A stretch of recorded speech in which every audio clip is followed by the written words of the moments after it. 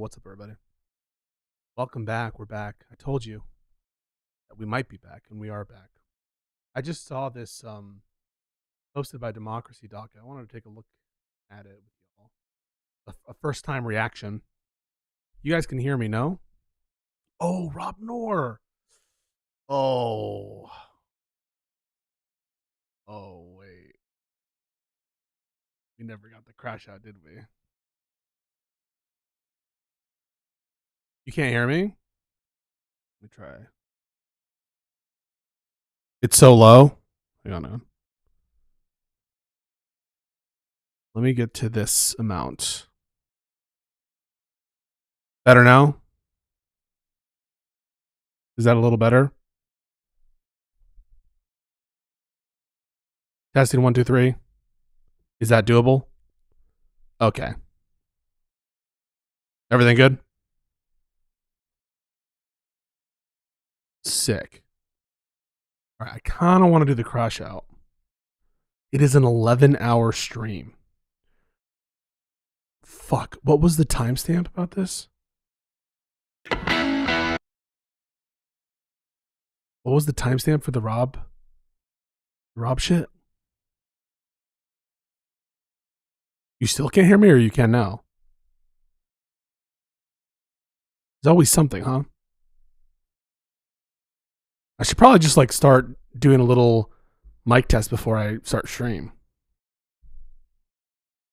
Oh, wait. No, good. All right, sick. Nice troll, nice troll. Okay, do we have the actual timestamp of the Rob Noor content? If anyone has that, let me know. If not, maybe we'll just take a quick little peek at the proposed executive order. It's good now. Sick. I was hoping we were trying to bait one of these Andrew Wilson dick riders, because he anytime Andrew Wilson starts being like, you're dodging, I just like to make sure people remember this guy fears my name. And I listened to like a clip of his force doctrine argument. It's like the dumbest thing I've ever heard. It doesn't make any sense whatsoever. So I was hoping to like bait one of his stands into the chat. But he's at the gym. He said he would update me when he's back, but I don't think he's gonna come in. I've been black pilled sometimes on people, and I just get that little inclination. Him and his wife were on Rogan. Yeah, I know that. They were on Joe Rogan. Really scrapping. Well, I mean, they're popular, I should say. Way more popular than I am. Okay. I want to get to the Rob Noor stuff, but I don't want to like scrub for a million years to get to the freak out. Someone had a timestamp before. And so just we'll keep our eyes peeled. Maybe someone will be able to find it. I have the sound from someone like cut out. Oh, maybe I can use the sound to search the transcript, right? Assuming that it picked it up. I'm gonna keep saying that because you fucking idiot. Just let him finish, though. Just let him finish, bro. Just let him finish, though. Like it just. All right, let me finish. We'll do the let me finish. Oh, but it doesn't have a transcript. Why? Is it because it's 11 hours? Is it because it's 11 hours? It doesn't have a transcript. And it's too early to have Philmott. Damn. If someone... Oh, there's got to be someone out there. Somewhere in that screen. Fuck. Wait, maybe the timestamps. Maybe the timestamps. Maybe someone in the chat put the timestamps. It says, Circa, how would you feel if you hadn't had breakfast this morning? I did, so I can't really tell you. Oh no. True. True. I did have breakfast. I don't know how I'm gonna find it. It takes hours to process the auto transcript. But this is from, it's 11 hours. It's from February 26th. It's when it started. But I'm guessing that's like last night into the witching hour, probably, right? Listen on 3 times speed. That is my personal definition of hell. That I say that, but wait, I want to play the full clip.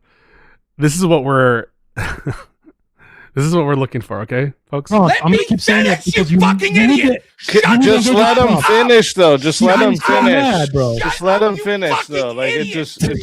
I'm gonna keep saying it because you fucking idiot. Just let him finish, though. Just let him so finish. mad, bro. Just let him finish, though. Like it just. Okay, well, if anyone can get that timestamp, that would be most beautiful, most wonderful. Hope you guys are doing well. What up, North Fods? I'm not gonna get sucked in another fucking black hole conversation with you. Classic Nar. Classic Nar. All right, why don't we start?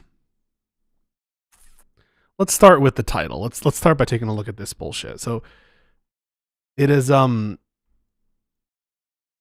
it's dated April 2025, but Democracy Docket is reporting that it's being passed around right now. So just a heads up here. And this is the proposed executive order, presumably. Now, Trump, I think, has either denied knowledge of this or they said, I don't really know. And so who knows what's being said behind closed doors or whether this will be the rule they end up going with. But yeah. By the authority vested in me as president by the Constitution. Recall, the Constitution didn't really give the president any authorities on running elections for Congress. That's given to the states initially by the Elections Clause, and then as a backstop, the Congress of the United States. And the laws, including the National Emergencies Act, right, just a general emergency, the ability to declare emergency, the Federal Information Security Modernization Act, right, I'm almost certain doesn't give you substantive authorities over election, Defense Production Act, similar, an executive order initially passed by Trump. So now we're quoting other executive orders. This one, I think it was re-ratified by Biden, but it's just about like trying to preserve the integrity of our election systems. And then the recent executive order from Trump's second term. And Article 1, Section 4 of the U.S. Constitution. Reminder, this is the powers of Congress, Article 1. Article 3, Section 2 of the U.S. Constitution. This is about the federal judiciary. So, yeah, not a great start so far. On January 6, 2017, the Department of Homeland Security officially designated election infrastructure as critical infrastructure. Okay. On September 12, 2018, I created Executive Order 13848 to declare a national emergency to deal with the threat of foreign powers accessing critical election infrastructure and interfering with the U.S. election in the aftermath of Russian interference. Yeah. But not just Russia. There were other attempts to like access, right? Now, just to be clear, just because the Russians access, and they did access certain websites and stuff, doesn't mean that they've changed any votes or anything like that. But they were able to access certain parts of like websites and shit. But they didn't like change any votes or anything like that. Former President Biden, I mean, I find it funny that they're referring to him as a president, kind of acknowledgement that he was the president, extended the national emergency order during each year of his presidency. On March 25th, 2025, I created Executive Order 14248 that, among other security measures, initiated a review of voting machines. All right, so any like presidential executive order that just like, oh, analyze this, produce report, whatever. What we're looking for is any kind of authority to do actions to actually change the law or change regulations regarding voting. There is now clear and compelling evidence from court cases and forensic analysis that these threats have not been mitigated, but instead have been intensified. So the purported basis is like foreign interference, which is funny because the claims of voter fraud in the 2020 election, they involve, there's some of the theories that involve like Venezuela and stuff, but it's usually like insiders stealing the election, Persons located in whole or in part outside the U.S. and assisted by certain domestic there you go, have exploited unmitigated vulnerabilities through unauthorized remote access to election equipment and related infrastructure despite claims from certain vendors, election officials, and media assets that this is not possible. Yeah, I'm not sure who's claiming it's not possible for outside actors to access like voter registration websites and to infiltrate like websites of local election boards and stuff like that. I'm not sure who is. You'll often see in these executive orders half-truths or like slightly like misleading statements that have a kernel of truth. Right? There have been vulnerabilities of certain like election infrastructure in the sense of the websites, the some of the voter machines have the capability, right, to access the internet, even though they were never connected to the internet. I think maybe like some of them have gotten updates through the internet at some point in time, but again, we have the paper backups for the ballots in the swing states, so that should mitigate any fear there.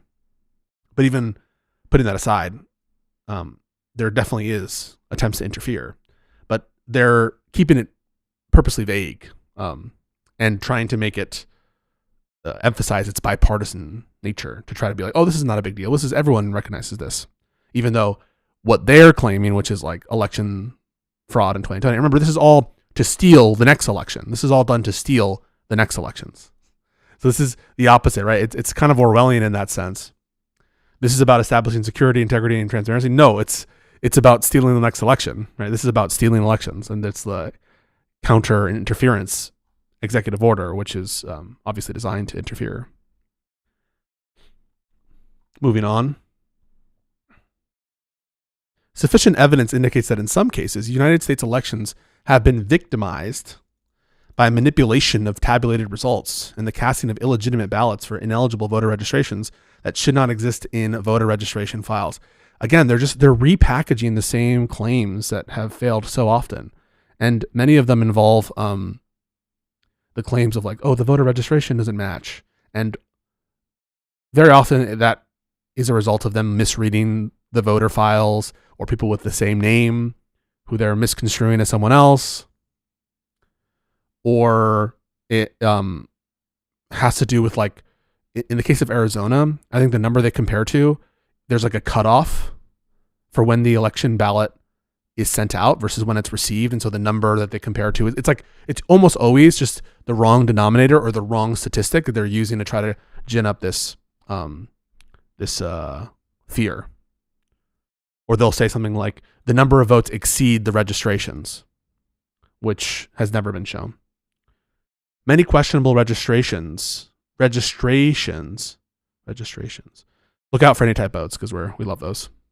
Have been pointed out to state officials, state law enforcement, and the former U.S. Department of Justice. This looks like it was written by Neanderthals. The former U.S. Department of Justice.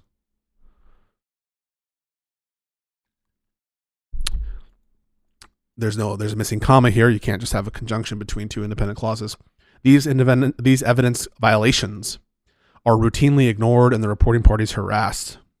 Here trying to like, it's so funny that the people who are in charge of this is probably written, and there might even be some reporting that this was written by, let's see.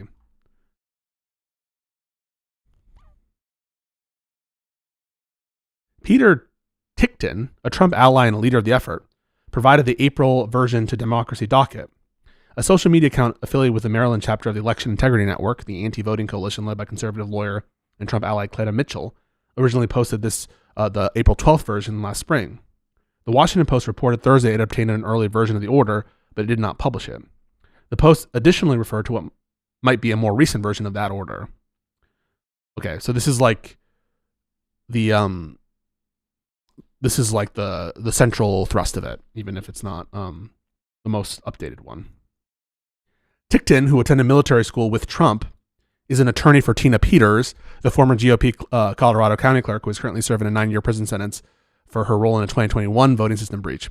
That's different than 2020. There was like a separate thing that Tina Peters did. It was honestly just so fucked up that our supposedly Democratic governor, Jared Polis, is like considering pardoning Tina Peters.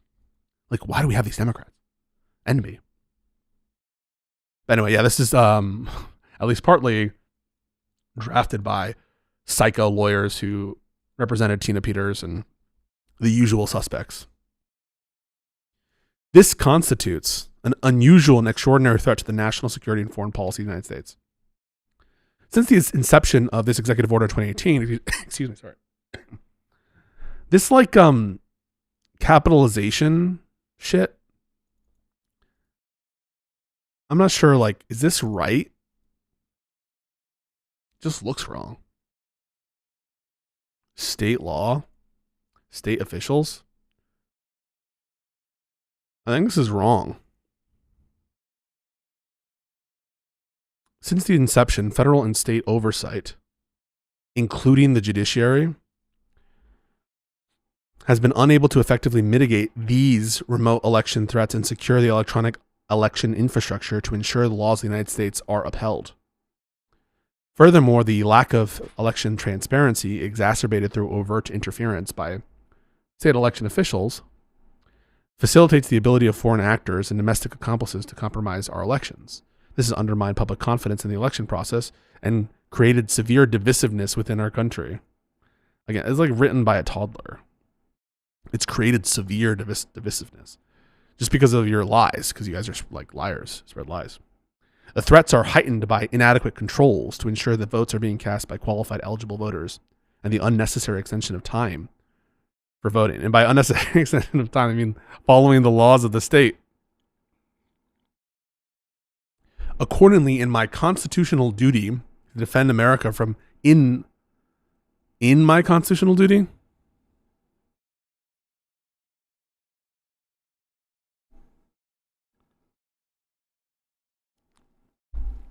to defend America from threats both foreign and domestic, I hereby order the following emergency measures that immediately mitigate these threats to our national security for future United States elections, beginning with the 2026 election cycle. I also provide clearly defined remedies that federal and state agencies and election officials can take in conjunction with vendors to lift the emergency status. So this, I'm guessing, is federal elections, but it doesn't, right? Because a lot of the major elections that we're going to be watching are state elections. They're not elections for the United States of America, right? It's not a United States election. It's a election taking place in the United States, but it's a state election. Now, it happens that these same ballots are used for both the state elections and the United States election. Wait, there is a YouTube stream, right? Look, YouTube.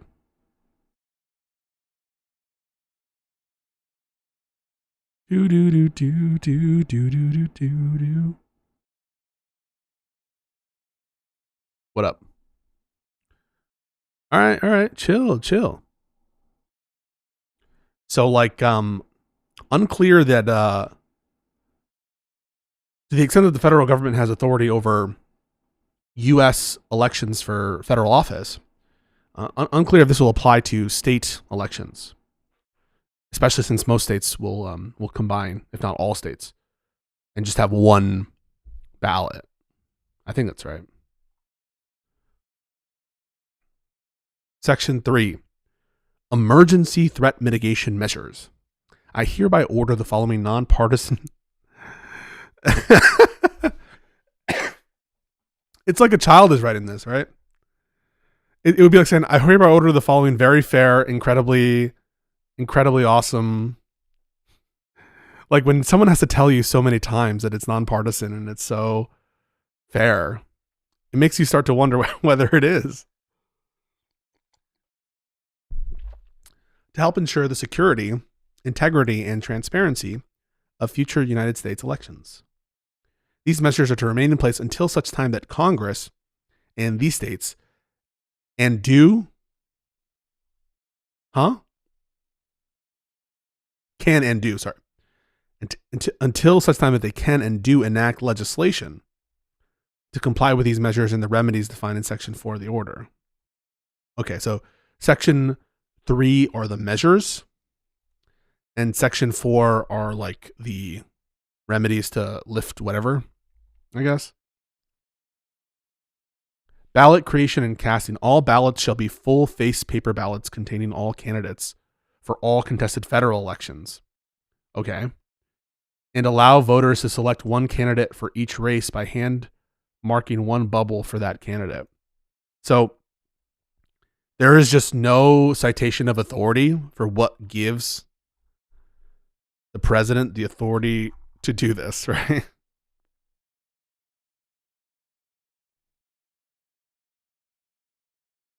It just says that this happens. And presumably, you can think of a lot of different ways in which this would be illegal. Illegal as an ultra-virus act, an act taken without any authority. Illegal in a deprivation of equal protection, either from the candidate's perspective, right? The federal candidates versus the state candidates, or perhaps as a violation of state law, for which there is no federal law to preempt, right? As a violation potentially of Article 1 of the Constitution of the United States, like a direct violation. So, I mean, and there's probably more.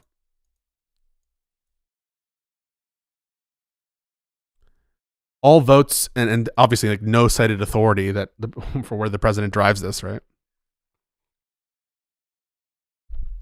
All votes shall be cast on such ballots and shall be hand marked by the voter with a written instrument that shall be of a non-bleed type that does not allow water or pigment-based ink to seep through the paper. Okay, you're going to be providing this for all the states? Like imagine all the states have set up their various different systems. And the states have now incurred a cost in setting this up. You're now not just mandating how the votes need to be cast, but also how the votes need to be counted. So an attempt to interfere with that process as well.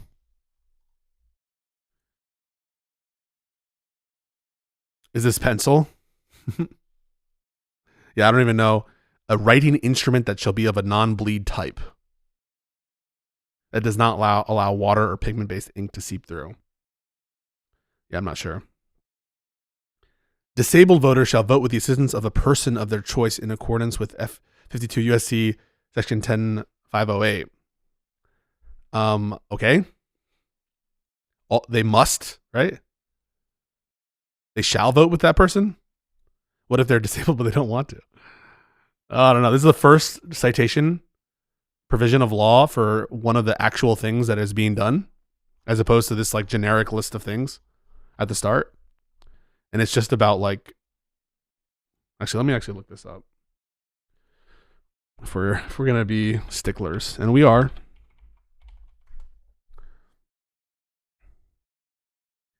So 52 USC 10508 says, any voter who requires assistance to vote by reason of blindness, disability, or inability to read or write may be given assistance by a person of the voter's choice, other than the voter's employer or agent of the employer, office, or agent of the voter's union. And so this says they shall be given the assistance of the person of their choice. So this is mandatory where the language of the statute is permissive. That seems like confusing. Like, what if you don't want to select someone and you're disabled? All in-person, shouldn't in-person be with the hyphen here? Guys, I need you looking for typos. Get off me! Get off me! All in-person and absentee ballots shall be designed in the same style and only printed in English. Okay, where do you get... So now, not only do you design the ballots by executive fiat, you design the counting system by executive fiat, you require disabled voters to choose an assistance of a person. You now are saying that all the in-person absentee ballots are the same and can only have English writing on it. From where does the president derive this authority? I don't know.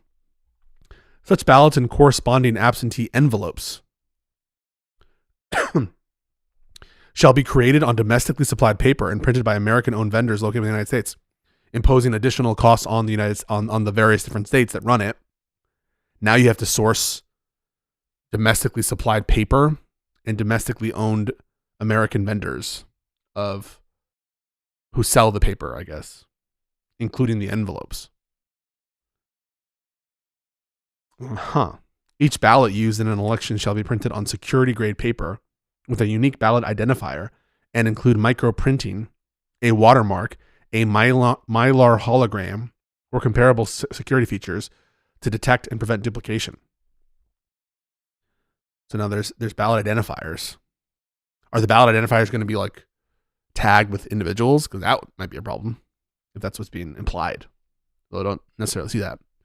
Ballots shall be marked with a sequential number in the upper left corner and a location number in the right corner, which contains the precinct, county, and state abbreviation. The ballots must be shuffled at the precincts and placed in a way which allows electors to select their own ballot to preserve privacy.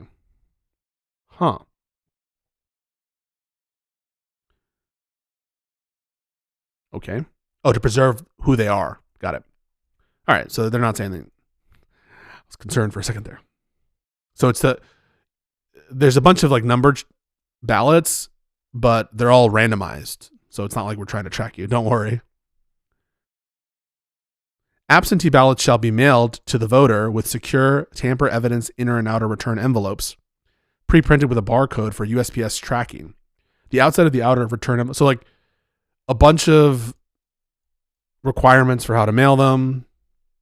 Once the voter casts a ballot by depositing it into a sealed container or the voter returns a sealed absentee ballot via mail or hand delivery, no other individual or curing process can alter any mark on the cast ballot or corresponding absentee ballot envelope. Each one of these, right? It's like, where's the authority for the president to do this? No citation whatsoever, except for our poor disabled voters who are now going to have a special boyfriend-free girl assistant. Voter eligibility. Individuals wishing to vote in the United States elections shall provide proof of identity, U.S. citizenship, and current permanent residency in the precinct in which they vote. So now he's purporting to make voter ID laws, federal voter ID laws. No citation to any statutory authority. U.S. citizens and active duty military personnel temporarily residing at a location that is not their permanent residential address shall be eligible to vote by absentee ballot. A lot of states have more permissive absentee rules than this. Students shall be eligible to vote by absentee using their home of record addresses as listed with their educational institution. The DHS shall provide access via electronic download and API to the United States Citizen Immigration Services data to states and private citizens at no cost to confirm citizenship status of potential voters. So now they're trying to use their cronies in DHS to interfere with the U.S. elections. Pretty cool. Pretty based. The Social Security Administration shall provide access via electronic download and API to Social Security number verification service and death master file data for states and private citizens at no cost to help confirm citizenship and voter eligibility. And no period here. There's a period here. There's no period there. Also check the numbering and indentation, folks. We just got to make sure it's consistent. The United States Postal Service shall provide access via electronic data Download, an API to states and private citizens at no cost to its coding accuracy support system, delivery point verification, and national change of address databases to verify that each voter's current permanent residential address and any alternate mailing address is current deliverable. Okay. This won't be a disaster. The DOJ shall provide access via electronic download and API to the states and private citizens at no charge for the purpose of identifying felons who may not be eligible to vote. Counties shall confirm that county voters who vote in each United States election shall be at least 18 years of age on the day of a primary or general election in which the voter seeks to vote, shall provide documentary proof of U.S. citizenship, shall be a current permanent resident of the county, and are not otherwise disqualified by state or federal law. Now we're specifying further the voter ID requirements. Voter IDs shall contain a color photo containing the uncovered face and head of the individual and the full legal name for the voter, a full address, a full date of birth, and proof of U.S. citizenship that exactly matches the information on the county's voter registration. If a person registers to vote in another county, that person shall be deemed to have changed his or her residency. If a person removes to another county with the intention of making it the person's residence, they'll be considered to have lost the previous county. This is a little complicated because, like, what if you don't have a county system, right? There are some states that they still have counties, but there's no like county level government of any significance. They don't do anything. County administrators of elections must investigate challenges submitted by citizens of possible ineligible voter registrations within 30 days of their submission. If the registration is ineligible, the registration must be removed immediately. Yeah, this is all filled with bullshit. This is not legal, just heads up. Citizen eligibility while living abroad. If you're a military person, you shall complete this. Military personnel and their spouses living abroad are eligible. Federal employees shall be eligible. U.S. citizens who provide proof that their current permanent residence is outside the U.S. shall register for D.C. and are only allowed to vote for president. That isn't the case in some states. So there's lots of contradictions between this and state law. State election officials shall send the FPCA and accompanying identification to the appropriate county elections for office for immediate processing. Again, different states run their elections differently, have different structures of responsibility. A lot of this is ambiguous. We might need like a 50-state survey of how every state runs their election. County shall immediately, counties, imagine there's no county government. County shall immediately mail, fax, or email the appropriate ballot and voting materials to the voter upon receipt of this. States may choose to have counties include a federal write-in ballot pursuant to, there's no section symbol here, and there's no dots in between this, like there is on this one, right? 52 U.S. Code, section 10.0508. This just says 52 USA. No section symbol, no code. We'll take a look real quick.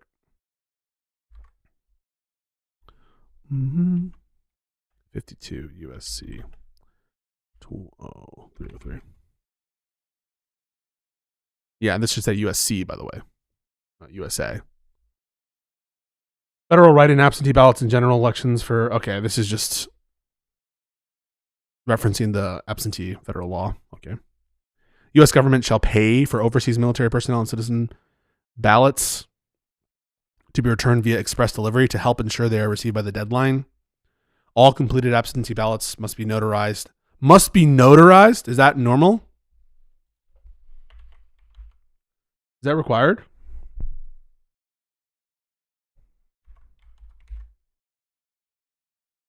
The state shall not refuse on the basis. Sub F says, a state shall not refuse to accept and process any otherwise valid federal write-in absentee ballot submitted in any manner by an absent uniformed service voter or overseas voter solely on the basis of notarization requirements. I don't know if it's required.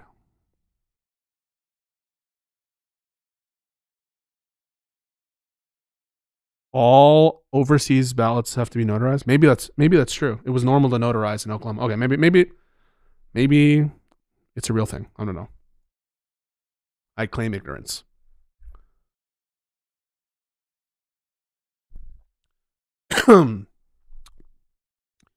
Voters shall register in person or at a county satellite office anew for the 2026 United States election through their county pursuant to a state so everyone needs to re-register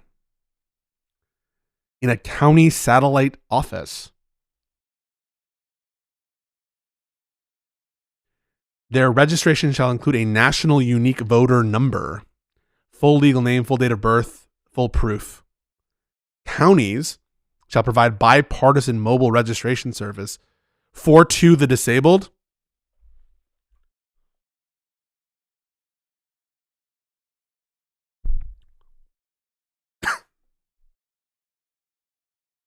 Infirm and those otherwise unable to travel to the county administration of elections office or county satellite offices. Each person who registers in person will be assigned a unique PIN with their new voter registration card that will secure voter registrations and ballot processing. So are we just like reinventing registration with like additional steps and just like taking everyone off the voting rolls? And this is all supposed to happen in like the next 3 months, right? Presumably, because when are absentee ballots finalized for November? I'm guessing it's got to be by August the latest, right? When are ballots finalized for November? I'm sure it's different between states. I don't know, but we're not like that far away, right? We're like 8 months away, thereabouts. So this entire thing of registering every voter in a national database needs to happen like soon. Voters shall verify their registration for each future United States election in accordance with any applicable state processes for registration. If no such process exists, the state shall send a postcard to the voter requesting the voter to confirm their registration for their next election. So you have to re-register for every single election. Okay. Each county shall be the exclusive custodian of its list of eligible county voters. The list shall include all eligible voters who have qualified by meeting all the requirements to be registered as a voter for United States elections. All right. Each county shall prior to the app. So this is so stupidly written. States shall ensure their counties have ongoing access to state-issued driver's license and any state-issued non-driver identification data to facilitate proper verification of all applicants. Okay, let's get voter check-in. County shall provide to each precinct a pre-printed paper poll book containing the full legal name, full address, full date of birth, and national unique voter number. So the national voter catalog, and last four of the state-issued driver's license or non-ID. What if they don't have that? What if they don't have these things? Of each eligible voter. The list should also include whether they requested an absentee ballot and if the voter ballot was received by the county. The poll book shall be used to authenticate qualified voters. So there's one book, a pre-printed paper poll book. The poll book shall be used to authenticate. The voters will sign the poll book after the one book. That's not a problem. So now you need to do a check-in. County shall, is this the same day of voting? This says voter check-in.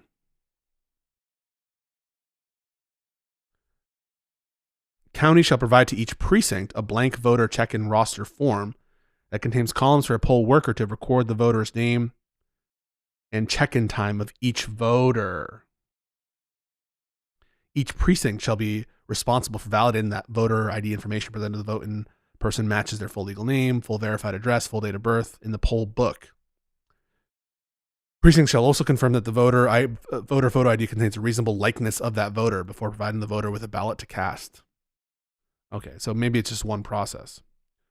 County shall scan. This is not happening, by the way. This is all stupid. Shall scan the completed poll book pages after each election and make them available to the public. Voters who are not shown in the poll book but present their voter ID. Okay. Showing they meet all eligibility requirements shall be allowed to vote provisionally. Each precinct shall be responsible for adding the provisional voter identification.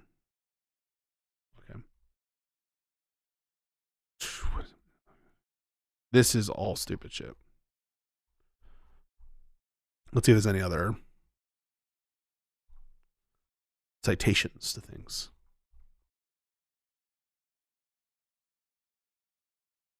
Any challenges regarding the outcome of U.S. and United States elections shall be adjudicated pursuant to applicable state and federal law by the U.S. District Courts. So no state adjudications. So now we're adjusting the jurisdiction of courts through executive fiat. So the president is purporting to expand and contract the jurisdiction of the federal courts and of the district courts. The federal courts and of the state courts. Right? Because presumably there are some state law issues where the federal courts have no jurisdiction. Because there's no federal issue, it's just a state issue. And there could be areas in which the state has no jurisdiction. So this is purporting to both expand and contract the relative spheres of jurisdiction by executive fiat. The United States District Court shall assume custody of all evidence and think about how many challenges could be filed at the same time. Any previous challenges that remain active at the time of this order shall be transferred, right? So we're going to transfer these cases, even if there's no Article 3 jurisdiction. For example, let's say that there's no Article 3 standing, or there's no subject matter jurisdiction by statute. This is crazy. Additional security measures, S. No funds or complementary resources from corporations, non-government organizations, or other private sources shall be accepted by any election official or government agency responsible for conducting elections, or funding or supporting any act associated. That's vague as fuck. So can you receive funds? If you're an election official or government agency responsible, can you receive funds by private donors and stuff? Who's going to pay for all this shit? All election workers shall be U.S. citizens who have passed background checks. Citizen population only shall determine representation among. This is also changing the Constitution, right? So in addition to changing substantive election law, in addition to changing the jurisdiction of the courts, in addition to this already being crazy illegal, now we're amending the Constitution. Now we're setting a federal holiday. In-person voting shall be conducted on election day every 2 years. Election day, the Tuesday next after the first Monday in November, shall be a national holiday until such time as Congress decides whether or not to amend the existing U.S. Code. This holiday enables U.S. citizens who so choose to fulfill their civic duties by volunteering to participate. All right, thank you. The election infrastructure designated by the DHS as critical must provide eligible U.S. voters with adequate protection. Okay, and is there any cited authority?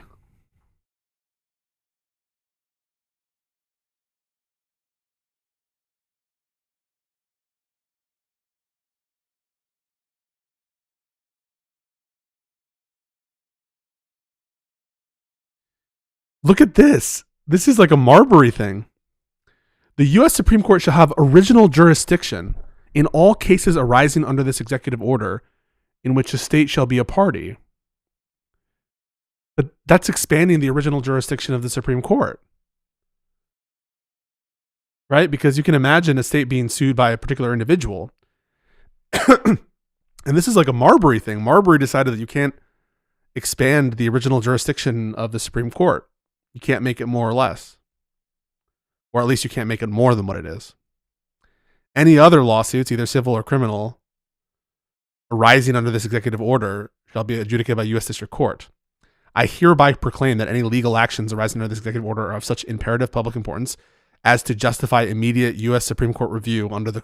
So this is like telling the Supreme Court you have to hear this case in an original jurisdiction situation. So with the Supreme Court acting as a trial court, anything related to this executive order in which there's a state involved, even if it's like one person against the state, right?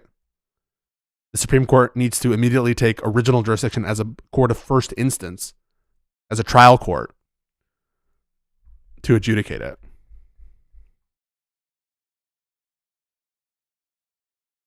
Section 6 definitions. The term election means a United States general election, primary or runoff, containing candidates running for any federal office. The term election infrastructure means all this other shit. The term state means any state or territory. Okay, well, there we go. It's a defined term.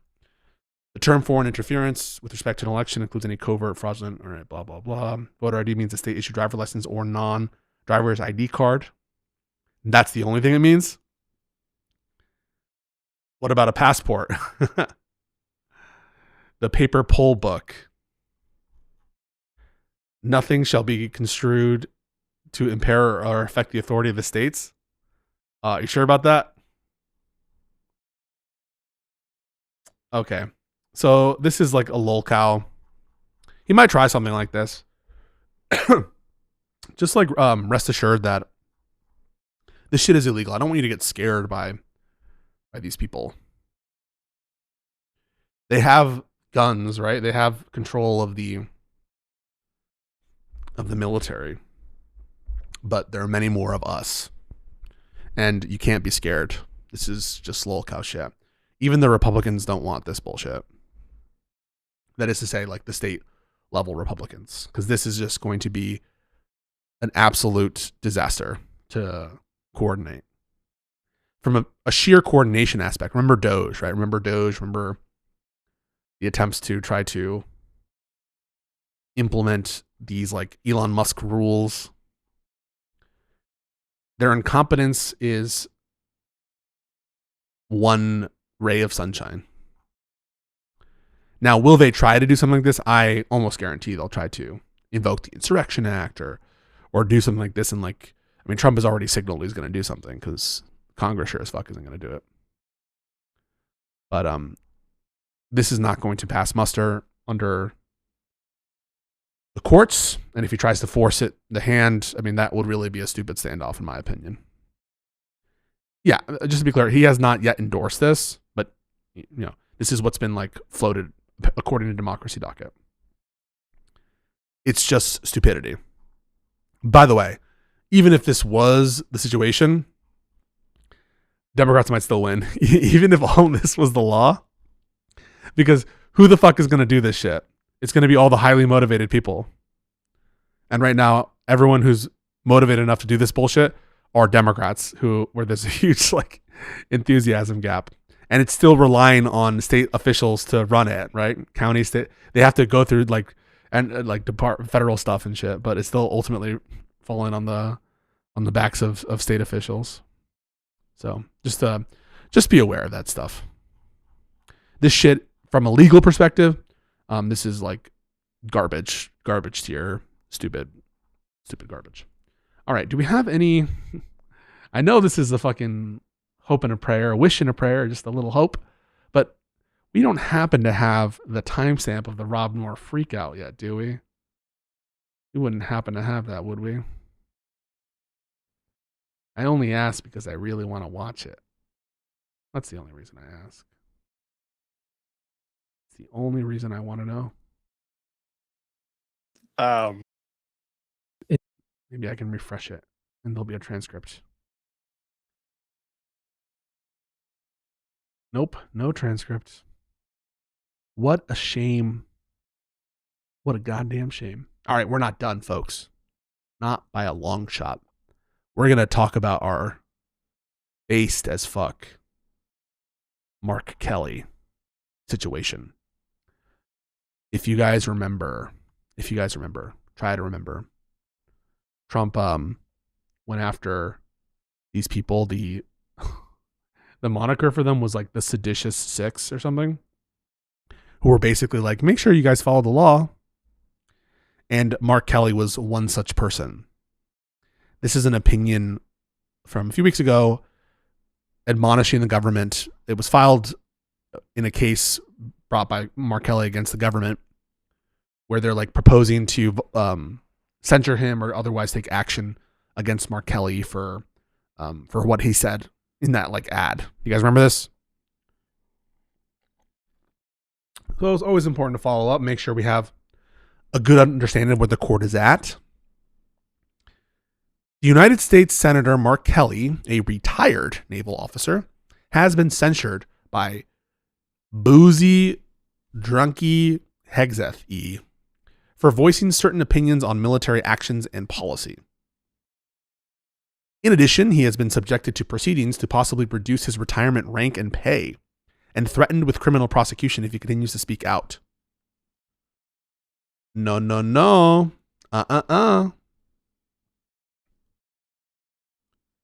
What is it with the dick measuring fight about who gets to speak first? What are you referencing? Oh yeah, no indictments either, true.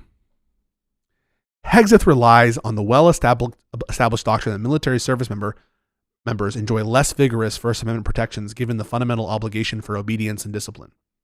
Unfortunately for Wino Hegseth, no court has ever extended those principles to retired service members, much less a retired service member serving in Congress and exercising oversight responsibility over the military. This court will not be the first to do so! ! Worse still, Hegseth contends that this court is not yet competent to decide the issues in this case. He and his fellow defendants argue that military personnel decisions are exempt from judicial review. What did I tell you guys? In every case, every single case, I tell you this all the time. All the fucking time. That in every case, they are arguing exemption from judicial review. And sometimes they win, right? They won on the on some of them they won. In any event, Senator Kelly should first be required to go through military appeals process so the military can have the first crack at adjudicating his First Amendment rights. I disagree. This court has all it needs to conclude the defendants have trampled on Senator Kelly's First Amendment freedoms and threatened the constitutional liberties of millions of military retirees. When have you ever seen so many court opinions use this kind of language against the consistent strategy of an administration? It's like every week we have an opinion like this where the court is like taking this 300 stand at, is it Thermopylae? What is the passage? After all, as Bob Dylan famously said, you don't need a weatherman to know which way the wind blows. To say the least, our retired veterans deserve more respect from their government, and our Constitution demands they receive it. Second exclamation mark. There's a message saying I'm a member of the LGBTQ. Senator Kelly's First Amendment claim is not only justiciable, he is likely to succeed on the merits. He has shown irreparable harm, and the balance of equities fall decidedly in his favor, and his motion for a preliminary injunction is hereby granted. Mark Kelly is a retired U.S. Navy captain, a sitting U.S. Senator from Arizona. He has a highly decorated record of service. He flew 39 combat missions in the first Gulf War. This guy's a fucking stud. Spaceman. Starman. In 2011, he retired honorably as a captain with multiple awards for heroic service and dedication. As a retired officer, the senator continues to receive pay and benefits commensurate with his retirement grade. In 2020, he was elected to the United States as a member of the Democratic Party. He serves on the Senate Armed Services Committee, which oversees the Department of Defense. He also serves on the Senate Select Committee on Intelligence. The DoD and the Trump administration more broadly have been involved in two recent controversies. They deployed National Guards to American cities, and they initiated a bunch of lethal strikes, murders. According to public reporting, one strike involved a secondary strike to kill survivors. We've talked about this. These actions have generated substantial discussion in the media and within Congress. On both topics, Kelly has been openly critical of the Trump administration. Regarding the deployment of the National Guard troops, Kelly, along with the entire Democratic caucus, sent a letter urging him to withdraw the troops. Yeah, a lot of missions. What was that like? That road. There's like a famous name for like the road that Saddam Hussein's forces drove back, where they just like bombed the shit out of the retreating members. Remember? In November and December, Senator Kelly co-sponsored legislation and participated in an armed service hearing on the topic. Regarding the boat strikes, he demanded an investigation and publicly criticized the Trump administration. In an interview with CNN, Kelly was asked if he agrees if there was a second strike to eliminate any survivors that would constitute a war crime. He responded, "It seems to," and stated he would have refused the order if he had received it. Road of Death, yeah, something like that. Yeah, something like that. Highway of Death, maybe that's it. On November 18th, Senator Kelly appeared in a video with 5 other members of Congress, all members of the Democratic Party and veterans, stating that members of the armed forces, can refuse illegal orders. In the video, Kelly identified himself as a Navy veteran. "I was a captain in the U.S. Navy." The group sought to speak directly to members of the military, acknowledging the enormous stress and pressure. They argued that the Trump administration was pitting our uniformed military against American citizens, just like brute fact, just very truly factual. It's a known thing. Right now, the group argued the threats to our Constitution aren't just coming from abroad, but right here at home. Our laws are clear. You can refuse illegal orders. On November 24th, the DoD announced a review of serious allegations of misconduct against Kelly. That the allegations may warrant recall to active duty for court-martial. The next day, Hegseth posted a memorandum he had sent to the Secretary of the Navy requesting a review. And by the way, this is what's very chilling. You guys want to get chilled on a spooky Friday night? All of these like defense ministers and joint chiefs and shit, these are all like loyalists. Like they cleaned house in the military positions. Just so you're aware, all the leadership is cooked. On December 11th, news reports surfaced that Secretary Phelan had delivered his report to Hegseth. Lawyers for Kelly sought confirmation of the probe and requested that Phelan immediately stop any proceeding. There was no response. On January 5th, 2026, Hegseth issued a secretarial letter of censure against Senator Kelly.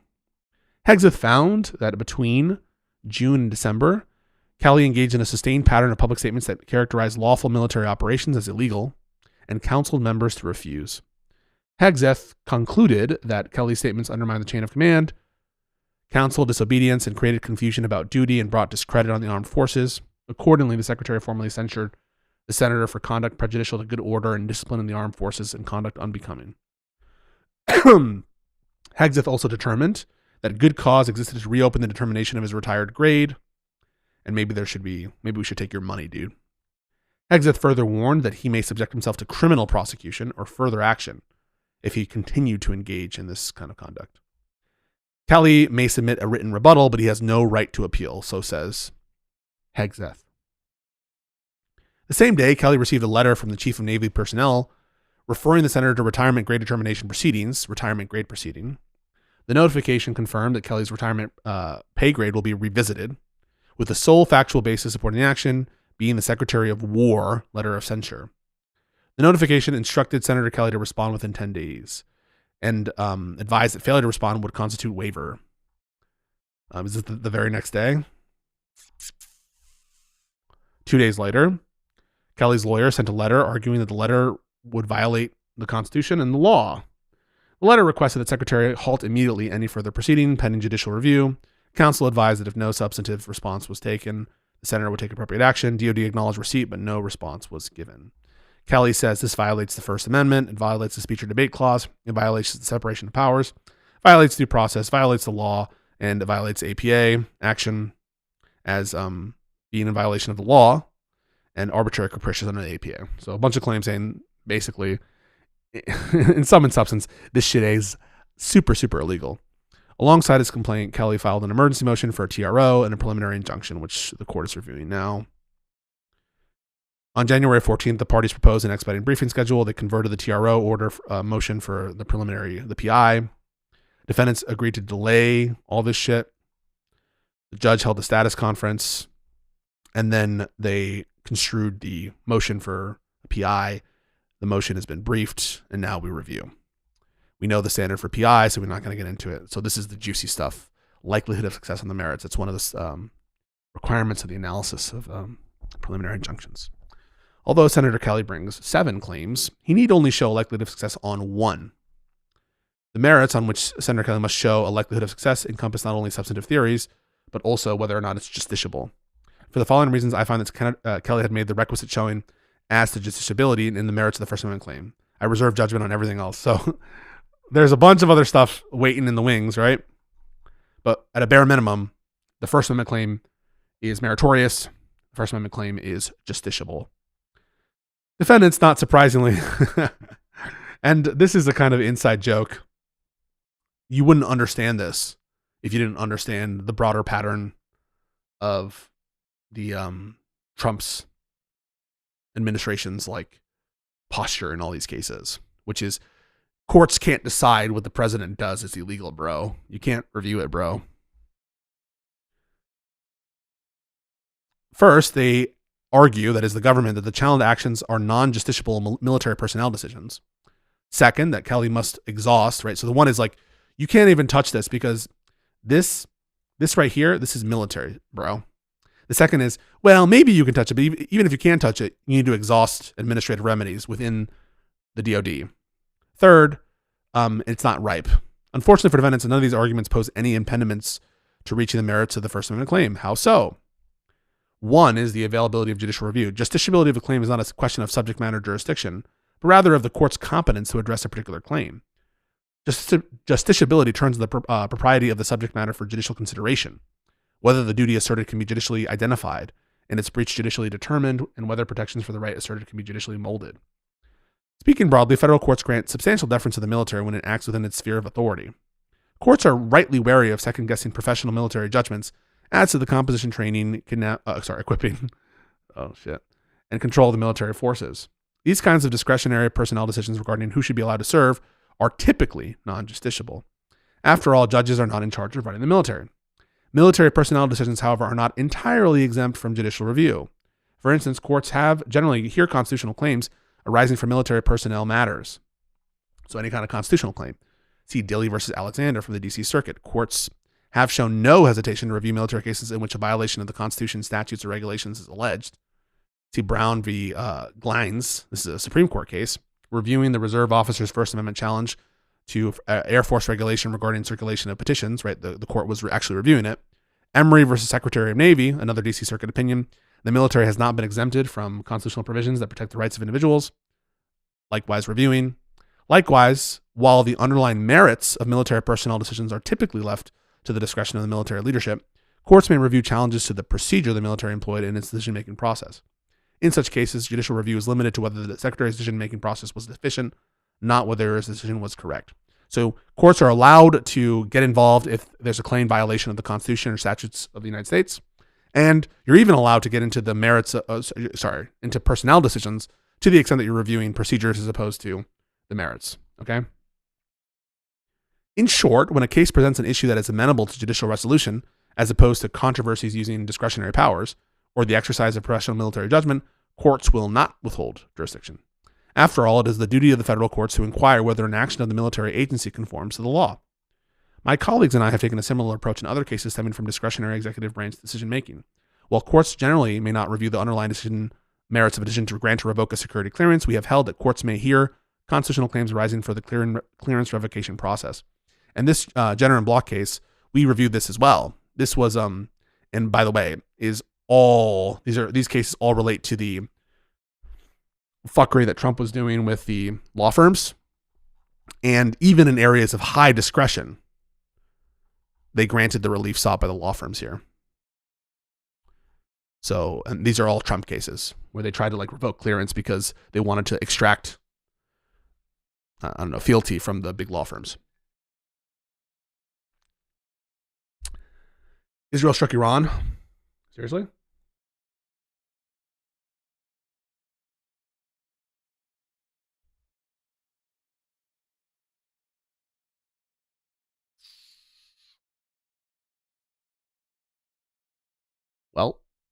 Is that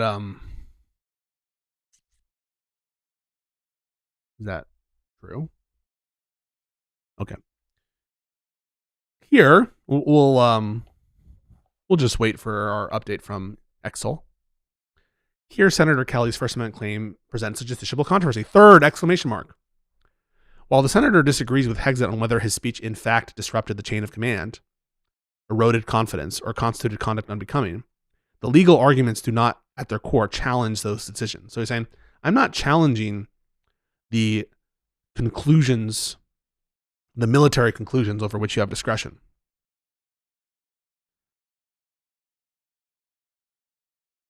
I'm challenging whether this choice violates the First Amendment, regardless of whether the judgment is true. Separate that in your mind, right? Here you have the military decision. And obviously, Kelly disagrees with the military decision, which is like, you actually did disrupt the chain of command. You eroded confidence. You had conduct unbecoming. But I'm not asking you, court, to review the merits of that. I'm asking you to review whether, notwithstanding this, it violates the First Amendment. Very important distinction. In other words, Kelly's claims do not require the court to adjudicate the merits of the discretionary military decisions. We're just asking whether it's legal to do. Okay? Very important.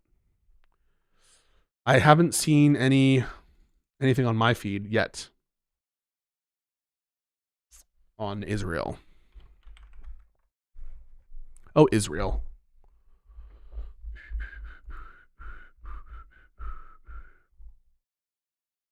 I'm seeing some accounts say Israel strikes Iran in what is called a preemptive move, but who knows what that is? These are just random accounts. Random account. Ynet is reporting. Is Ynet reporting? I don't even know what Ynet is, to be honest.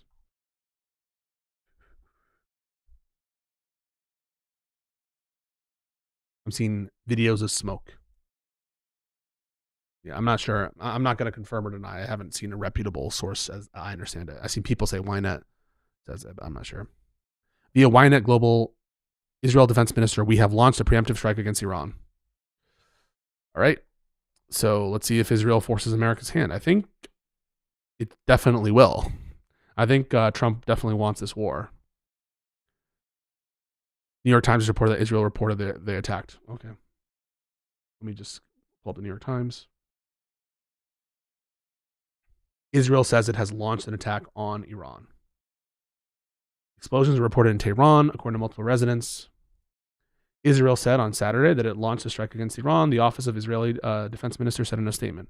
Explosions are reported in Iran, according to multiple residents. The region has been on edge after Trump threatened military strikes if they did not agree to rein in the nuclear program. It is unclear whether the United States was involved. This is breaking news. All right, we'll keep an eye on it. Obviously, you guys want to know my opinion. I'm totally against this war. I'm against the American involvement, especially. And yeah, so fuck Trump. Fuck Israel for launching this attack, in my opinion. That's just me. That's just me, though. You guys can have a difference of opinion. I think this is going to destabilize the region. I think it's going to be worse. I think that they're lying to us. I think to the extent that America is involved, it's illegal. So yeah, fuck it. I'm against it. That should have been easy to know because I've been against America's involvement in the first one, the strike on the enrichment centers, Fordo, etc. Exhaustion. So this is justiciable as a claim. As a rule of thumb, courts should not review internal military affairs until there's exhaustion. So says case law, DC Circuit.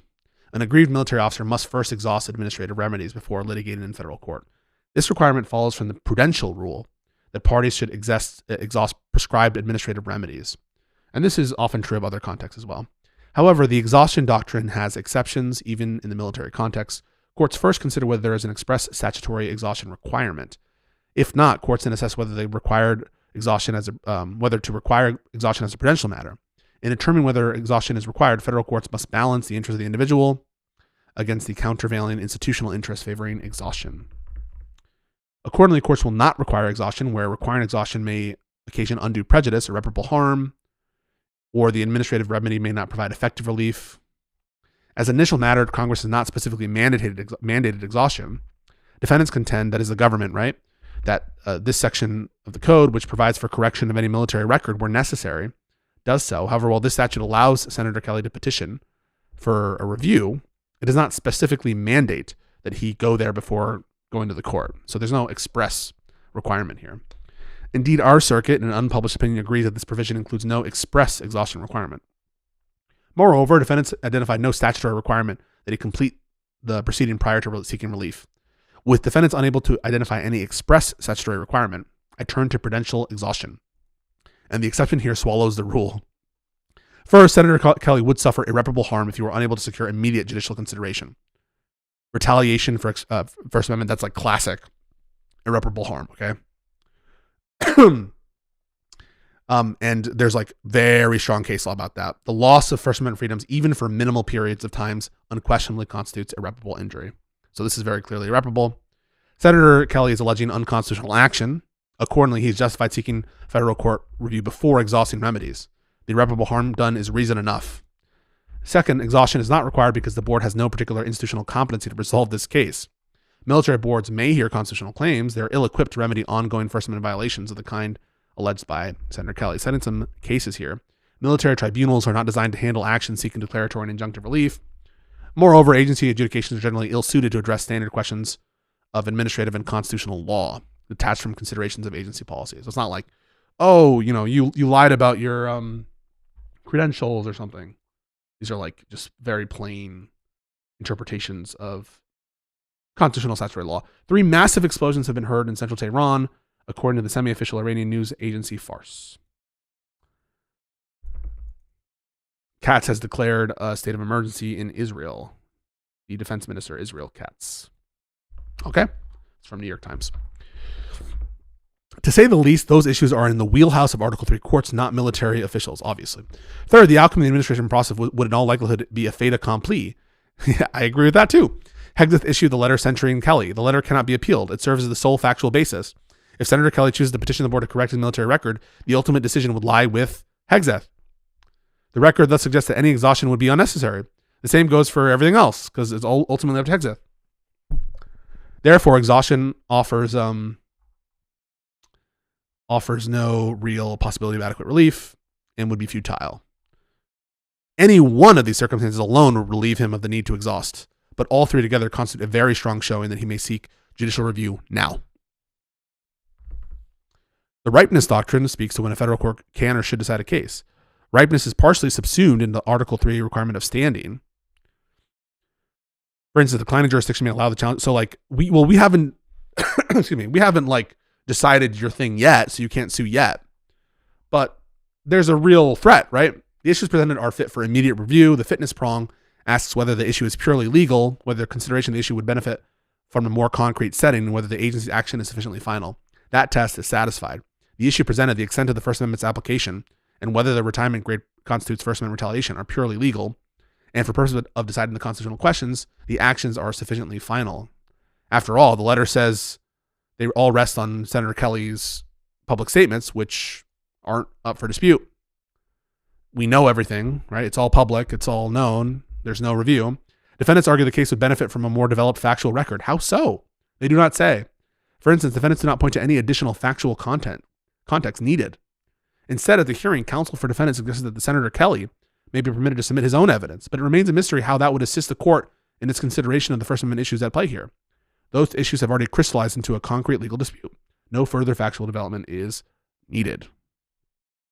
Second, the hardship to the parties of withholding court consideration is severe. Is this like the 4th or 5th exclamation mark?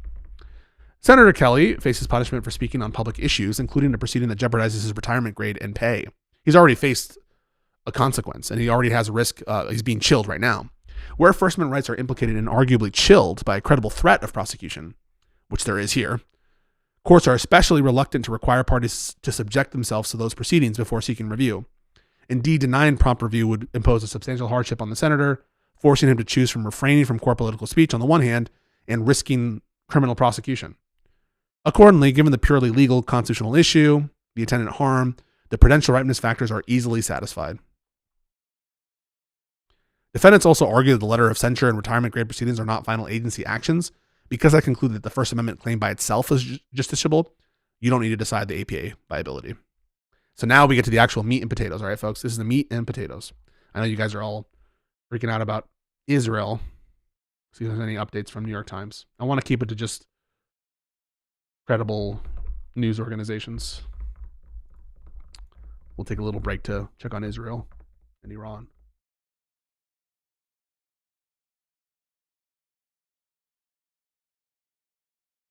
Nothing yet about U.S. involvement.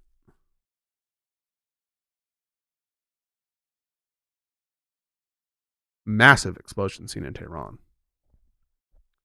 Nick Sorter says, pray for American troops. Okay. Being safely assured that Senator Kelly raises a strong likelihood of justiciability, I move to the merits. There are two frameworks of First Amendment review: viewpoint discrimination and retaliation. The retaliation framework fits like a glove. The First Amendment prohibits government officials from retaliating against individuals for engaging in protected speech.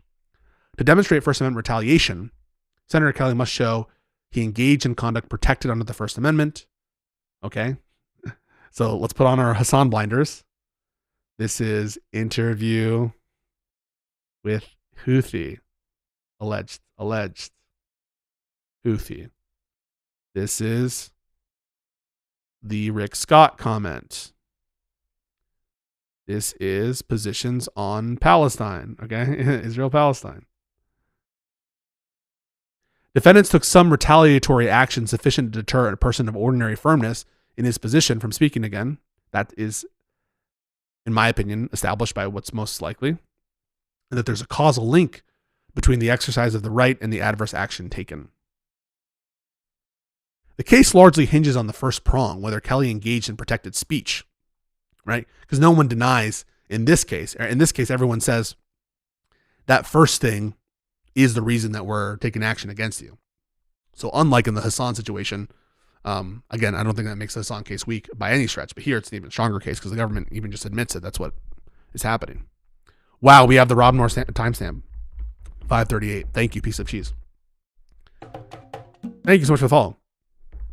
Defendants boldly argue that Senator Kelly's speech was unprotected, citing to a line of precedent establishing that First Amendment protections are more limited in the military context.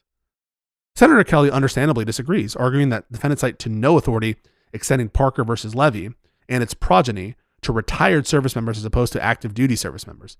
Based on a careful review of the law, I agree with Senator Kelly. How so? Well, let's start with the basics. Under ordinary First Amendment principles, the speech at issue here is unquestionably protected speech. Speech on matter of public concern actually lies at the core of First Amendment protection, right? There's an additional gloss. That speech on matters of public concern is like additionally protected. It's unclear always how that is, but yeah. This broad category includes speech on any matter of political, social, or other concern to the community or on any subject of general interest and of value or concern to the public. It includes opposition to national foreign policy and even vehement, caustic, and unpleasant sharp attacks on government and public officials. Here, the letter of censure identifies a sustained pattern of public statements, including primarily the November 18th video, in which Senator Kelly stated that members of the armed forces can refuse illegal orders.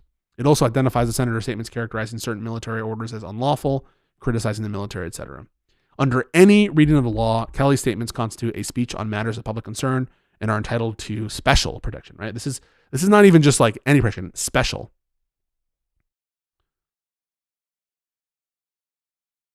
Defendants rest their entire First Amendment defense on the argument that limited First Amendment protection for active duty members of the military extends to a retired naval captain. To be sure, while soldiers are not excluded from the First Amendment's coverage, the different character of the military community and of the military mission requires a different application of these protections. From Parker onward, the Supreme Court has recognized that the fundamental necessity for obedience and the consequent necessity for imposition of discipline may render permissible within the military what would be constitutionally impermissible outside of it. Therefore, given the countervailing interests at stake in the line of duty, speech by a member of the military that undermines the chain of command and the obedience, order, and discipline it is designed to ensure does not receive First Amendment protection.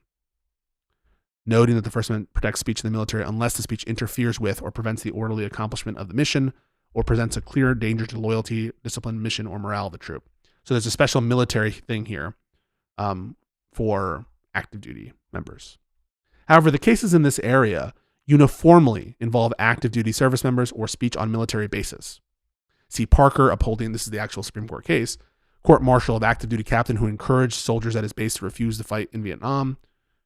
Another Supreme Court case upholding regulations on circulating petitions criticizing military policy, rejecting First Amendment challenge to Air Force dress code by an active duty officer, upholding censure of enlisted National Guard members for emails regarding same-sex marriage, upholding discipline of reserve active status officer for urging squadron members to disregard orders, while retired service members have an ongoing duty to obey military orders and may be recalled to active duty. Defendants have not identified a single case extending Parker's reasoning outside the context of active duty soldiers. Defendants uncovered one, this is the government, case involving punishment against a military retiree for speech. Clausen v. U.S. XREL Arms. Clausen involved a habeas petition from a retired U.S. Army captain who was arrested and subjected to court-martial after sending a letter of an offensive character to a high-ranking general. However, the petition challenged only the manner of the retiree's arrest and the conditions of confinement. The retiree did not assert, and our circuit did not analyze, any violation of the First Amendment. Indeed, the content of the letter is barely discussed. Given the lack of First Amendment analysis, not to mention the case's vintage, predating most applicable First Amendment precedent on protected speech, I find Clausen unpersuasive and inapplicable, right? It doesn't really deal with the First Amendment issue, and it existed before we had all this wonderful First Amendment case law.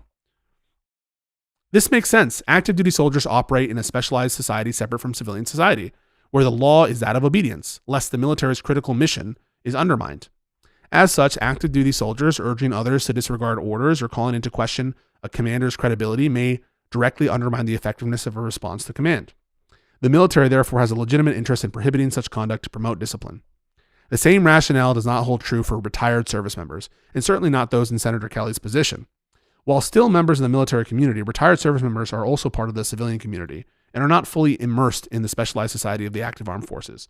Speech from retired service members, even speech opining on the lawfulness of military operations, does not threaten obedience, unity, commitment, and esprit de corps in the same way as speech from active duty soldiers. Nor can speech from retired service member undermine the effectiveness of response to command as directly as speech from active duty soldiers. As such, the military cannot claim the same legitimate interest in prohibiting the speech by retired veterans. So veterans, they're not enmeshed in the same way that active duty people are. As applied to a sitting member of Congress, the Parker Rule has even less force. Our system of representative government requires that legislators be given wide latitude to express their views on issues of policy. Legislators like Senator Kelly carry an obligation to take positions on controversial political questions, both so that their constituents may be fully informed as to the legislator's views, and so constituents may be represented in governmental debates about the person they have elected to represent them. Indeed, if legislators do not feel free to express their views and the views of their constituents without fear of reprisal by the executive, our representative system of government cannot function. Between the lack of precedent extending Parker outside the context of active duty military and the heightened free speech protection for legislators, Senator Kelly's speech must receive full First Amendment protection. Defendants respond that Senator Kelly is seeking to exempt himself from the rules of military justice that Congress has expressly made applicable to retired service members. Horse feathers! I love this opinion. While Congress has chosen to apply the Uniform Code of Military Justice to military retirees, as well as active duty service members, that choice has little bearing on the scope of the First Amendment. The First Amendment is a limitation on the power of Congress, not the other way around, right? It's reverse. This is like the 8th exclamation mark.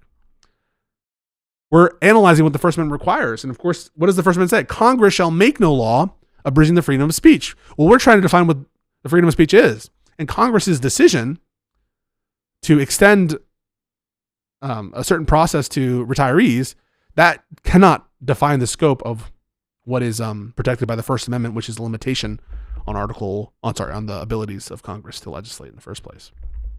Without the benefit of Parker, defendants have no other arguments for how Kelly's speech is unprotected. Senator Kelly points out that the social media video does not fit into any other recognized category of unprotected speech like incitement.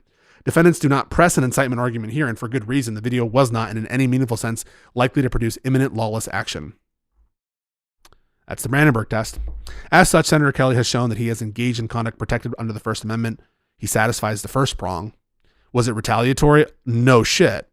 The letter of censure, which is placed in his military personnel file, can be used to, degrade him, can be used to depay him. There's no question it would deter a person of ordinary firmness. Per an amicus brief submitted by 41 retired officers, many veterans are today declining to participate in public debate out of fear of reprisal. That is troubling development in a free country. Another exclamation mark. And whether Kelly himself has actually been deterred is largely beside the point. That's also true. It doesn't matter that the particular person is deterred. It's whether a person of ordinary firmness would be deterred. That Senator Kelly may be an unusually staunch individual does not minimize his entitlement to be free from reprisal. Causal link, the final factor, is like really fucking obvious. It cannot be disputed. A letter of censure could hardly be clearer. It is censuring him for the various different things. Because Senator Kelly has demonstrated a strong likelihood of success, I need not decide whether it constitutes viewpoint discrimination, but the analysis under this alternative theory would be just as straightforward. Even under a viewpoint discrimination analysis, defendants' actions would violate the First Amendment. Government regulation of speech based on the opinion or perspective of the speaker is presumptively unconstitutional. Such restrictions are justified only if they are narrowly tailored to serve compelling state interests. For the reasons described above, Senator Kelly's speech is fully protected by the First Amendment, and defendants all but admit that Senator Kelly is being censured because of the particular views taken in his public comments. Indeed, the letter states directly that Kelly is being punished because he characterized military operations as illegal. That is viewpoint discrimination, plain and simple, and nowhere do defendants begin to explain how the actions taken against Senator Kelly are narrowly tailored to achieve their intended purpose, or why counterspeech would not suffice to achieve the same purpose.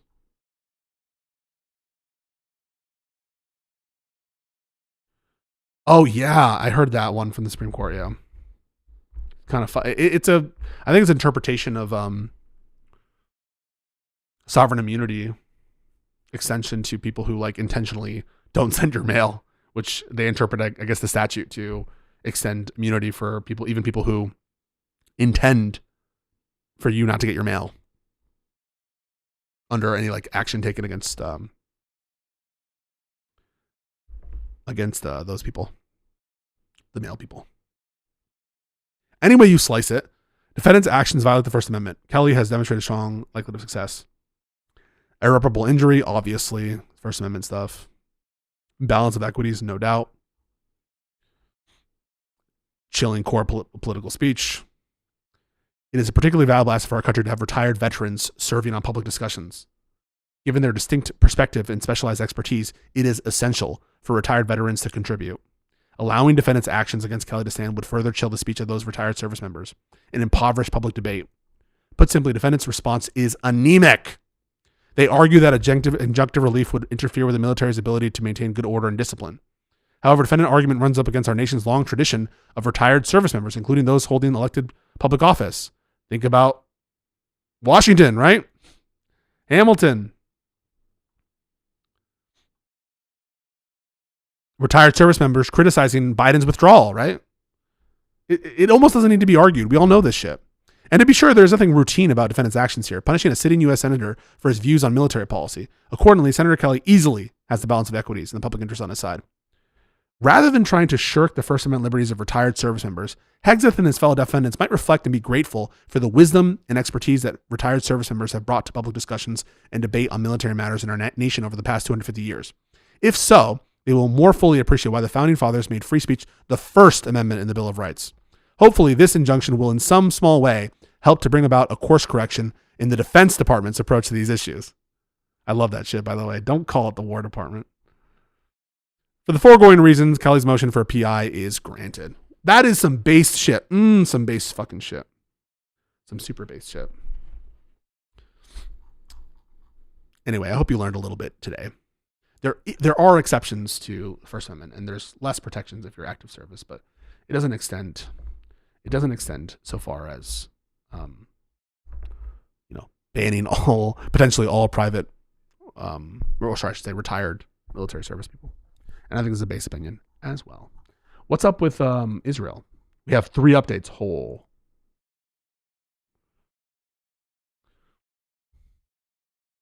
A U.S. official has said American military strikes in Iran are underway. This is from the New York Times. Thick smoke is rising from the district in Tehran, where the supreme leader Ayatollah Ali Khamenei normally resides. Tehran residents also reported seeing smoke rising from the district, where the presidential palace and the National Security Council are also located.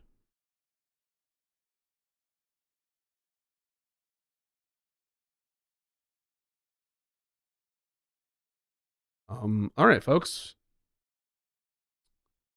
Are we gonna doom scroll for? Let's doom scroll for like some time, because my mind can't be on anything else right now. Maybe I'll just open Twitter so you guys can see what I'm seeing. Maybe.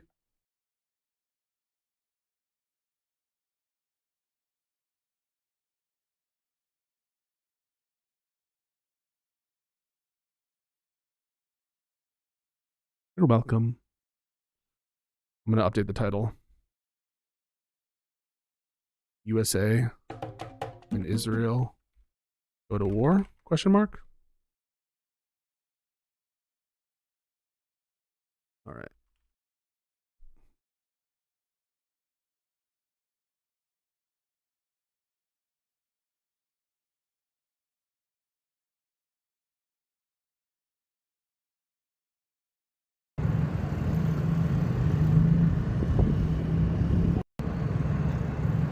Big smoke over here. Big smoke. Let's see. Standing up.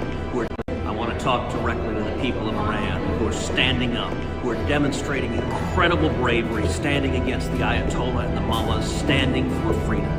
Thank you for your courage. You need to know America stands with you. America stands with your fight, and President Trump has your backs. You are in our prayers. We are standing with you, and these tyrants will fall due to your incredible bravery. This guy. What is this guy's name?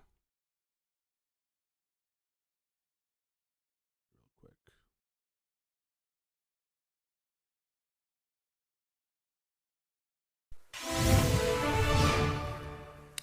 We have major breaking news here into CNN. Israel has launched what it calls a preemptive strike on Iran. That news just in from the defense minister of Israel as a state of emergency was declared across the country of Israel. The government declared the state of emergency because of the expectation of Iranian retaliation with drones and ballistic missiles. There's still a lot we do not yet know about this attack, but it comes as President Donald Trump has been considering a U.S. military action against Iran. The U.S. and Iran have been engaged in diplomatic talks for weeks now about Iran's nuclear program. The thing is, any action here should be seen as trying to reach an agreement over the matter. Is going to have the prior authorization or knowledge of Americans. That at least should be the assumption, because that's how the world will understand it anyway, and everyone knows that.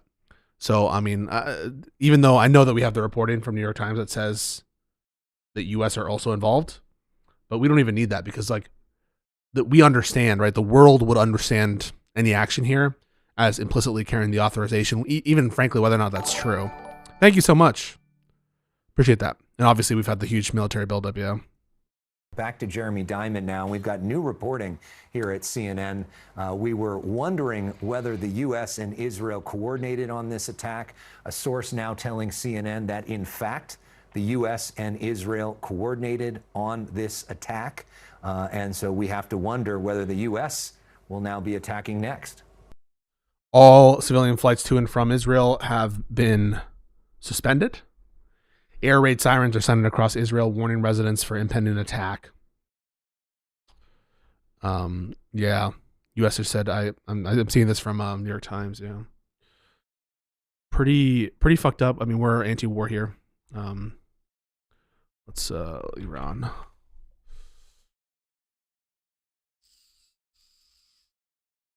Should I do latest? I feel like that's a. شنبه 9 اسفند سمت بیت رهبری.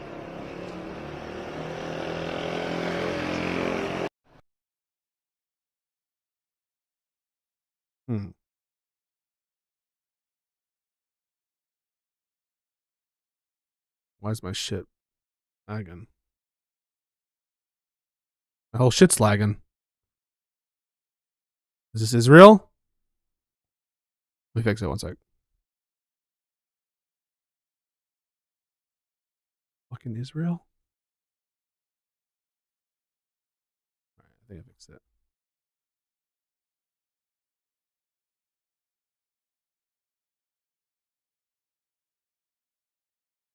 You have boobies from Iran. This is, by the way, I don't search on this account. I just want to say I don't search on this account. I just use this account for streaming, so that's not me. All right, that one's not on me. I promise. Okay. It's a risky scroll. I don't. This is my stream account. Hands up. Liberal surrender hands. Liberal surrender hands. Don't you start with this shit. It's not me.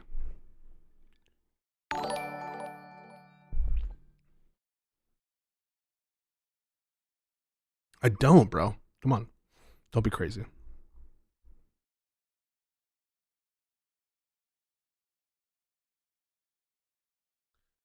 Maybe I'll go latest.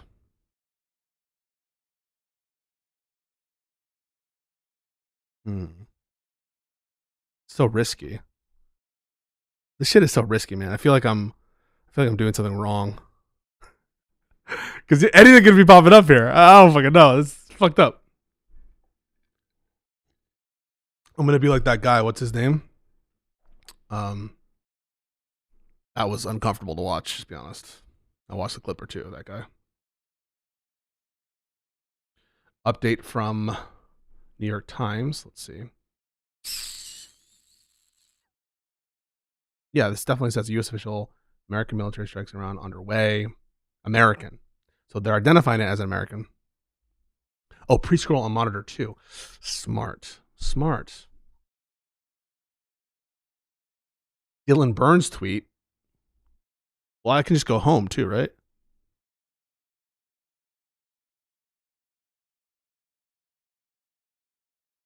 Oh my God. And there's drama. You know, I can't trust anything. I can't actually scroll. Breaking news from the Middle East. Israel has launched preemptive airstrikes against the Islamic Republic of Iran, going after I promise you, I don't use this account to scroll. a variety of positions inside the country. Israel's defense minister, Israel Katz, declaring a special state of emergency across the country. Just moments ago, air raid sirens were sounding here in Israel's second largest city of Tel Aviv and across major population centers here in the Middle East, warning civilians to stay close to protected areas, to bomb shelters, understanding that in the minutes and hours ahead, Israel may come under direct Iranian attack. We are getting a new statement from Israel's defense minister, Israel Katz. He says, in part, the state of Israel has launched a preemptive strike against Iran. Defense Minister Israel Katz declares a special and immediate state of emergency across the entire country. The state of Israel has launched a preemptive strike against Iran to remove threats to the state of Israel. As a result, a missile and UAV drone attack is expected against the state of Israel and its civilian population in the immediate time frame. According to Mario Nafal, this Twitter guru guy who's always on these spaces, he claims, sourcing Clash Report, I don't know what the fuck Clash Report is. Is that a real news thing? The Iranian president was targeted. The Iranian president was targeted. Breaking from Spencer Hakimian. This is the guy that I just follow because he always puts everything in all caps with sirens. God, I'm so fucking... Why do I follow these people who have no journalistic credentials? Iran has shut down its airspace. That is not surprising. AP now has that the U.S. has participated in the Israeli strikes against Iran. Israel Channel 12 claims a joint attack by U.S. and Israel. This is according to a Midas Touch reposted Dmitry Alperovich, who I guess is the person. I don't know. Let's see. Ogre Boy says, lol, if you're trying to secure the win for Talarico. Oh, wait. Breaking from Ryan Morrow. I think this guy's a conservative loser. But this conservative guy, just random conservative guy, says, multiple pro-Iran chats reporting that senior officials have been assassinated. Presidential office reportedly struck. That's what this random Twitter account is saying. This is what we do when we doom scroll. Israel declares national emergency. AP said the strikes were near the leader, like the supreme leader. OSINT Defender is live tweeting. Is that a good account? I know the account, but like, is that a safe account to, wait, do I know the account? What's the app? I thought I knew this account. Yeah, I do. Oh, I don't follow him. All right, might as well. I don't know if this is responsible or not, but take everything that we're saying here with a complete grain of salt, okay? Complete grain of salt. Complete grain of salt.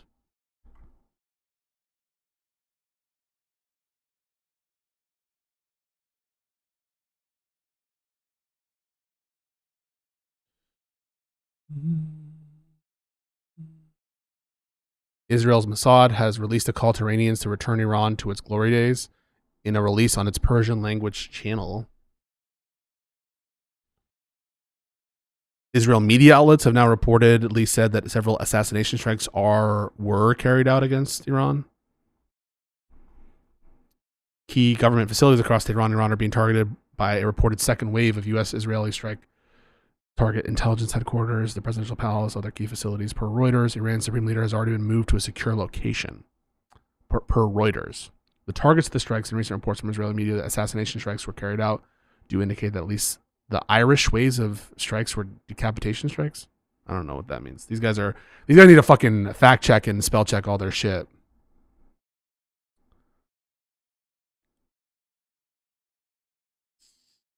All right. We'll refresh this every now and then. Let's see what New York Times is saying. By the way, I would be doom scrolling right now if I were offline. No new update on New York Times. Yeah, I'll take a look and see anything else going on. The Irish.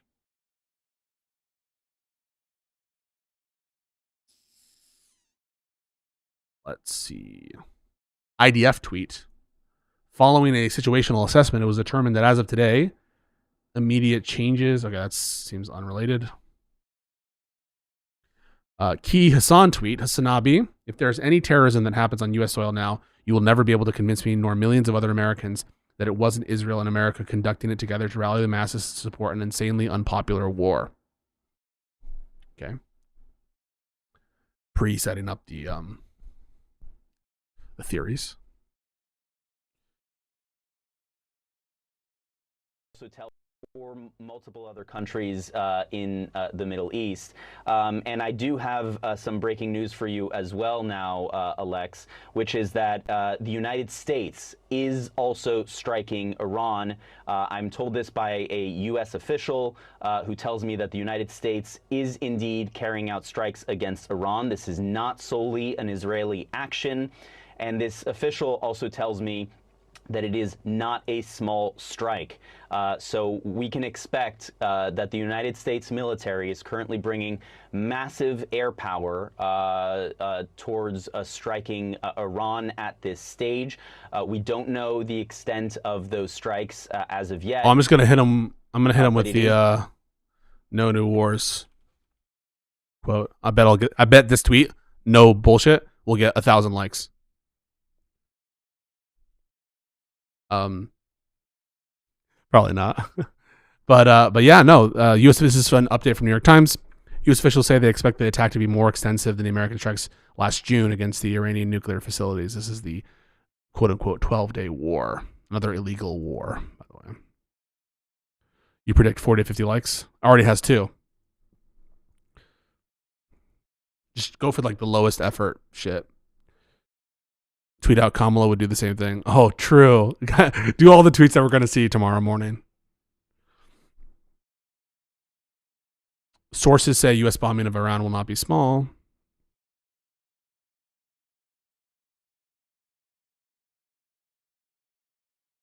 Ken Klippenstein says, looks like decapitation strikes.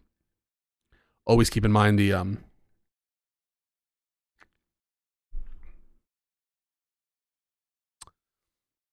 JDAM analysis.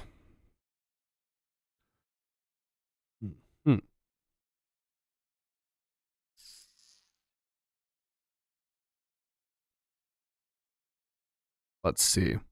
Felford to get an award for all the megatards. Yeah, we're gonna see a bunch of those tweets. The shit's expensive, so much destruction. Well, I just don't understand. I don't understand why anyone would be surprised. And I guess people aren't. They're not really surprised. By the way, in case you're just tuning in, obviously I'm totally against this war. I think it's illegal. I think it's destabilizing. I think it's stupid. And I think that Trump should be impeached over not just this illegal war, but the 2 previous illegal wars in Venezuela and in Iran the first time.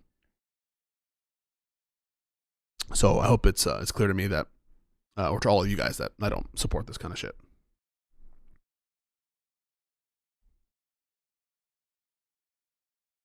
Okay, continuing our doom scroll. Already have 11 plus likes. It's 2 a.m. 2 retweets. I'm pretty sure this is going to go viral, guys. Only 50 views, so my percentage of like to views, so 13 over 50, that's a pretty dank ratio. I know, I'm just trying to make love. Guys, it's a serious topic. We're just trying to keep the spirits up, all right? The spin is going to be that we're helping the freedom fighters and protesters in Iran by spreading democracy. But there's always a pretext, right? What is this? What are you sending me, Eddie? Is this some really good thing to do? Is this like some live thing that we can just stare at? What are this? What are this? The president who delivers peace. I was the first president in decades who didn't start a war. And the worst, most incompetent, most corrupt president in history is going to drag us into World War III. Speaking of World War III, I'll keep you out of World War III. What would happen if we had a war? We won't, with me, but you will have World War III, I believe, without me. Mm-hmm. Are you feeling it now, Mr. Krabs?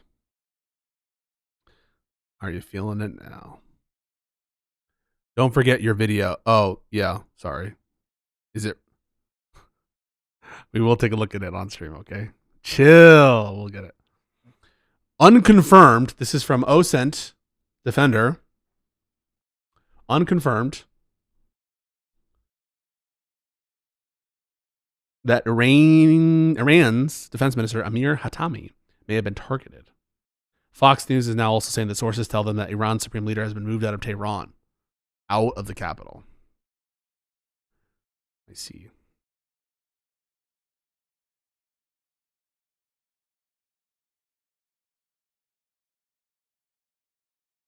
Iranian officials claim Supreme Leader Ayatollah Ali Khamenei is not in Tehran, has been transferred to a secure location. Spencer Hakimian says major explosions heard just now in Isfahan.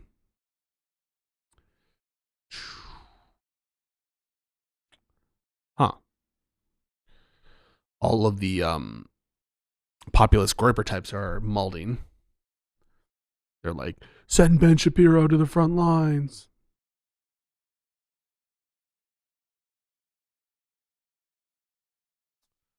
Huh.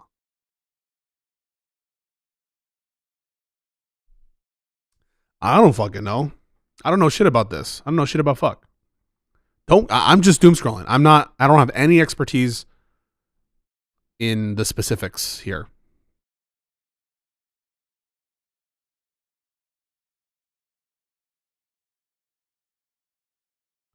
You guys know the same as I do right now. I'll put on a little bit of our music while we wait for updates. Why the hell not, kid?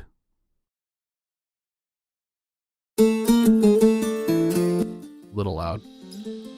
There we go.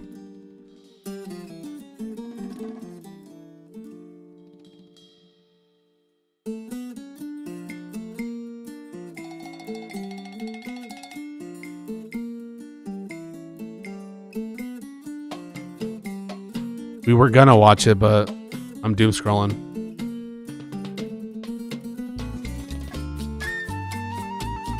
And confirmation Iran's airspace has been closed.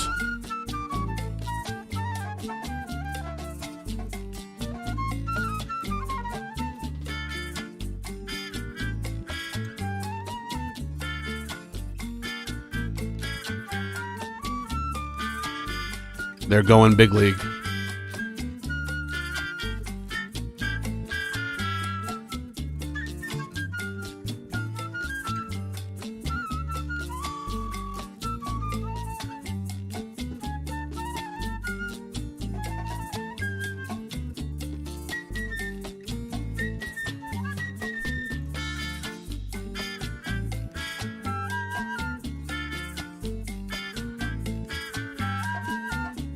I don't think I did. I'm not celebrating the war. We're just chilling. Thank you, Rinyald. Hey guys, follow Rinyald. I think he has a YouTube channel. Give him a follow. It's good for democracy. I'm just gonna give it 10 more minutes of doom scrolling. All right. If there's something really that captures our attention.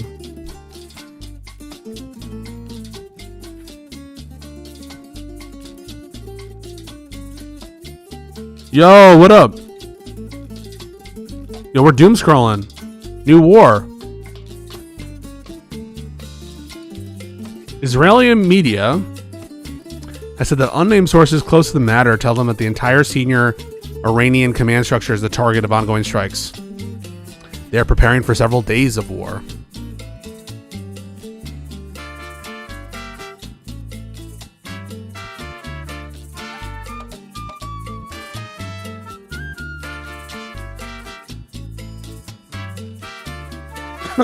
No word yet on whether the president is dead.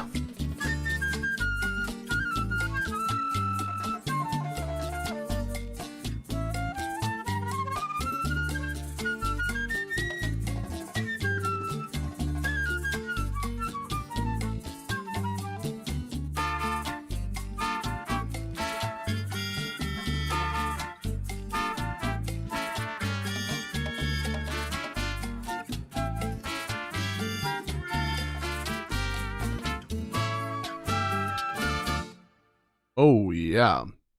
We're taking a little break on that and see what New York Times is saying. Let's take a quick look at New York Times. New York Times. New York Times. Bold, all caps, New York Times. That's when you know it's some shit. The Israeli military, this is New York Times, says the country will observe tightened restrictions in the wake of the Israeli attack on Iran, effective immediately with a general closure of schools, workplaces, and public gatherings. Representative Thomas Massey says lawmakers intend to hold votes next week to prohibit purported President Trump from authorizing strikes without consulting with Congress, an issue that may be considered moot by many given U.S. involvement in military action today. The strikes came after Trump grew frustrated with negotiations. Steve Witkoff and Jared Kushner, his envoys, met with Iranian officials in Geneva on Thursday, but Trump said on Friday he was not happy with the talks. I mean, Trump is just really, he's in like a no-win scenario. Iranians, it's an impossible situation in that sense. I don't mean he can choose not to do the illegal and unjustified thing, obviously. But what I mean is like his demand is that they don't enrich any uranium, right? That they don't really have a nuclear program at all to speak of. And it's kind of a take it or leave it situation. It feels like. Trump said he would love to not use force, but sometimes you have to. And obviously, we know the last bombs were in June. All right. Thank you very much, New York Times. Oh, more. And additional confirmation from New York Times that Iran has closed its airspace. Wait a second. Where's Soy Pill? Oh, wait. We have a tomfoolery news update. Holy shit. Tomfoolery. One second. Wait a second.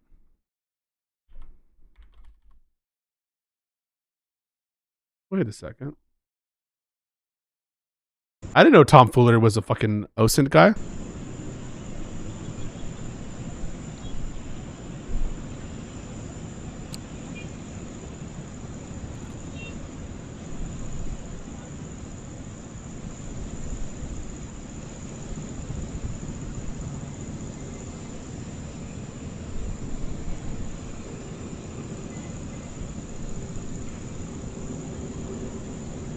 Hey, Tom. Hey, Tom. Next time you edit your fucking clip, why don't you start a little sooner to when the shit happens, Tom?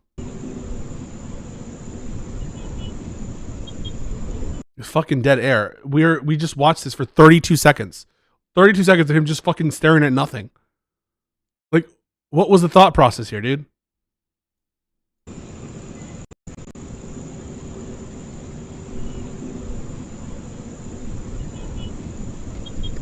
This is a clip they put on Twitter. Look. Live footage. It's not live. It's a 3-minute clip. Tom better than CNN.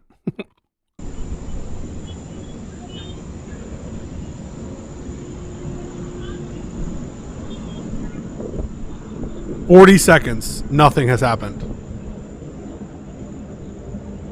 You can hear. This is cool though. You can hear. By cool, I just mean important info.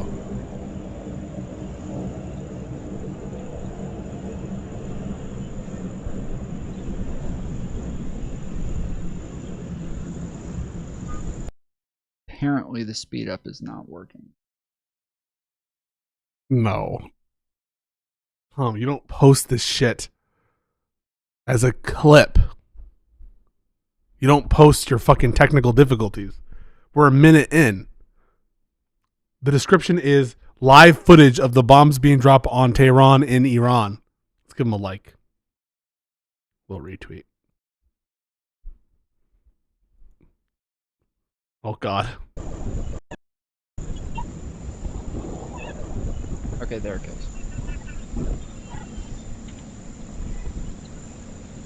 Yeah, there you go. You can see it exploding right there.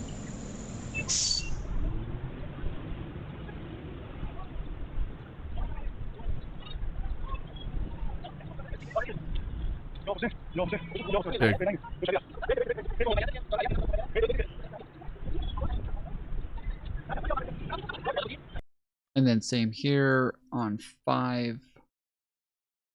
Where is he getting all these fucking images? You can see the smoke coming in over here.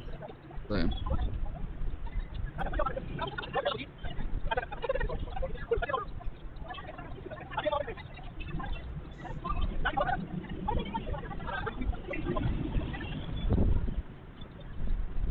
Because it's so choppy, you can't really see any planes or anything flying over before it happens, but it looks like it's over here on number 6 as well. So there's another one there that you can see.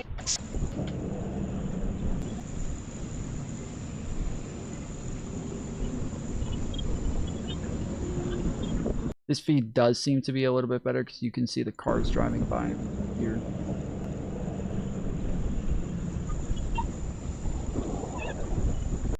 Cities across Iran. Kind of hear an explosion right there. By the way, not just Tehran. And that's when you see the smoke coming up here.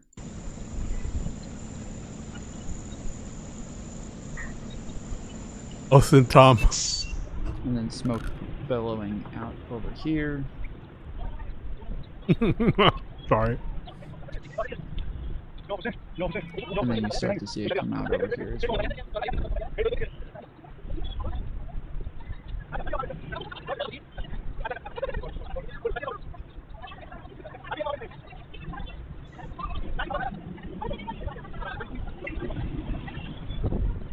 Drew Pavlu has weighed in.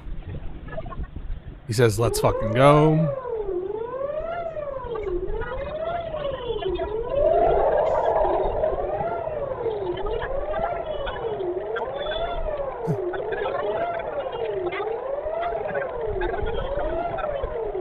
U.S. government confirms the strikes will be extensive. Extensive. They claim it will be extensive.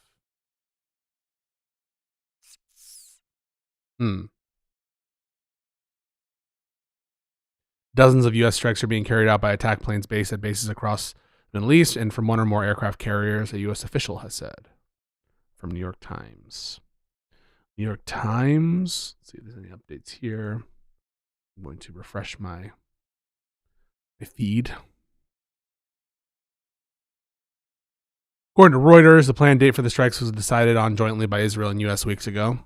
All this signaling stuff it was all a fugazi. I agree that Trump should be impeached for a third time. That's what Mehdi Hassan says. I agree. Netanyahu names latest Iranian bombing campaign as Lion's Roar.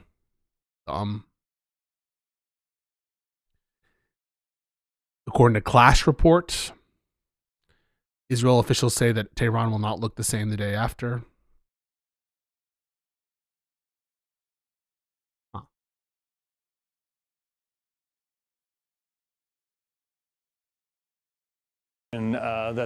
We just got confirmation that the U.S. is participating in these attacks. The first word that came across the wire services was that these were Israeli-only attacks, Israeli preemptive attacks against the Iranians. But the U.S., Lucas, we are told, is participating, and that's no great surprise. No, and officials told me the same thing, John, at the start of this broadcast, that this. By the way, literally the opposite of what Biden was trying to do, who was trying to prevent a broader regional war. But Kamala would have been the same.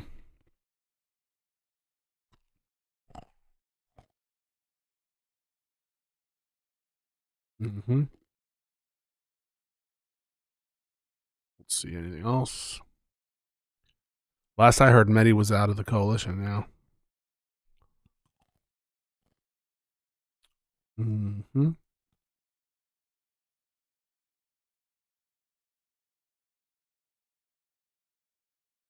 Israel official confirms the entire Iranian regime was a target, including Khamenei. Iran was very surprised by the daytime strike. Oh, we have some RT footage. Let's just search RT.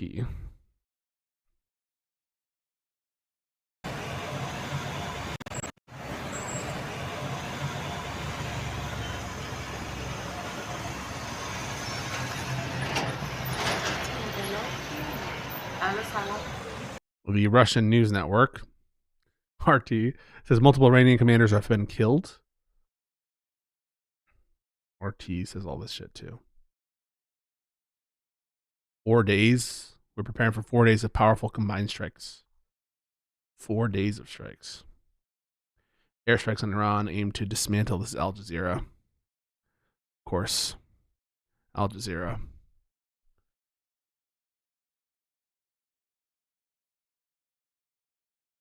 See if there's anything else. I mean, I agree with this. No more from our boy here from Midas.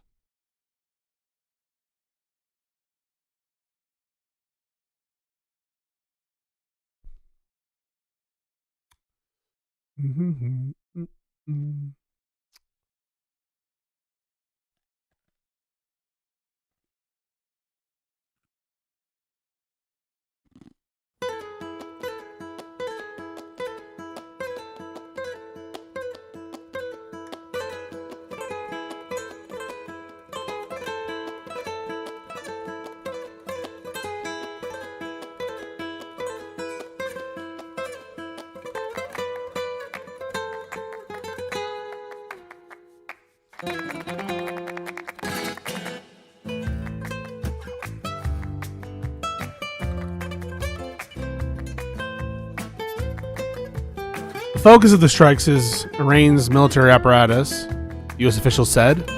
Besides its nuclear facilities, Iran is believed to have more than 2,000 short and medium range ballistic missiles. These are scattered at launch sites across the country. The attack marks the second U.S. attack on Iran in less than a year. Trump had said that the nuclear capability was completely, quote, and totally obliterated. Strikes come 2 months after the operation to capture Maduro. Ahead of the strikes, U.S. officials said they expect that Iran would retaliate swiftly against any attack and likely launch missile strikes on American bases and embassies. Tehran's proxy network of paramilitary forces is also expected to strike at American interests in the region. The reason for the sizable military buildup was in part to protect American bases from any Iranian counterattack.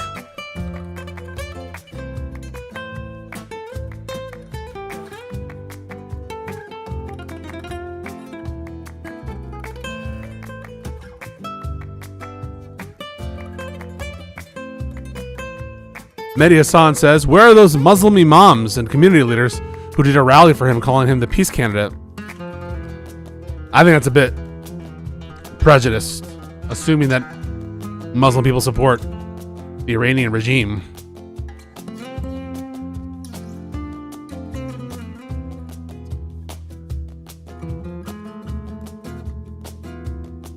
What do you guys think? Is it allowed? Isn't that like saying, where are all the Jews for Israel?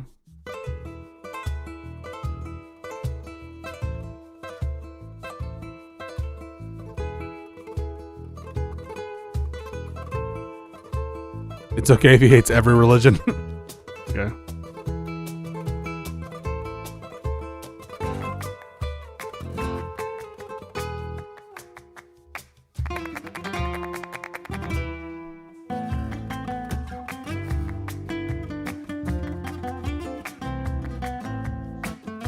See any other update? New York Times got an update. Let's see.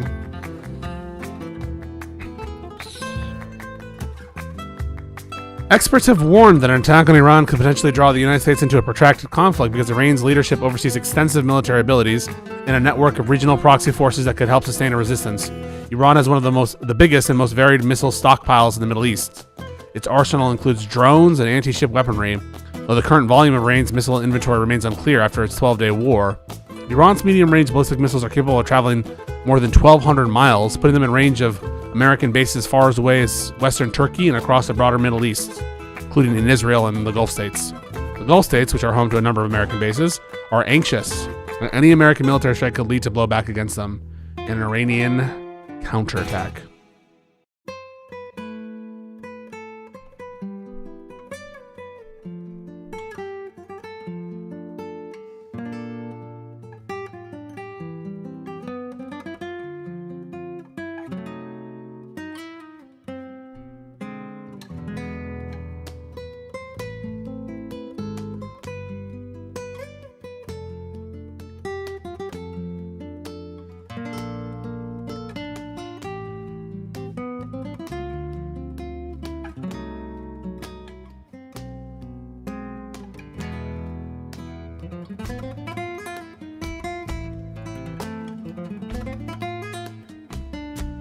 Iranian officials have told Reuters they are preparing a crushing response. Can be expected from them after the US and Israel kicked off a widespread strike campaign.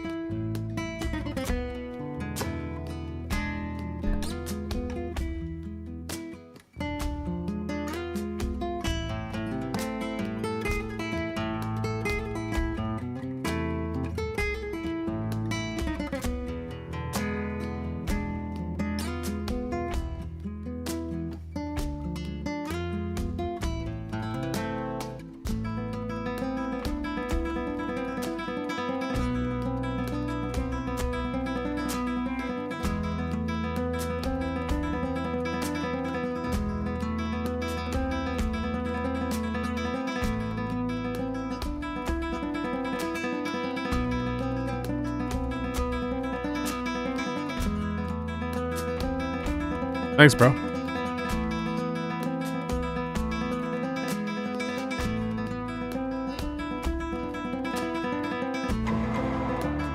Ogre Boy. Uh-oh.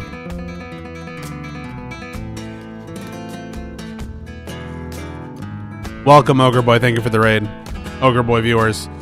We are doom scrolling this illegal and unjustified war, in my opinion, in my humble opinion. I assume you guys agree.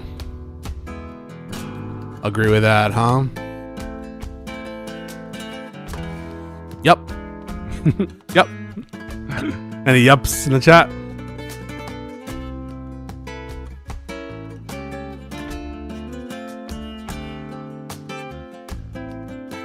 You do all caps so we can see the Pepe. You guys don't know your fucking... Yeah, you know it. I don't know if I put in Nop.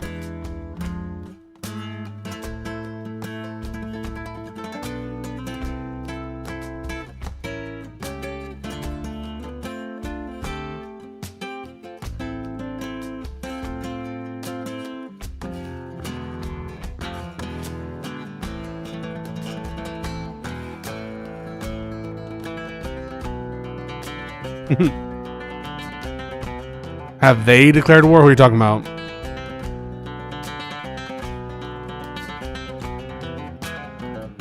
I don't really ever think that I'm kind of like on this. I'm kind of like black pilled that there was ever like a deal to be had.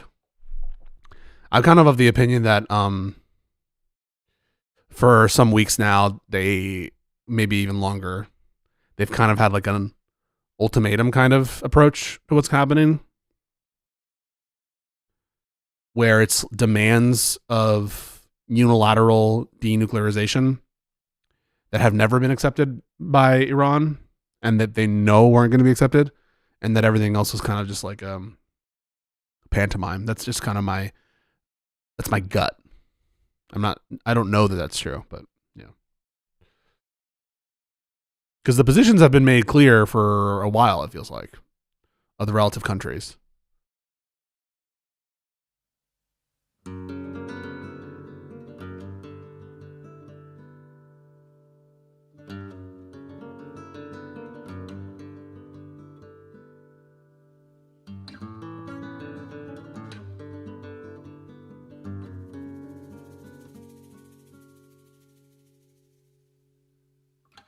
Eight-minute video from Trump. From Truth Social. Take a look at it. This fucking piece of shit.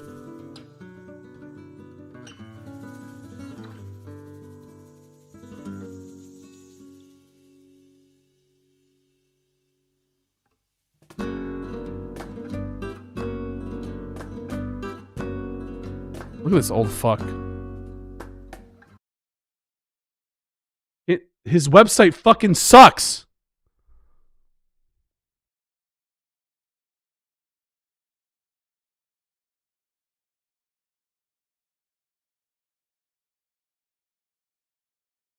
Let's see if his nussy is protruding.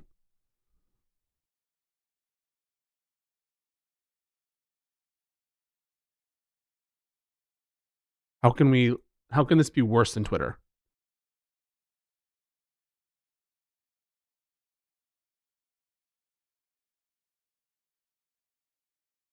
It's gonna steal all my fucking data.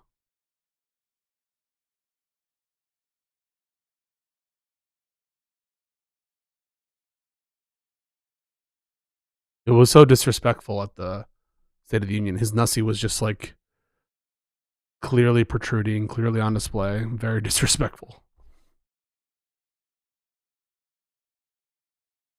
Okay, sick. Your shit doesn't work. Your website is dog shit.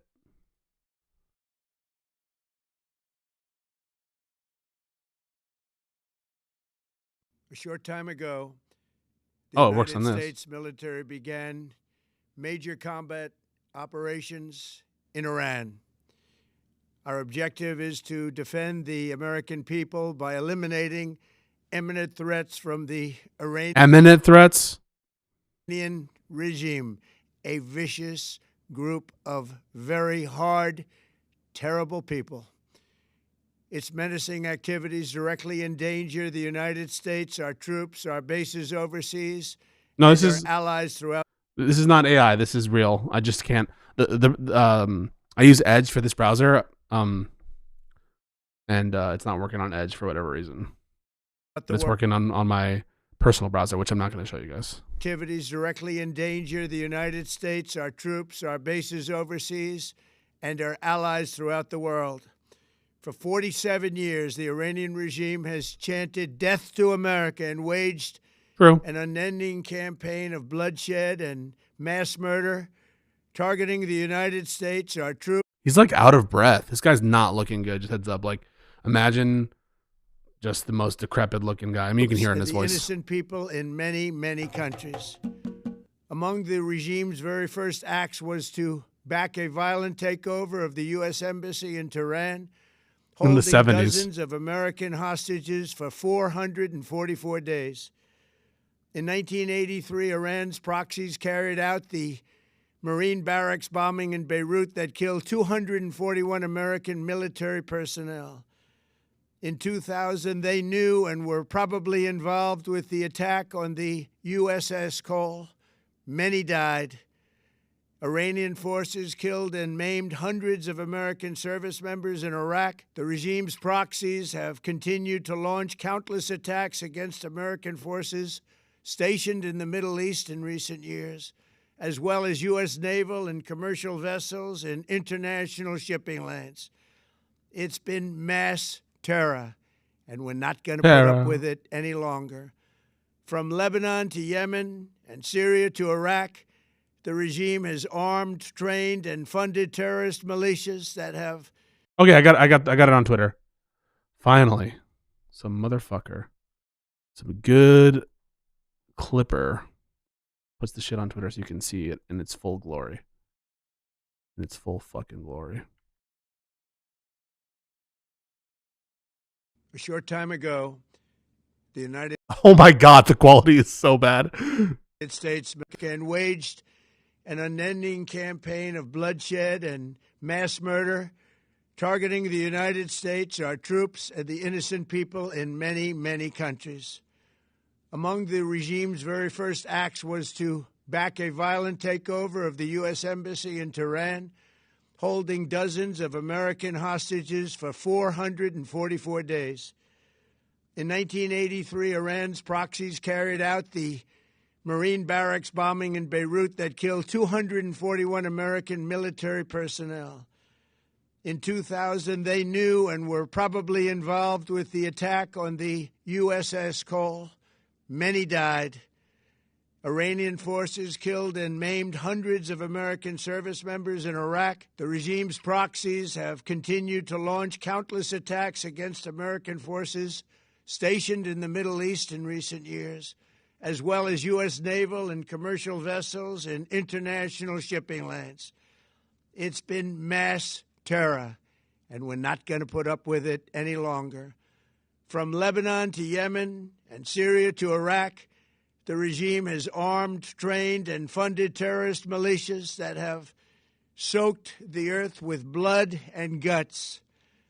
And it was Iran's proxy, Hamas, that launched the monstrous October 7th attacks on Israel, slaughtering more than 1,000 innocent people, including 46 Americans, while taking 12 of our citizens hostage. It was brutal, something like the world has never seen before. Iran is the world's #1 state sponsor of terror and just recently killed tens of thousands of its own citizens on the street as they protested. It has always been the policy of the United States, in particular my administration, that this terrorist regime can never have a nuclear weapon. I'll say it again. They can never have a nuclear weapon. That is why in Operation Midnight Hammer last June, we obliterated the regime's nuclear program at Fordow, Natanz, and Isfahan.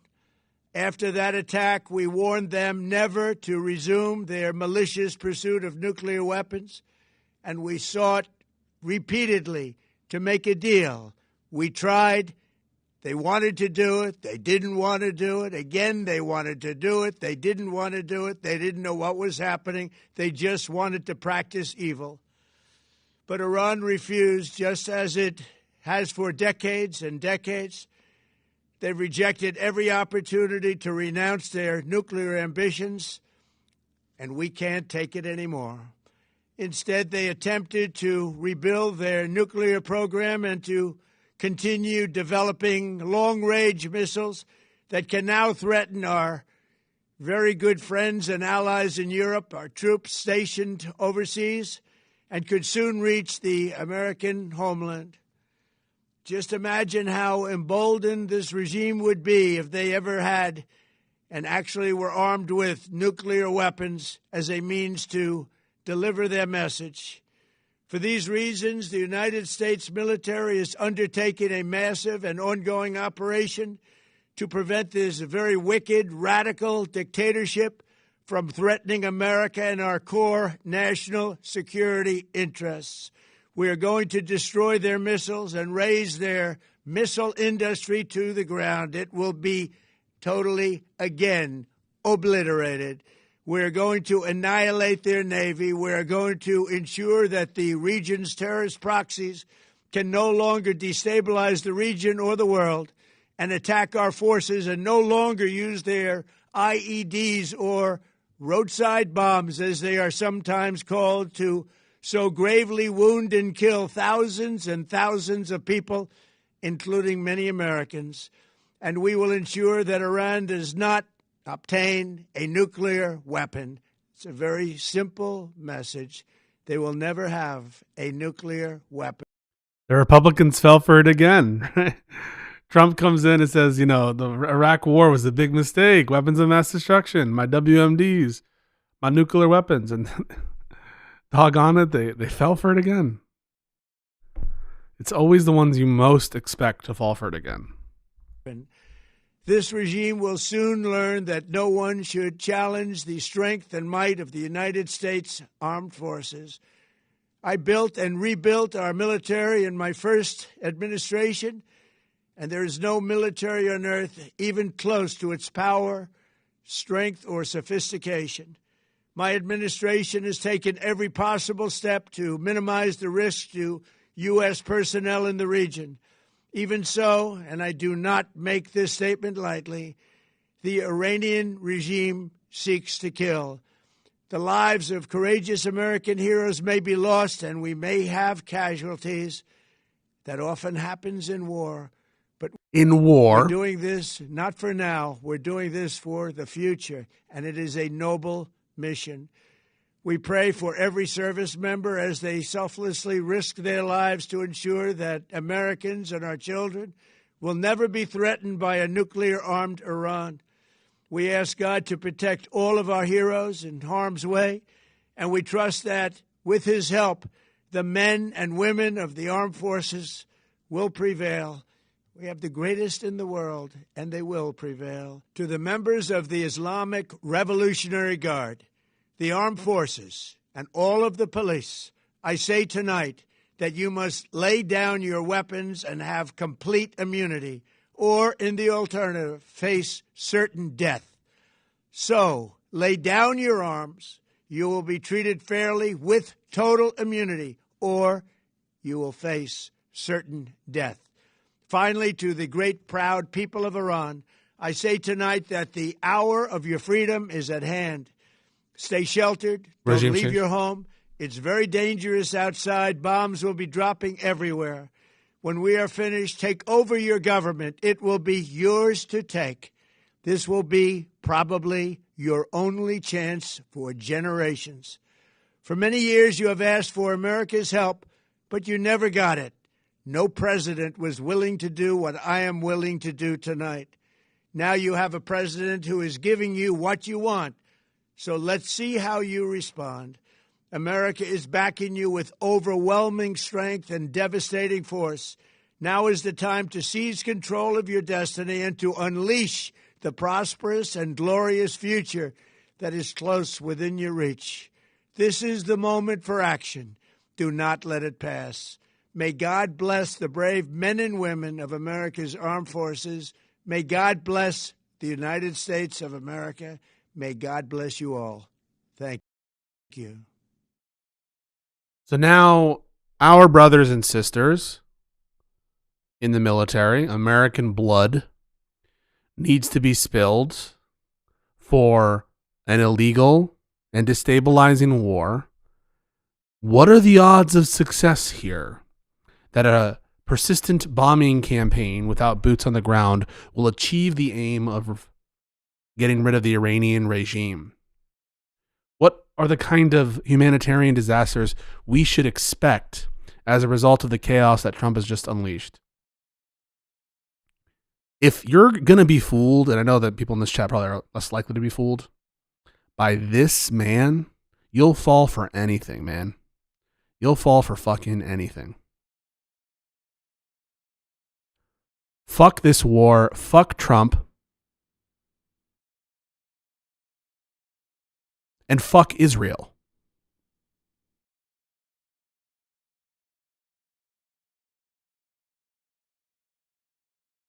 I don't support this, even 1%.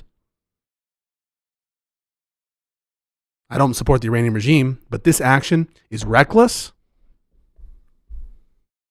This action is stupid. This action is illegal under U.S. law. I will fight it all the way in terms of my rhetoric and where I'm at. I'm against and I oppose this government's action, and you all should too, and you should demand it of your Democratic Congress people.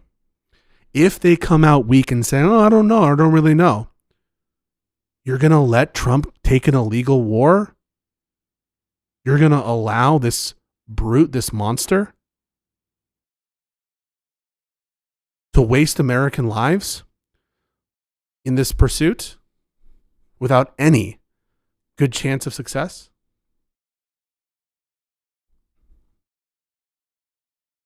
Bullshit.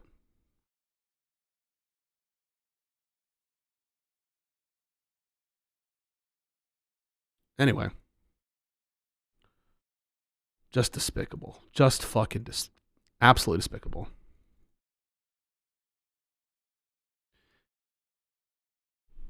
And by the way, if there is an attack and American lives are lost, you know exactly who to blame. You know exactly who to blame.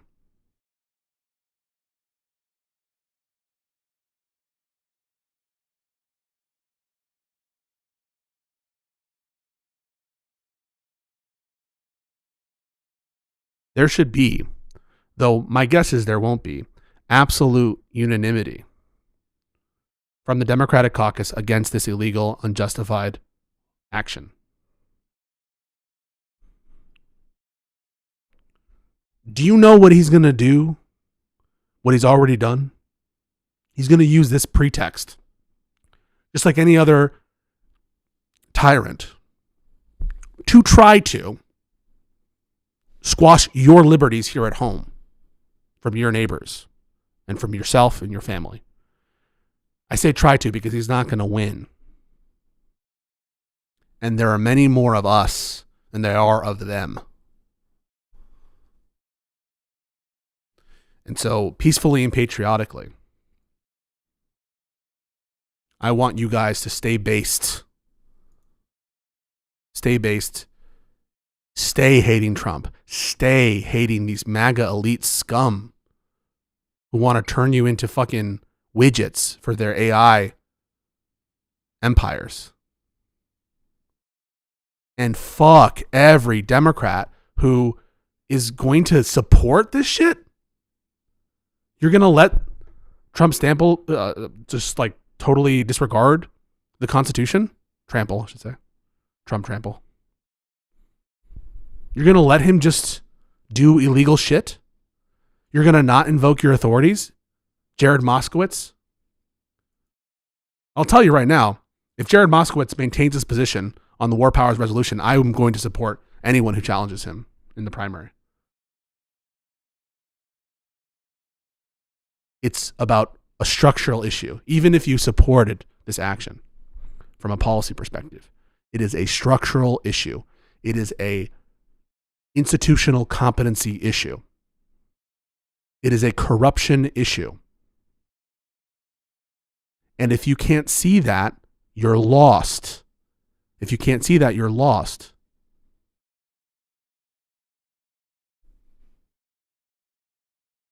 You want a war going on at the unilateral discretion of this alleged president?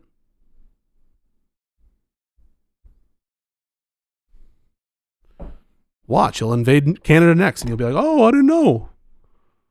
Not Canada. These motherfuckers, their appetite doesn't get satiated the more they eat.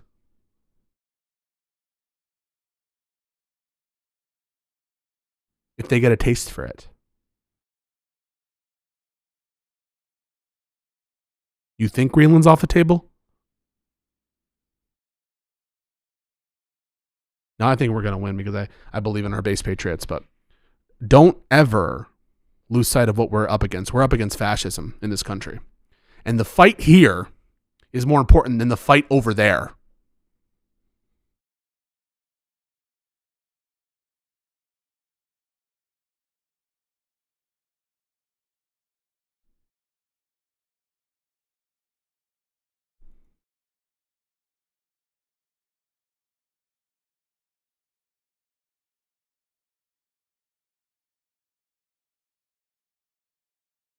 Any updates by OSINT. We'll turn on our little guitar.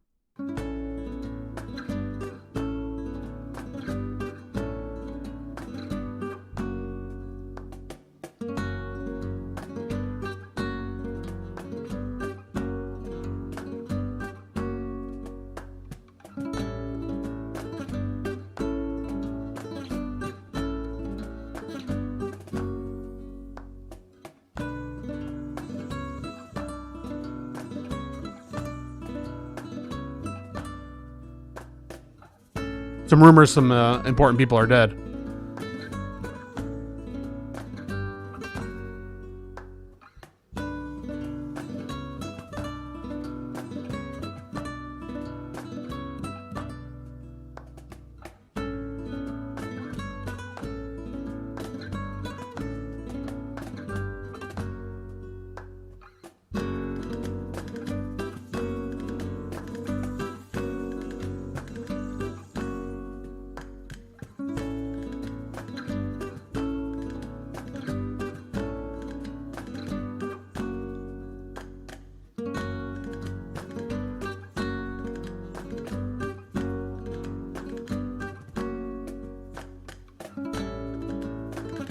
Some like generals.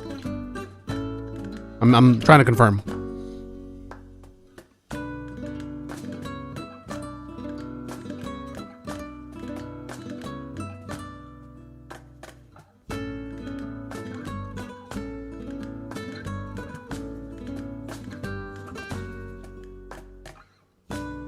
So like this is just my intuition on the overall situation, that these are all false pretenses. Like this whole like we'll wait, set a deadline and then not comply with it, and then just like I think they're just trying to play mind games. One of the other effects of Trump's reckless conduct is we're losing a lot of our reliability, in the sense of, to the extent that anyone trusts our word. I mean, when you're fucking around with negotiations and just behaving in contradiction to your ongoing negotiations and shit like that, I think that you have to expect that in the future, an Iranian government is not going to is going to be even less willing to deal. Right? They can't have the confidence that but they've taken the decision now. I mean, this decision seems like irreversible. I'm not sure how can additional negotiations take place after this? Imagine, right?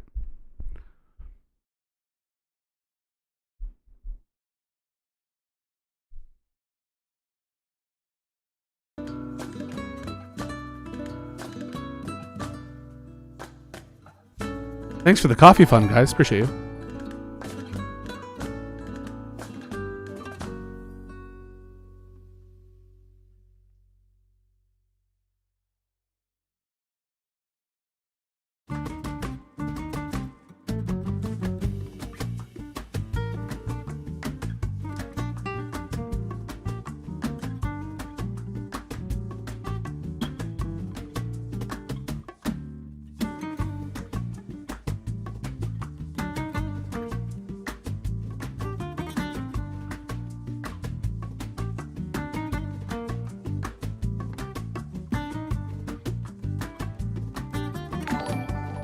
Thank you. Another unfortunate clip, Eddie.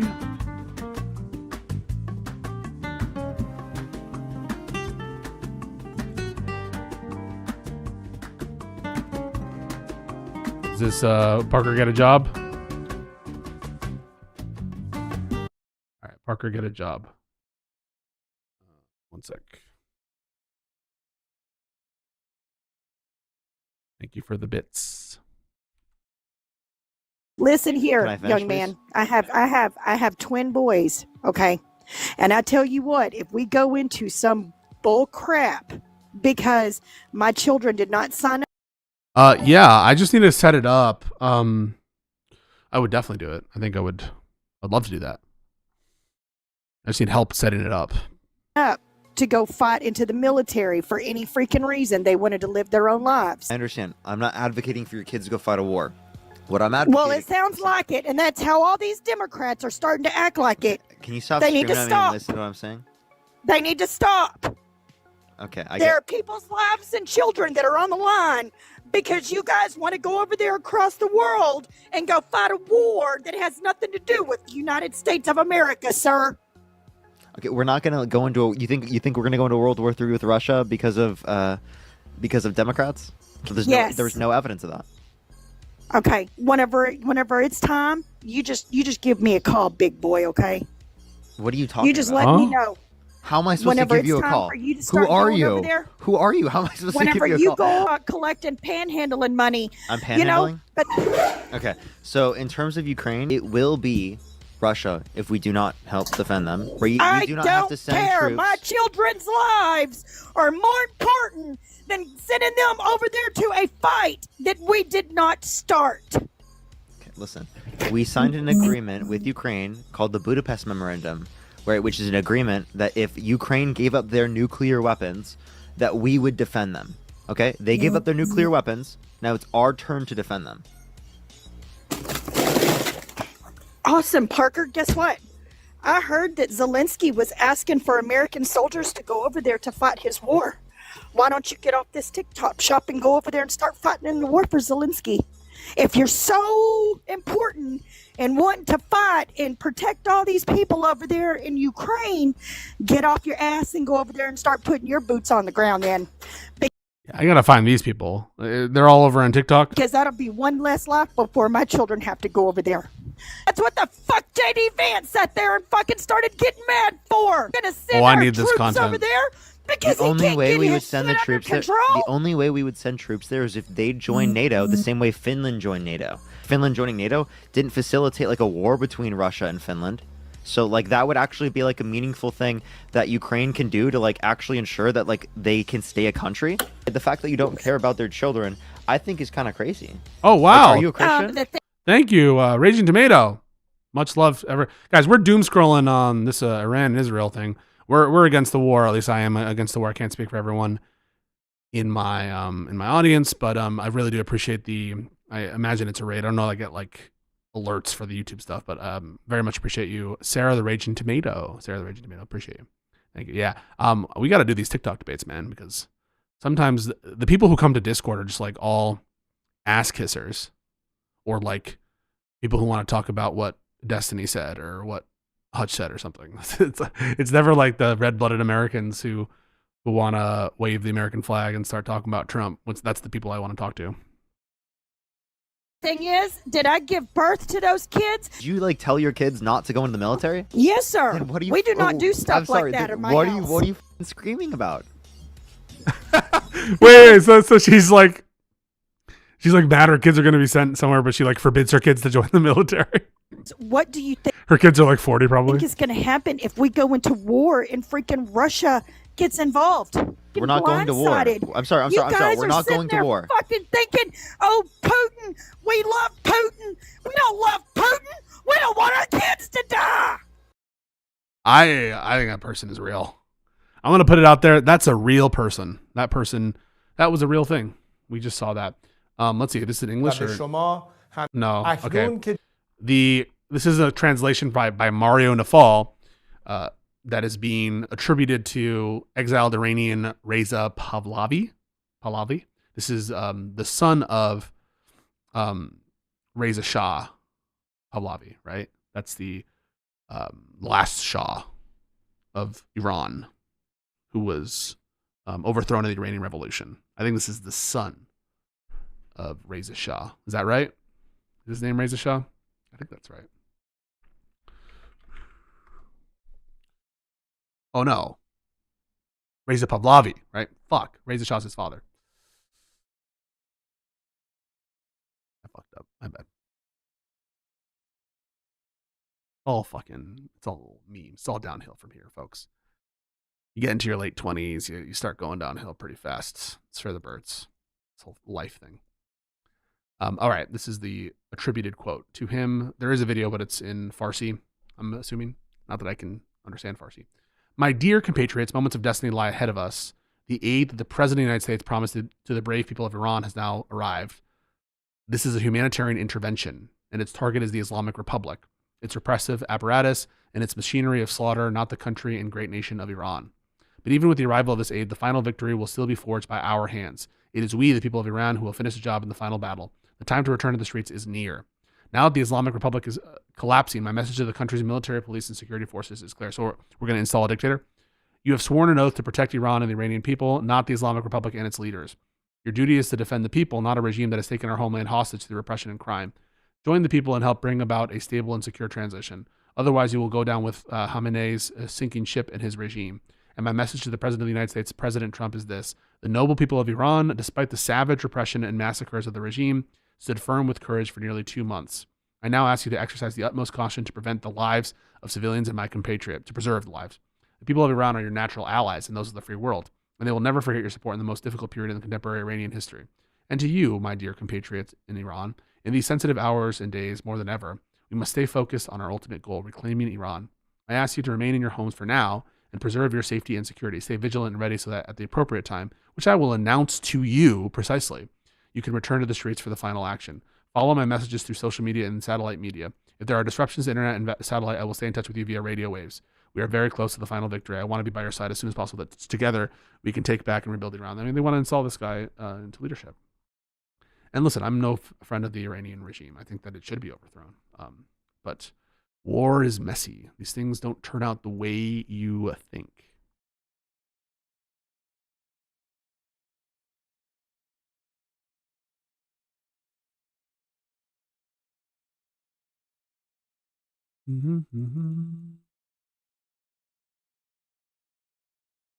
Someone responded to my impeach and remove Trump.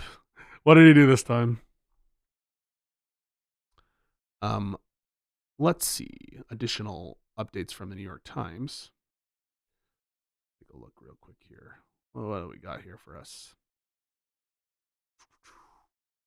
Mr. New York Times. See, I was planning to stop the stream earlier than this, but this is what I would be doing anyway.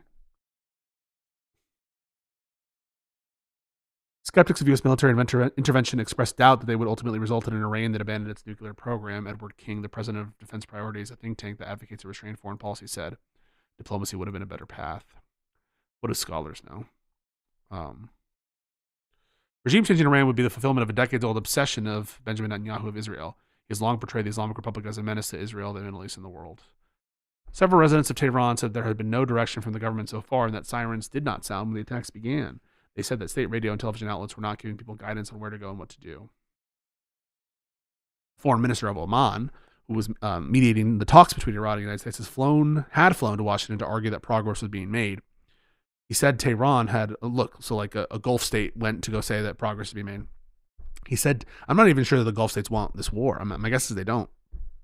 My guess is that at this point they've I'm not saying that they've normalized relationships with Iran, but it's not what it once was.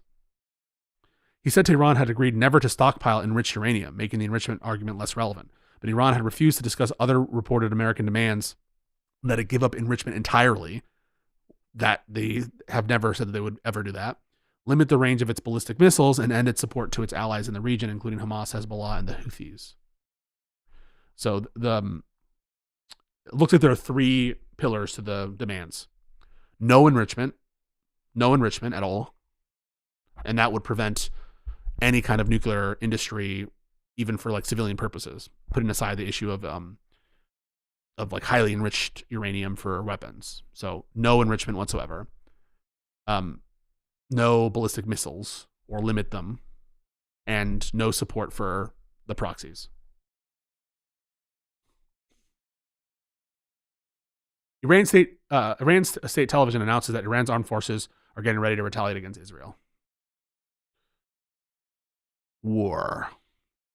People will like unironically come to me and be like, "It's not actually war. It was never declared."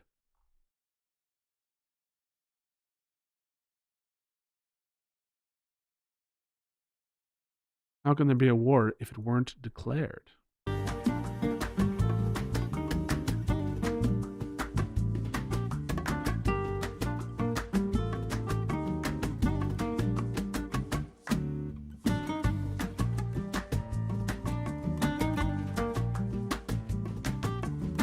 Yeah, Trump said war as well.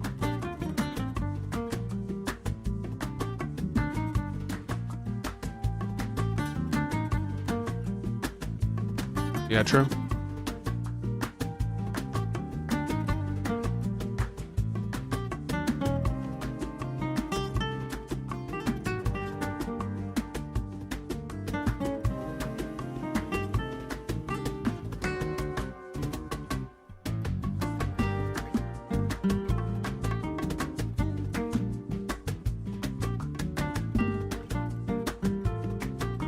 Someone is saying the head of the judiciary in Iran was killed. I don't know what the fuck that is.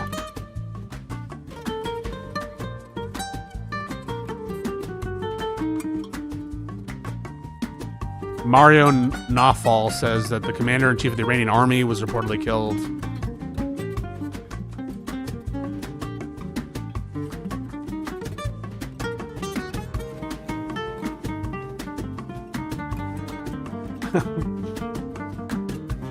I just saw a report from the LA Times saying that 2 people were arrested for stalking ICE, and I read it snarking ICE, and I was like, wait, what the fuck? But it was stalking, so good. All of us snarkers here in the Pisco community, we're safe.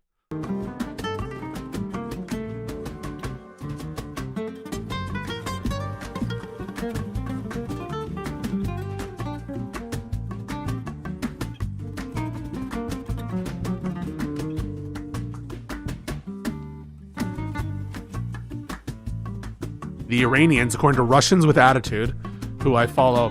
Oh my God, by the way, someone linked me one time the funniest post in Destiny subreddit, which was like, look, Pisco follows Russians with Attitude. Like, these guys are the biggest hall monitors. Yeah, I follow people I disagree with. It's called Twitter. It's called, I follow people to be reply guys and to see what the other side thinks.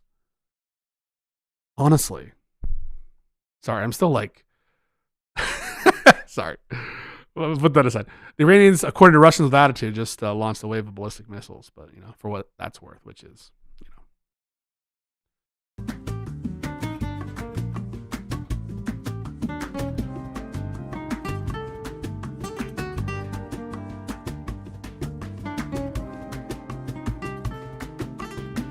Banana, banana, banana.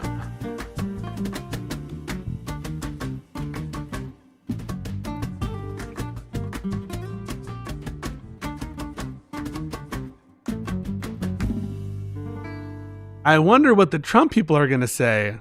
Guys, they're going to pull MAGA supporters, and this shit's going to have like 70 to 80% approval. Can we predict? Amongst MAGA people, it'll be like 70, 80%. They're absolutely going to rally around the flag. I hope you're not delusional like Cenk Uygur, who thinks they're real populists. Remember that, by the way? They're serious on some things. They're serious on war and corruption. That's what they're serious about. They're all going to rally around the flag. I wonder what is Rob live right now? I wonder what he's going to say. He's going to be like, I need to wait and see. I need to wait and see about it. Right? I need to wait and see. Oh, shit. Is Cenk streaming? Oh, we got his coverage. Oh, shit. This is a great opportunity. Sorry, I should end the stream, but I'm just, I don't know. I would be doing this anyway, so.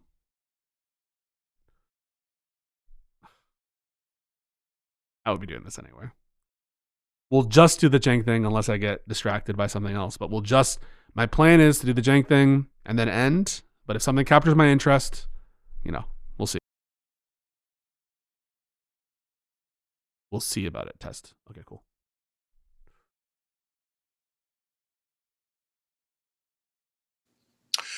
We're at war. Israel and America have attacked Iran. The war has begun. It's Friday night here in Los Angeles, early morning in New York, and around 2 in the morning. And in Iran, obviously, it's later in the day. People were expecting the strikes around now, but a little bit earlier, because you would have expected that it would have come more during nighttime. So it's a little bit later than people expected, but people did expect that it might be today. The bombs have landed near where Ayatollah Ali Khamenei normally lives, that neighborhood that he lives in. Clouds of smoke there. And it appears to be a joint operation. Israel's minister, Israel Katz, he is their defense minister, has declared a state of emergency in Israel. Well, I guess when you start a war, you should be in a state of emergency. It is. 3 massive explosions heard in central Tehran, the capital of Iran. They come on a Saturday morning, which is actually the first day of the week in Iran, and millions of people are at work, and the kids are in school. There is reports of panic and chaos in Tehran. Obviously, their capital has been bombed here. Smoke rising from the district where the presidential palace and the National Security Council are located. There are air raid sirens across Israel, warning residents of potential impending attacks. Israeli government has suspended civilian flights. Those are your updates as things stand now. And obviously, most important thing is what's going to happen next. America and Israel have very, very clearly started this war. It was a war of choice. Actually, a couple hours earlier, we found out that the Iranians had given in on the enrichment stockpile that they had, the enriched uranium. They were willing to transfer all of it out of the country. So the negotiations, in a sense, worked. But we've seen this movie a couple times before. So they said weapons of mass destruction in Iraq. Now they said, oh, yeah, uranium enrichment or something. Yeah, we destroyed their nuclear facilities, but still weapons. It's actually funny, like how contradictory, how constantly changing, how little effort the administration has put into like trying to prep the country for war. Like, obviously we all knew, we see like the reports and all this stuff, but in terms of like a concerted effort to justify and to make its case before the international community, to make its case before the American people, like all that shit has not been done in like not even a second. Like any kind of pretense to trying to build up a support for this war has totally evaporated, if it ever existed at all. And so he's completely right about that. The kind of yeah, whatever, the stockpile, like that kind of shit. Oh yeah, it was for the oil, or I guess to remove Maduro because of the people of Venezuela, or I guess to not really, we don't like this new leader, so I guess we'll just keep the same government. Like it's always like constant. Like maybe the case is they just want these wars. I mean, they just want the wars. Now they said, oh yeah, uranium enrichment or something. Yeah, we destroyed their nuclear facilities, but still weapons of mass destruction, nukes. Okay, we have to destroy them 10 times over. Well, they attacked our embassy in the 70s. Yeah, that's right. Said, okay, in this case, come and have our entire stockpile. Nope, not good enough, because it was never about that. Same exact thing happened in Iraq. Saddam relented at the end and said, send in your weapons inspectors. I don't actually have any weapons of mass destruction. And we said, oh, you gave us what we want? Never mind, we're just kidding. And we attacked anyway. And by the way, Russia did it in Ukraine. Oh, don't join NATO. Ukraine's like, all right, we won't join NATO. Russia's like, just kidding. I'm going to attack anyway.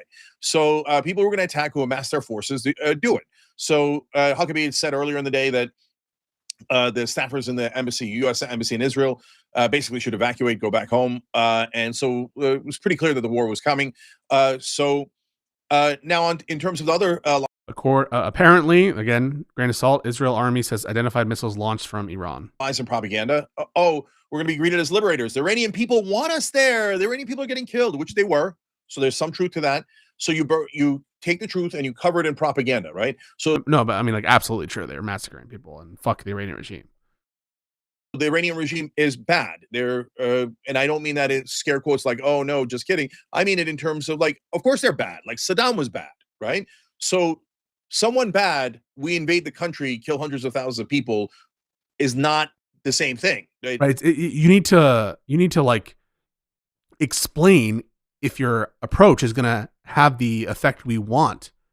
In addition to all the issues of it being illegal, in addition to all the issues of it being obviously done in an underhanded way with respect to the ongoing quote unquote negotiations, I don't have a good sense that this will be successful.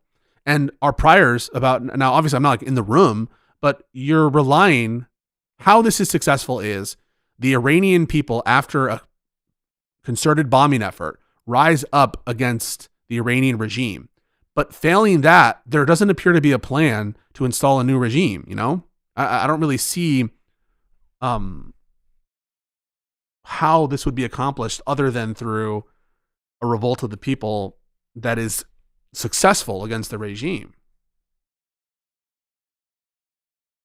And that seems to be like an extraordinarily high risk bet. Because if it doesn't succeed, where is the negotiation possibility after this? I mean, is there any? What is left? There's just zero trust. I mean, there already was but there's like less than zero trust. I don't. So we're taking a bet, right? That the Iranian people, in the aftermath of these strikes, because they're saying don't do it during it, where you're giving the regime time to consolidate, right? You're giving the regime time to consolidate their forces and organize and take particular actions. We're taking a bet that will have the effect of unseating the regime. That is a fucking... I would love to know the odds on that, or what the administration thought the odds on that was. One does not equal the other. Yeah, the Ayatollahs, I don't want them. I don't want them to be the head of the Iranians. I would love democracy in Iran. I love the Iranian people, and I want nothing but the best for them. The correct answer is not to start dropping bombs on their heads. Literally what they told us in Iraq. And then it turns out, it turns out the Iraqis did not enjoy having bombs dropped on their heads. And the Iranians... But in Iraq, at least we had a plan to displace the regime, right? Say what you want about Iraq, and we can say a lot about Iraq. There is like a proven strategy of getting rid of the Iraqi regime, which is to go in there with guys with guns and kill everybody, kill all the members of the regime using your troops. Is there any precedent or likelihood of success on this mission? I know Iraq is not Iran, bro, but like, what is the likelihood? What do we think is probable given this strategy? My guess is tonight, and by the way, this is all, I'm against this. By the way, just by the fact that it's illegal, right? Even if I knew that it had a decent chance of success, I'd be against this action. Because I don't want to live in a fucking authoritarian state. Because I don't want to live in a world where the president can just declare emergency powers and destroy and fuck up my country. Even putting aside the policy question. For them this morning, as they're panicking in the streets and worried about their kids getting a bomb dropped on their heads, we are not going to be greeted as liberators. The neocons and Israel First and almost everyone in Washington were lying to you as usual. In fact, they barely tried this time. They just did a retread, didn't try to sell it. That's why in one poll, 75% of Americans against it, and 70%, in another poll, 85% of Americans against it. So about 8 out of 10 Americans said, we don't want it. Trump didn't even make a case for it. And they're like, oh yeah, weapons of mass destruction. We're liberating the Iranian people. What else? Oh yeah, Saddam bad. Ayatollah bad. Same exact playbook. And remember what the media said last time? Oh, we have learned our lessons. Well, golly gee, mister, from now on, Jake Tapper's going to write the book. None of us going to have seen it coming. But after the Iraq mistake, we won't make that again. Same media is like, oh yeah, Iran, do they have nukes? Uranium enrichment? Oh my God, what's going to happen? Do they have weapons of mass destruction? Same exact guy. Jake usually starts like so composed. We're 5 minutes in. I will just say, I mean, guys, it's not that this is a laughing matter, but we got to take our, gallows humor type of thing. It doesn't take long for him to get ahead of steam. Just saying. The book, none of us could have seen it coming. But after the Iraq mistake, we won't make that again. Same media is like, oh yeah, Iran, do they have nukes or uranium enrichment? Oh my God, what's going to happen? Do they have weapons of mass destruction? Same exact goddamn thing. We got to go to war for Israel. Same goddamn thing. I'll get to Israel in a second. So Disco Stew, oh yeah, is it about missing 50 pages about Trump and the Epstein files? No, this is beyond a distraction, brother. This is the main meal. Okay, so yeah, the Epstein files is gigantic. That's another entree. Yeah, but this is like, it's such a lib-coded, and I am lib-coded, and I am lib-coded, but it's a very like lib-coded suburban opinion to be like, oh, they're just going to war to cover the Epstein files. I don't know why I tried to do that. Keira Knightley. I don't know if that's her voice. You can't do that, Will Turner. I don't know. I can't do it. I don't know I am delirious right now. I need sleep. But that is this is the policy. They have signaled this policy before the whole Epstein debacle situation. So it's not like this is in service of Epstein file stuff. That is the wrong way to look at it. Politically, these are two giant issues. They are somewhat related, but this is not the type of thing you do, like kidding around about invading Greenland for a distraction. No, this is a major war. This is Iraq war style war. They say it's going to be a weeks-long campaign at a minimum. But remember, guys, I've been through this movie before. Longest running show in internet history. And before that, we were on Sirius Satellite Radio. So we were literally on the air, me and Ben Mankiewicz, during the lead up to the Iraq war. That's how old we are. And in that lead up, we said, wait, where's evidence from weapons of mass destruction? Now, back then we didn't know that, but it turns out the fake evidence we got was from, you'll never guess it. Yep, Bulgaria. No, of course, Israel. It's Israel every time. And then every time, so like, you can't say it. Don't say it. No, I'm saying it. I'm definitely saying it. Okay, so, and back then I didn't know that the Iraq war was about Israel. And so, sorry, guys. I mean, by the way, separately, measles cases are skyrocketing right now. Measles cases skyrocketing. This administration is such a disgrace. Measles skyrocketing. Everyone's getting sicker. Everything sucks. We will be picking up this mess for the rest of our fucking lives.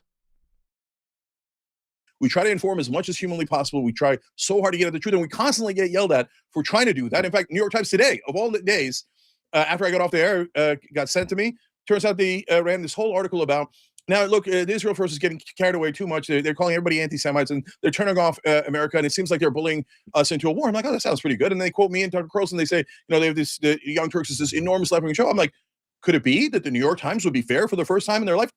How silly of me. How crazy of me. Next paragraph. Like, remember how we told you that... God, everyone, it's very funny. Everyone just shits on the New York Times constantly.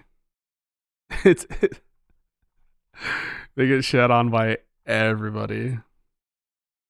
All right, let's do some New York Times updates while we pause here real quick. Israel military has said it detected ballistic missiles launched from Iran at the country. The first wave, the air raid sirens are resounding throughout northern Israel.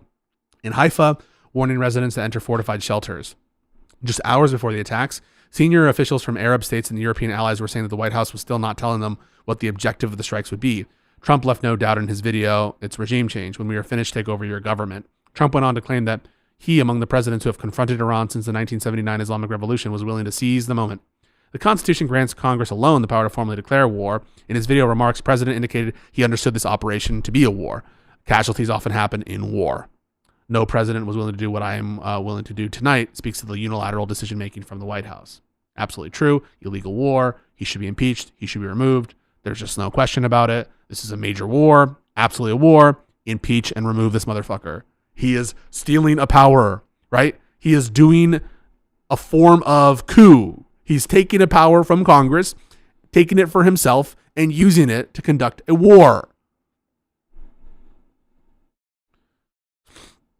Trump's statements effectively differentiated his war aims now from those in June. The target back then was nuclear facilities, most of them far from civilian populations. The sites that appear to be hit today are the core of its cities' leadership compounds. The goals are different: to wipe out leadership and make way for revolution. It's a high-risk move. There are almost no successful examples in modern history of regime change through an air campaign. But administration officials, including Vance owns this, have made clear that they imagine a swift campaign with no U.S. troops on the ground. But Vance owns this, right? I don't want to hear anyone be like, well, Vance was behind the scenes. He was so... No. Vance owns this shit. This is Vance. This is Vance. This is Trump. This is them. Okay? This is them. anyone anti-Semites. Anti-Kasparians and anti-Semites. Oh, come on. Come on. You've learned nothing. Nothing at all. And this time, okay, so whether it's that issue or the issue of the war, same exact thing. Oh, this is an American interest. Wink. And you're like, what interest? What interest? We already destroyed their nuclear facilities and they're giving us their entire stockpile. Their ballistic missiles can't reach us. And you want us to do this to affect their foreign policy on which proxies they work with? Are you kidding me? Oh, okay. Oh, are there proxies that are being, like, for example, Kurds who are being used to attack inside Turkey? As an example, is that, by the way, does that happen? It does happen from time to time. Okay. Does that mean that we were like, that's it? We have to invade?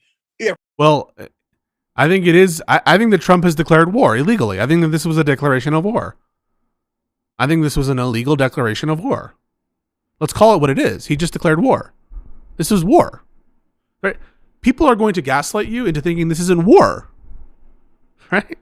He called it a war. He's saying it's major operation, extensive. The goal is to destroy the regime. This is war.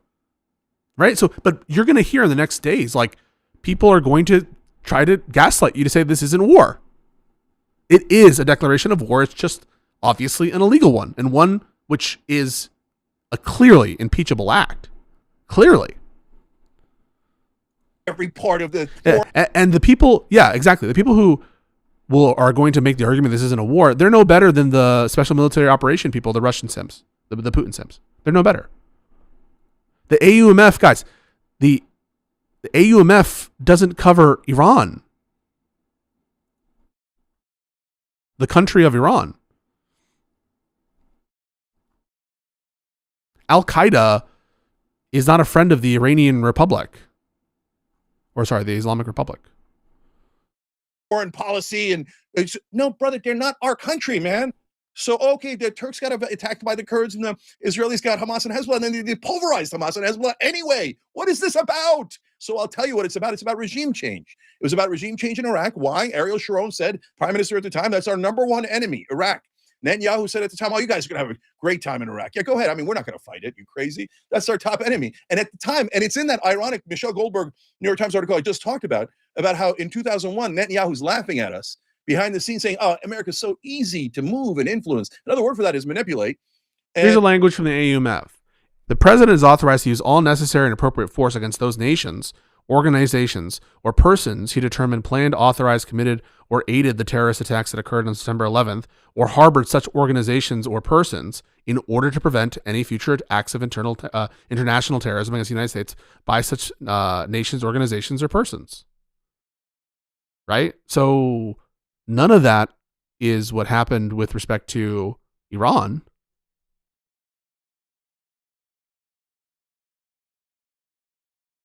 That wasn't authorization to strike Iran.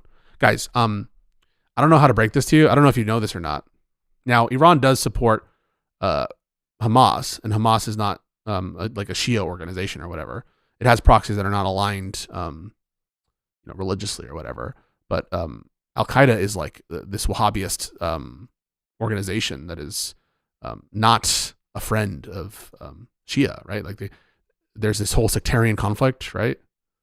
And I'm not aware of any connection between Al-Qaeda and Iran in the sense of helping plan, authorize, commit, or aid 9/11. And don't worry, we'll just move the Americans to what we want. And to be fair to him, he was right.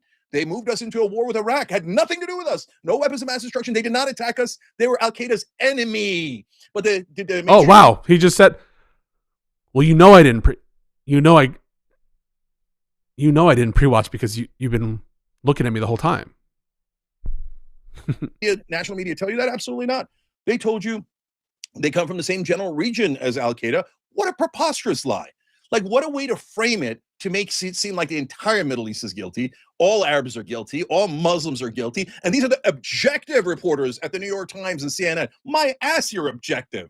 So they just, pushed everybody in that direction. And what was the final result? And they can't argue with this. When we went to war in Iraq, 69% of Americans thought that Saddam Hussein had personally attacked us on 9/11.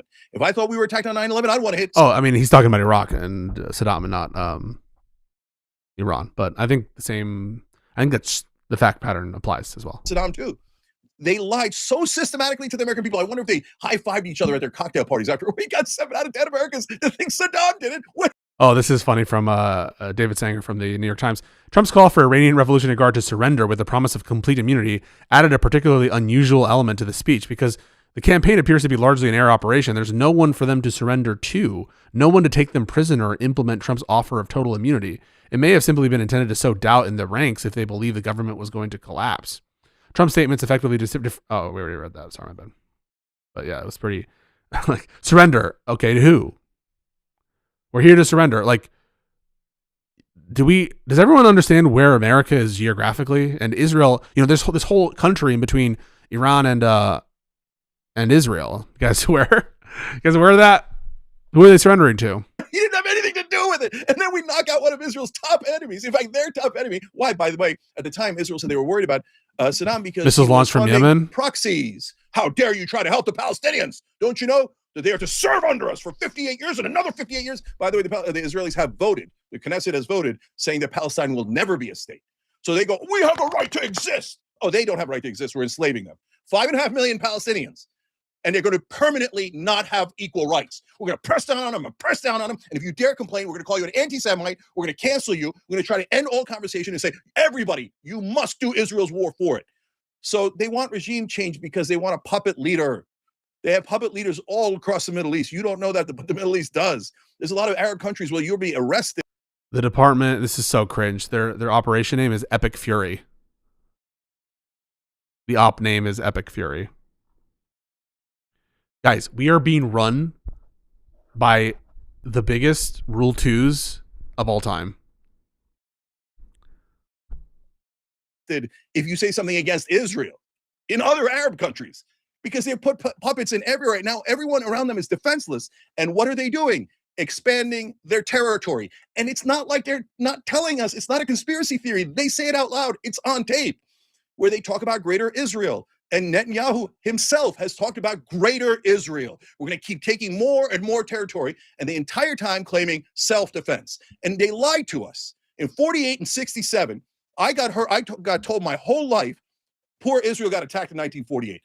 Like, look, guys, it's not like I bought that hook, line, and sinker, but God, they do such powerful gaslighting. And I'm like, wait, I know that at that time, Jews owned about 6% of the land, and they got 48% of the land given to them by the United Nations. And I'm like, well, how did they get the other 42%? But they never taught us that. So I'll tell you how they got the other 42%. Ethnic cleansing. They started butchering the Palestinians and dragging them through the middle of town.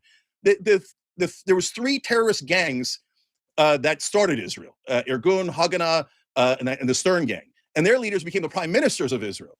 And what did they do?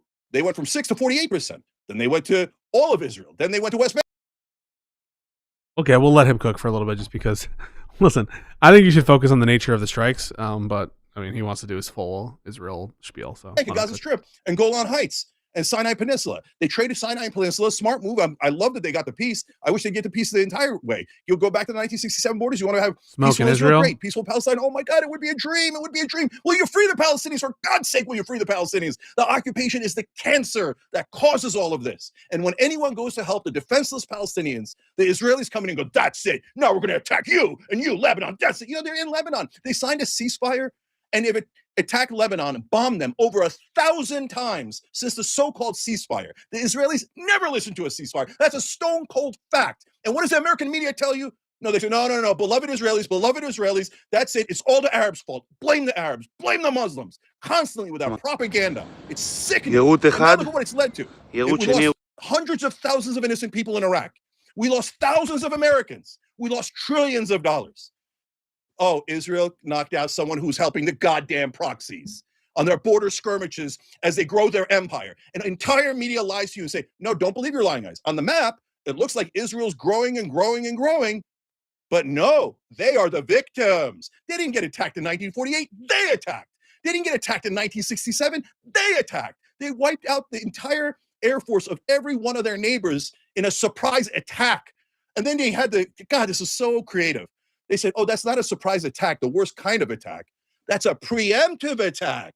We think they might have attacked us at some point, so we obliterated them. We struck first and we crushed them and we destroyed them and then we took their land. But it was all self-defense. And that's what they're doing with this war right now in Iran. They're forcing us to go and fight this war just like they did with Iraq. And it's not complicated and it's not nuanced, guys. There's no like extra like, oh, but China would also like this war. No, nobody else wants this war. Literally no one else on planet Earth wants this war. Only Israel and the dogs that they paid off here in America. Our politicians have betrayed us. I get why Israel does it. They're like, hey, I can have an empire for free. These sucker Americans gave me $330 billion.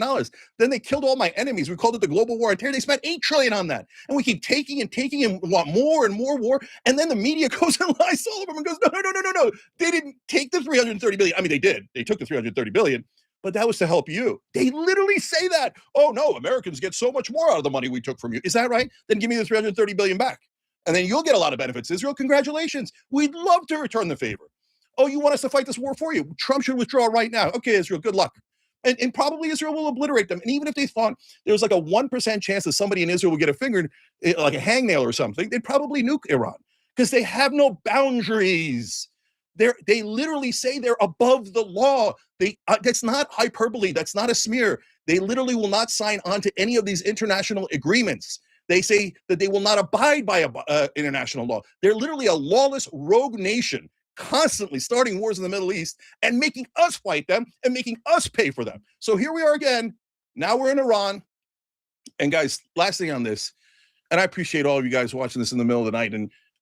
And thank you, brother, for joining and supporting honest reporting here at TYT as we try so hard here to give you the facts and tell you what happened and to do it under difficult circumstances. So, guys, what's going to happen next?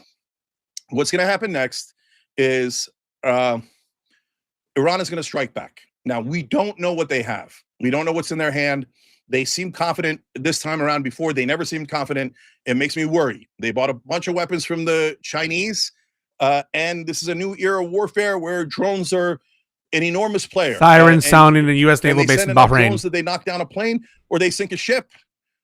God forbid, sink an aircraft carrier. And that's what keeps me up at night. I've now said that a bunch of times on Young Turks because they're sitting ducks. I mean, I remember 10 years ago, Wesley Clark Jr., one of our hosts at the time, just said in the middle of a show, we don't have the air superiority that we think we have, because what if they send 1,000 drones up there? That was a decade ago that he thought of that, right? So it's not like the other militaries didn't think of it. We just haven't encountered it yet. The Iraq war and Afghanistan really hadn't gone to that level. We weren't in that era yet. We're in that era now. So what if they can swarm an aircraft carrier or a different ship and they sink it and we lose all those men? And then you know what they're going to say next? You know what they're going to say on television? They're going to say, and in the New York Times and Washington Post and all the established media is going to scream at you at once.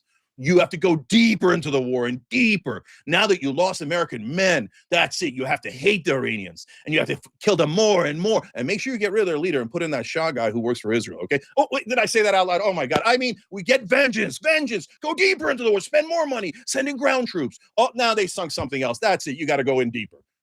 Now, that's a guarantee. You hear me now, quote me later. You can have this video and show it later. That's exactly what they'll do. And then, Israel's worried about getting hit. They're like, oh my God, we started a war. Could you imagine if we lost a single person? I mean, we'd like to kill like hundreds of thousands of them, but like, oh my God, not a precious Israeli. So what will happen? And America views it that way. Not American people anymore, only the American media and American politicians. So if Iran loses like 28,000 people, 87,000 people are like, oh, this is this. They're Iranians, whatever, they lost it. But who knows? It's the Iranian health ministry. It doesn't really count. They're dirty Arabs. You shouldn't listen to them. And they're Persians, but who cares? They're Muslims. They're no good, right? And then Israel will lose like 3 guys. They're like, oh my God, 3 human beings have been killed. 3 human beings have been killed. Not like the Iranians and the Iraqis and the Lebanese and the Palestinians. In our media, I know that they don't think this way. They're not evil guys.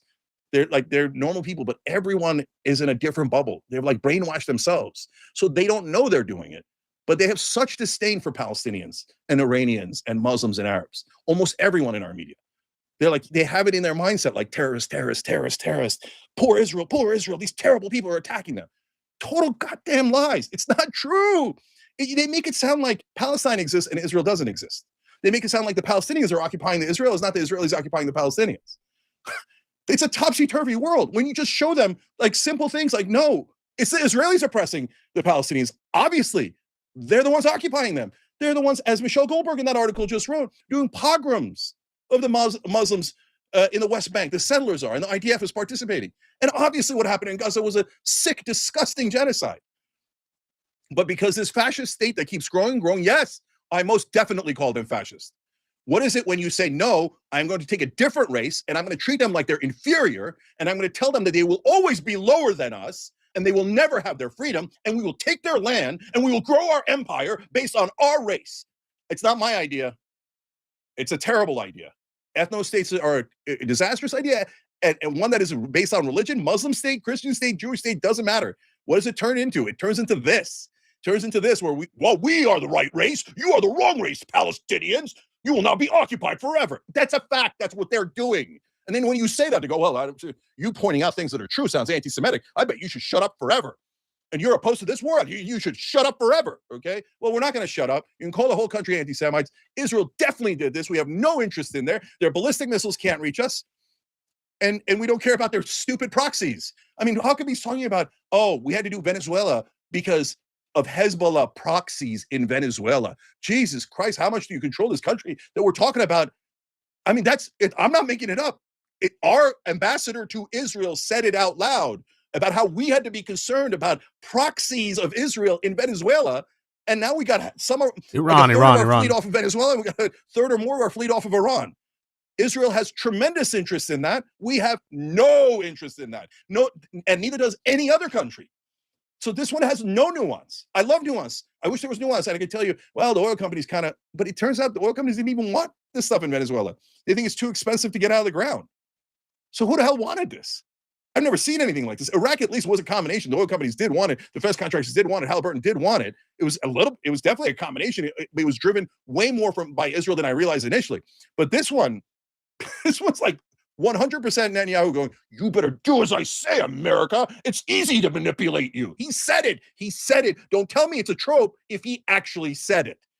Okay? So they're never going to be satisfied. You think, so I think this war is going to go disastrous. I'm super worried about it. And it could turn into an epic disaster. And if they sink one of our ships, they're just going to drag us all the way in. And everyone in Washington and everyone in media will lie to you. And they will tell you got to go in, and people will get riled up. They'll be super mad, rightfully so, that we lost all those guys. And they'll say, well, Iran hit you. We told you they were dirty Muslim terrorists. We told you have to keep fighting Israel's enemies. At that point, Israel will try to sneak out back and go, okay, we're good. Don't hit us. Yeah, America, go ahead. You deal with it. You deal with our problems. We got them again. Don't tell me that's not happening, because those are all facts, and they're indisputable. No interest in this war for Americans. How are these populous woods, though, Jank? 8 out of 10 Americans don't. Do we ever get, I know this is a little petty, but do we ever get an acknowledgement that this was a ludicrous take? Want it, and we don't have any interest there. The only people who want it is Israel first. Undeniable. I'll say it. You're not allowed to say it. Watch me. Every death is on Israel's head. It's in their hands. Where is the Trump bashing? I mean, this is a great point. People treat Trump like he's just a force of nature, like a hurricane or something. Everyone treats this motherfucker like a baby except for resistance libs. Everyone. They take him as a fucking given. We're the only people who actually view him as an agent with responsibility for shit. Maybe don't start wars. This shit doesn't happen without his sign off. We all know that. They did it. And by the way, don't get me wrong. Like I said earlier, I get Israel. If other countries could do it, if Saudi Arabia could do it as effectively and capture our entire government, they'd do it too. You think the Chinese wouldn't do it? They'd do it. Is it Israel? Listen, it is so fucking maddening because this removes the agencies for all the magatards who brought this upon us, including the people that are corrupt in office right now. By making this a Jews control or Zog or Zionists control our government, it actually is disempowering. No. The people, the American people elected, actually have responsibility. We actually can do something about this. And what we need to do is attack those right-wing populists, so-called populists, that you tried to make common cause with. And you know what else? And I'll say it right now, and I don't give a fuck about his widow. You want to know who would be rallying the troops right now if he were alive today? Your pal, Charlie Kirk.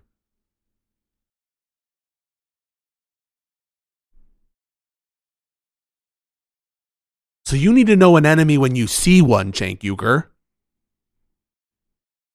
And you need to get with the fucking program and take this Zog shit out of this thought terminating Zog shit out of your repertoire. Bulgarians would do it. Everybody would do it. But Israel has had the capacity, and they did do it. Number one, get out of our country. Like I don't mean like drive ethnically Jewish people. No. This has nothing to do with Jews. Mossad, IDF never calls your Jewish neighbor. Your Jewish dentist doesn't know anything about this. Leave them alone. They're Jewish Americans. We love them. They're brothers and sisters. But Israel, there's a goddamn door. There's a goddamn door. Anybody who's Israel first, you have to, you know what they want to do next? These lunatics, they're talking about attacking Turkey. Again, not exaggerating, not hyperbole, not a conspiracy theory. Naftali Bennett, the former prime minister of Israel, and currently one of the leading candidates, is like, Turkey's is a big threat, the real threat, and the next threat. Are you insane? Turkey's a NATO country. It's the second biggest military in NATO. You're going to attack a NATO country? Oh, is that why there was all that propaganda against NATO? And how we had to break up the alliance, and how the real problem was NATO? Because if there's no NATO, no one to protect Turkey, you got to get Greater Israel. Part of Greater Israel is in Turkey, the Nile to the Euphrates. They're never going to stop. When they came for the Palestinians, what did you do? When they came for the Lebanese and the Syrians, and yes, they're in southern Lebanon and occupying it right now, and they violated that ceasefire to no end. They never meant it. Loud booms are heard in Jerusalem, likely from interceptions of incoming missiles. Air raid sirens are continuing to sound in Jerusalem and across Israel, warning of incoming Iranian attacks. There have been no immediate reports of casualties or damage. The central goal of the first joint wave of strikes in Iran was to hit as many leaders as possible, according to 3 Israeli security officials familiar with the operations. The officials said that, similar to the previous strikes in June last year, planners took into account that they would have managed to achieve at least some degree of surprise. They calculated that if they wanted to kill senior Iranian officials, they had to try to hit them in the first round of strikes. Afterwards, it's highly likely that more precautions would be taken to protect the leadership.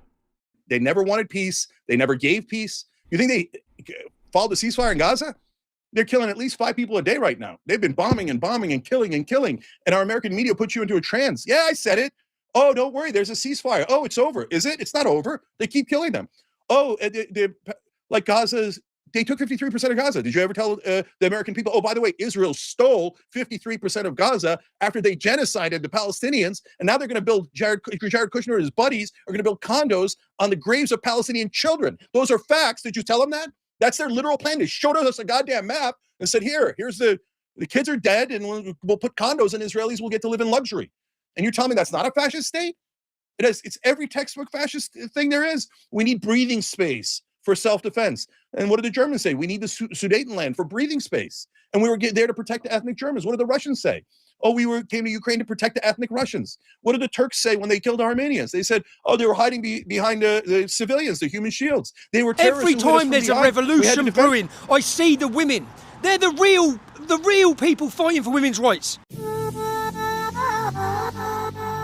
As I'm in the United States, it looks like the bombs are about to start dropping with Iran. Now you need to remember a few things when the bombs do start dropping. Iran is a terrorist, jihadist regime. They're murderers. They wanted to assassinate Donald Trump. They planned to assassinate Donald Trump. They've enslaved an entire nation. 70, 80, whatever it is, 90 million Iranians are enslaved. They've got their foot on their necks. They're terrorizing them. They've murdered tens and tens and tens of thousands of civilians, butchering women, killing them for wanting to have the freedom to show their hair. This is not Iraq. It's not Afghanistan. In Afghanistan, 99% of them want Sharia law. So if you took out the Taliban, they're coming back anyway because the people want that. Yeah, that's a whole different kettle of fish with Iran. Now, I know people don't want Western intervention. I know they don't. But Iran, sitting there as this power structure and this jihadist state, funds Hezbollah, funds the Houthis, funds Hamas. All of these conflicts, all of these wars, all of this hatred, all of this terrorism, it all comes from Iran.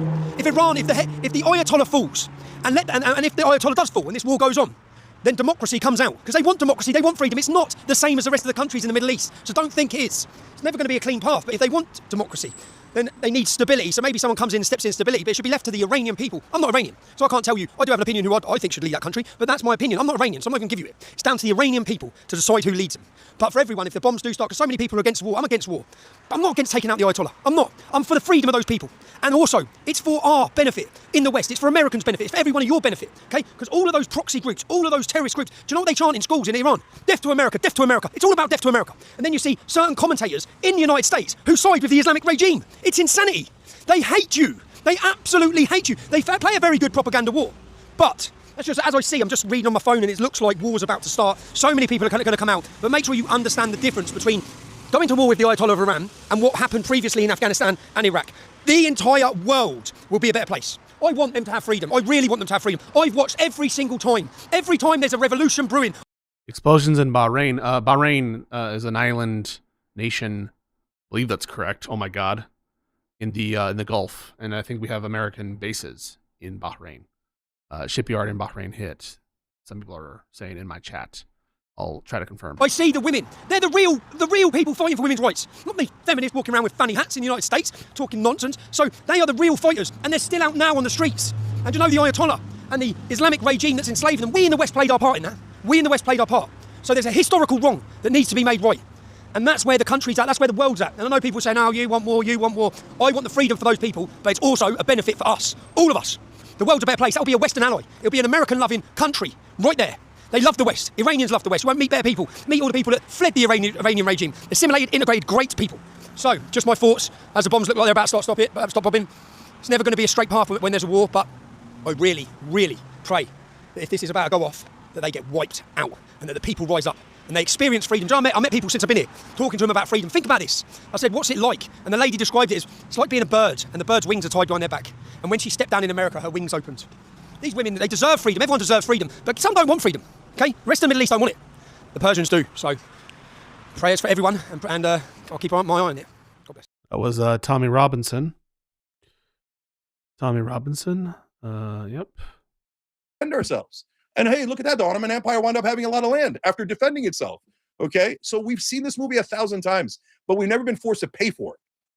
And now that the war has started, we're going to pay for it in both treasure and blood. And if you say, oh, no, I saw Trump did it. Some MAGA is under this illusion. Not all the MAGA, but certainly some are. Oh, no, Iran, the first time around was easy. Venezuela was easy. We didn't lose anybody.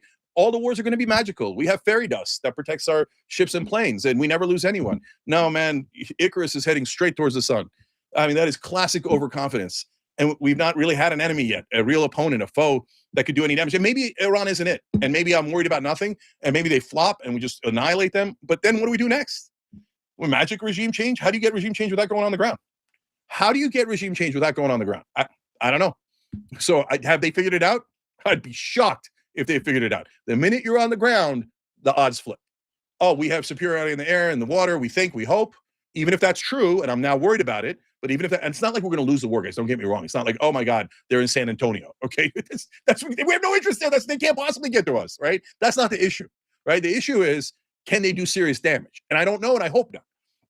But I'm worried they might be able to. But even if they don't, the minute you put guys on the ground, that's it. Now you got an insurgency. You're in a quagmire, and you'll never get out. We've seen this movie 100 times: Iraq, Vietnam, Afghanistan. No one can conquer Afghanistan. There's like 3 dudes there, right? But they're buried in their valleys, and you can't get them out of it, right? If you can't beat Afghanistan, that had when we got there had like 3 rocks and 2 sticks, you think you're going to beat Iran? Iran is 4 times the size of Iraq. Okay, so thank you to all of you guys, by the way. John Mar 210, and I'm not going to be able to get all your names, but thank you to everybody who did a super chat and who joined. Please join. This is honest reporting, man. This is not the BS of national media. Oh my God, America had to go to war. Oh golly gee, was it the same thing as Iraq? I got suckered again. Jake, write the book. Nobody could have seen it coming. Okay, look, we'll do reports. I'm sure in the morning, tell you about further disaster, and I'm super worried about how it's going to go. I'm super worried about the soldiers are going to lose. If it comes to that. And obviously we're going to spend a fortune no matter what. But apparently we owe Israel. Okay, here, I'll tell you this. I proposed a poll. I haven't heard like even one major thread here on Trump. Are you guys with me here? Like, I haven't heard a single fucking big spiel on Trump. It's all Israel all the time. when I went on Tucker Carlson show, and I said, do Americans owe Israel any more money? Because we're told by our media and our politicians nonstop, you owe them $4 billion a year. You owe them in the middle of a genocide. You owe them more money, more weapons, more. And if you complain, anti-Semite, right? Now, eliminate it, okay? So, yeah, nobody's listening to that garbage anymore. So I asked, okay, then if you guys are so sure that America loves Israel and wants to do everything Israel says, then let's do a poll. Do Americans owe Israel more money? And of course, I challenged the mainstream media to that. Of course, nobody did the poll. They're like, oh my God, we don't want to find out. Americans aren't going to say yes. Then we'll be caught, right? This goes to all you guys. Thank you, guys. Thank you. So let's do it on our own, okay? tyt.com/Israel poll, tyt.com/Israel poll. So just, it's one question, costs about $1,500. If we can put our collective effort into it, we'll raise it, we'll do the question, and I guarantee you the number will be sky high. And then if they don't believe their number, it's a real poll from YouGov, scientifically done. And if they don't believe their number, they could do the same poll. And here's what you're going to find out. Americans don't owe Israel anything. And one last thing, guys, and I put this in the description box below, OperationConsequences.com. If your legislator votes for $1 more to Israel, gonzo, vote against them. That's it. I don't care. I don't care who the primary opponent is. But if you're going to say you're going to represent a different country, then go ahead and represent them, brother. We don't need you here. We are electing our representatives. If you take $1 from Israel, you're gone. If you give $1 to Israel, you're gone. Do I know that that's going to work? No. Would it make a giant difference if it did? Yes. Imagine if we knocked out 20% of the incumbents. That would be an earthquake. That would be the American. You go into your own primaries. You don't have to vote for Democrats if you're a Republican and vice versa. Okay, go to your own primaries. Vote. There's plenty of candidates in those primaries. Vote for them instead of the incumbents. Again, the media has tricked us our whole lives and say, oh, they have such important experience. No. All right, let's take a look. Their experiences in starting wars. Let's get some updates from Owen Schroyer. All right, we're going to get some updates from Owen Schroyer. We'll update from Owen Schroyer. I'm trying to get like the most depraved content that there is. Evening, guys. It is 12:50 Saturday morning, 12:50 a.m., February 28th, 2026. And Israel has just bombed Iran. It's midday in Iran on a Saturday, people going about their lives in the capital city, and Israel has just bombed them. Keep in mind, just yesterday, Israel bombed Lebanon, part of 7 countries that Israel has been bombing in the last 7 years. Of course, the United States military. Yeah, because all the sane people are asleep, so all the insane people get to be the filler content while I look for updates and doom scroll. Military. President Trump has been building up some of our military assets surrounding Iran in the last month or so, in what was assumed going to be a U.S.-Israel joint effort of strikes or regime change in Iran. Now, there are reports that this was a joint strike. Those have not been confirmed as of yet. Now the sirens are now going off in Israel, as I anticipate they are expecting retaliation.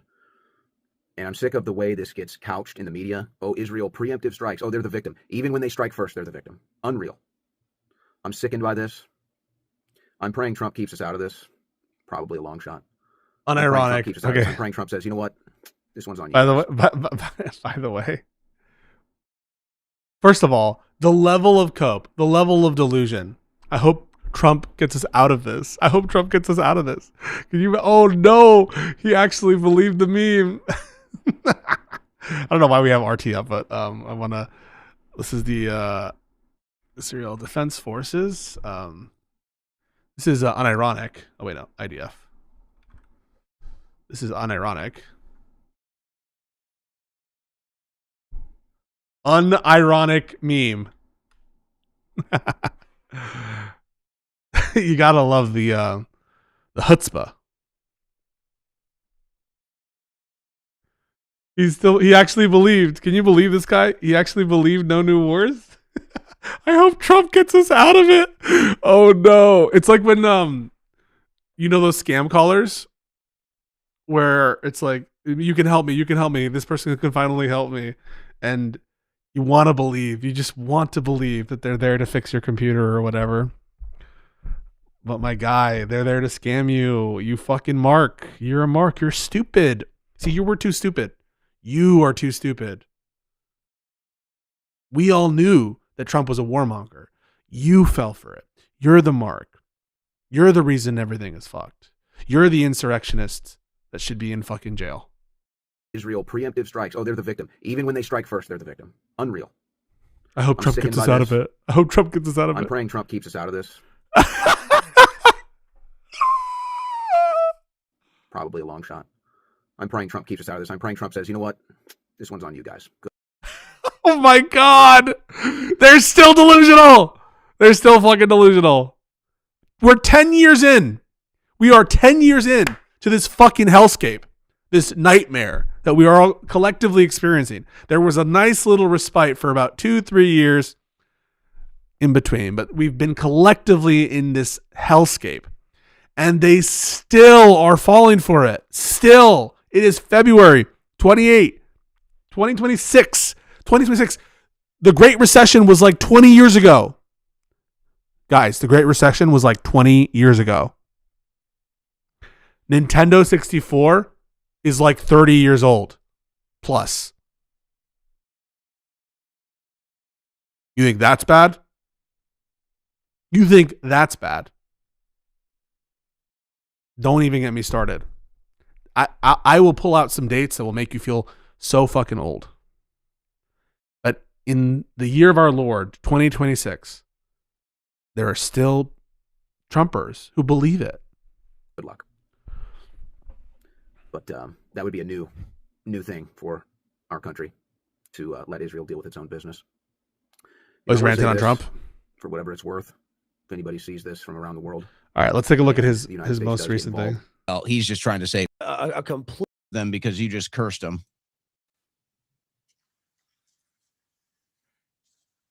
Try to find him ranting.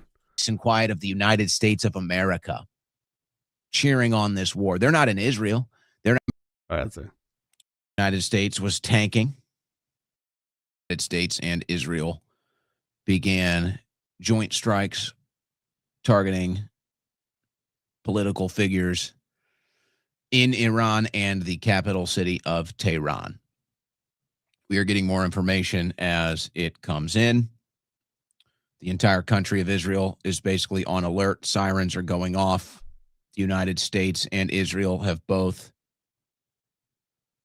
issued warnings to anybody and everybody in Israel to be prepared to go to bomb shelters. When this first started, they called it a preemptive strike. That was a lie. That was more propaganda. That was more pro-Israel propaganda, which pretty much just runs the foreign policy in D.C. and the vast majority of the media landscape. No, this is a regime change war. It's likely this was decided weeks ago, but the decision was to wait till after the Olympics and to wait till after the State of the Union, and then do it on the weekend when people aren't paying attention to news, as so they could not get as much outrage from the American people and from the world as certainly there will be and is.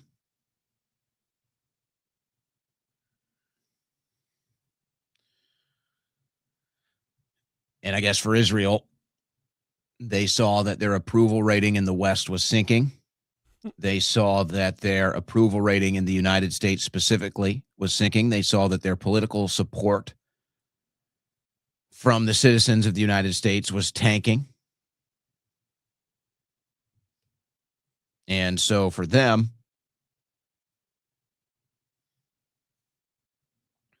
they figured, let's just go for broke now. Fires in Bahrain says Russians with attitude. President Trump has completely betrayed his voters. He has completely betrayed the American people. Oh, it is very. Oh no, this is, guys. Can I just say, fuck you, Owen Schroyer, you fucking insurrectionist pig, you traitor to the Republic. Go fuck yourself, dipshit. You were betrayed. You deserve to be betrayed. You're too stupid to coexist in our society. Good. I'm glad you feel betrayed. I'm glad you're feeling upset right now.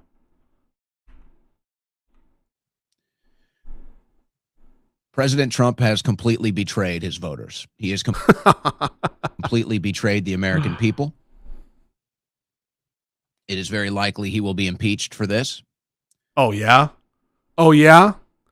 It's very likely he'll be impeached for that. Try 0% chance.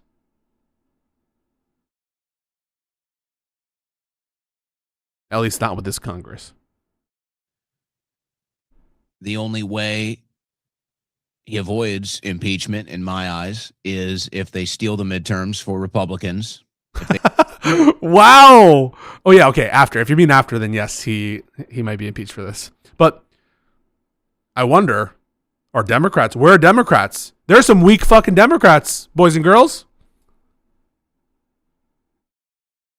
And what are you going to demand if you're a true patriot? I think that your job as a loyal patriot to the Constitution of the United States, sworn oath to defend the Constitution, to defend your homeland, defend your country, that you are going to demand that your Democratic representative condemn this criminal, illegal war. That's what I want all of you patriots to do. That's a look of a man who fell for it again. True.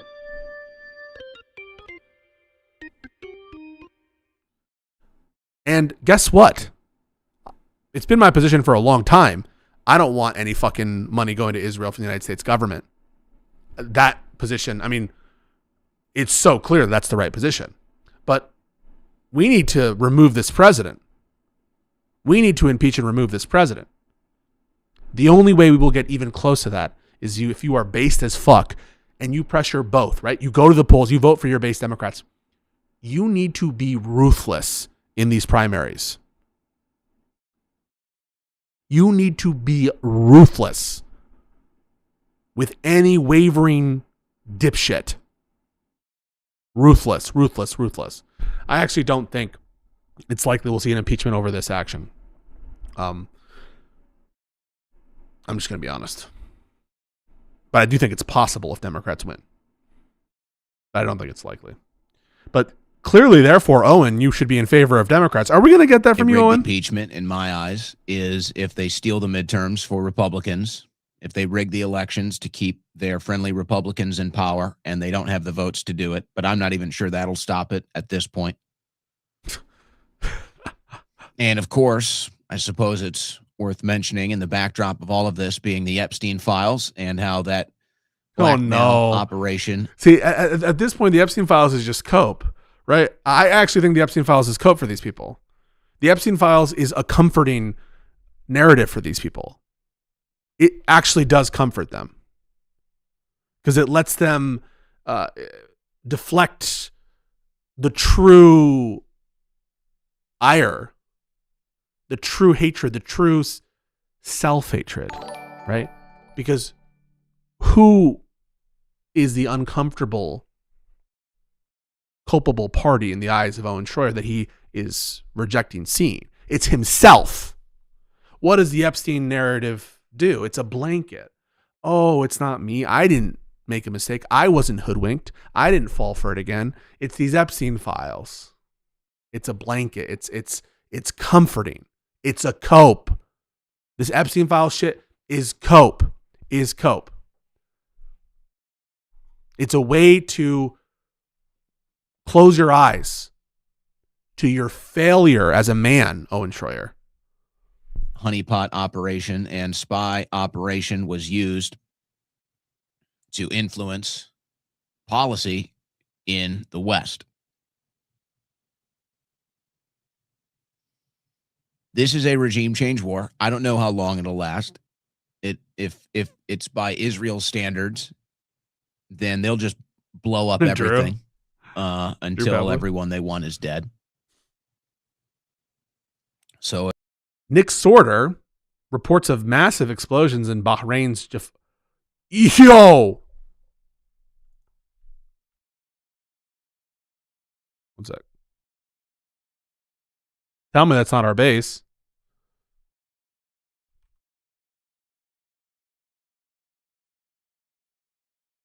No way, right? Look at this goofy fuck. Missile threat warning. Missile threat warning. A closet shelter immediately. Missile threat warning. That's a big fucking explosion in Bahrain, apparently. Nick Sorter, he's a clown. He's one of these propagandists they have. But the thing is, they give him a seat in like the press room of the Pentagon, probably. I think they actually have. And he actually has like connections. It's pathetic and sad that these clowns have connections and shit. But he's saying it's Nick Sorter, this fake journalist, propaganda shill. He actually now unfortunately does have connections to people who know shit. Is saying this is from Bahrain. Shelter in place. That looks to me, I'm not a fucking scientist or whatever, that looks like a big fucking explosion. I need a banana for scale. Missile threat warning. A closet shelter immediately. Shelter in place. Missile threat warning. A closet shelter immediately. Shelter in place. Missile threat warning. A closet shelter immediately. So now we just have total fucking chaos, huh? Let's watch some more Cope. So if it's Israel's war practices, as they've bombed 7 countries in the last 3 years, these war monsters. Your people, you war monsters. And their act of Milo Yiannopoulos. Milo Yiannopoulos. Look at these fucking copers, bro. Look at these copers. Look at these copers.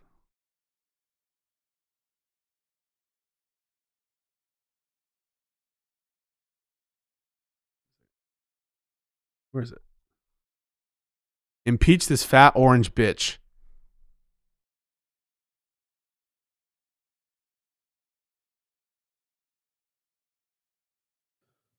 being the victim all the time and the act of being, oh, little old me all the time, it's over. The whole world sees Israel for what it is. For the first time in the history of Gallup polls, they released this poll last night. For the first time in the history of Gallup polling, more Americans sympathize with Palestine than they do with Israel. This is from a Fox News person retweeted this. Western source tells Fox attacks on the Iranian parliament, National Supreme Council, Ministry of Intelligence, Iranian Atomic Agency, cyber attack on news agencies. So it was like all at once. Like they've attacked their Congress, right? The equivalent of their Congress, the equivalent of their heads of state areas, right? Their intelligence agencies, like all of their government shit. It's like an all-out decapitation, all-out going for like the most important shit, like a rush for your command centers and I don't know, your fusion cores, reactor cores, all that shit. I'm making StarCraft references, but you know what I'm talking about. For your important shit. They're in your base killing your dudes. So Israel knows this is their last shot. They're going to move into looking to be a parasite on India. They're going to look into South Korea, other parts of Asia. They know their gig is up here. They've stolen as much money as they can. They've spilled enough of the American blood and treasure that we finally are sick of it. So they know this is their last gasp, maybe 2, maybe 4 years, maybe 1 or 2 election cycles before the support is completely gone. This is why they spend hundreds of millions of dollars on American politics to control our Congress, but they don't even need the congressional vote anymore. This is why the Israeli interests spent hundreds of millions of dollars on Trump's campaign and now have forced him to do this. This is also why the Epstein files were being slowly leaked out before the Epstein Transparency Act was even passed through the media. They were dripping Epstein files to pressure Trump into striking Iran.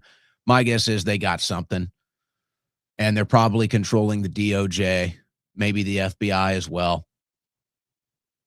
And that's why we haven't even seen half the Epstein files, maybe not even a quarter of the Epstein file. God, these guys need something, right? Cenk was coping, and now he's coping. They need these total blankets of security. They really are. It's damaging to their psyche that they could have just totally misread the political moment. I know that this is like a kind of side point or whatever for this whole fucking thing, but it really is frightening how closed systems of thought have totally fucked our whole shit. I don't know what happened, but I'm done with him. This guy just continues to cope. We don't need more cope. All right. Iran targeted United States naval installation in Bahrain as reports of additional Iranian missile launches against Israel, Qatar, and the United Arab Emirates. Explosions all over Bahrain. The U.S. Fifth Fleet Support Center was targeted an Iranian strike in Bahrain, and the additional strikes in these other countries. Let's see what AP is picking up. Holy fuck. All right, let's scroll down a little bit. UAE closes airspace. So this is like some Omega fucked shit, huh? So this is like horrible. Look at all these fucking updates. All right. Let's go one by one. U.S. struck from air and sea. That's his speech, which we saw. Bahrain says the headquarters of the U.S. Navy's Fifth Fleet has been targeted. So some Americans could be dead, right? Hopefully not. Hopefully not. The strikes by Israel and the U.S. on Iran suggest shaping actions designed to degrade air defenses typical of a wider military campaign.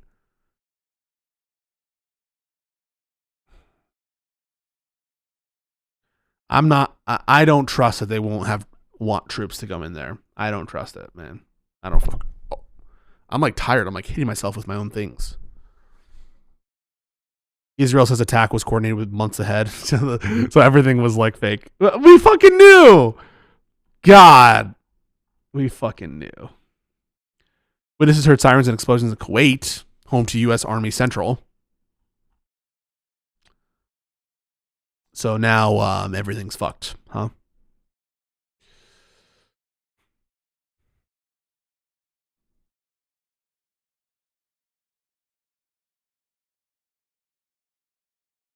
We fucking knew.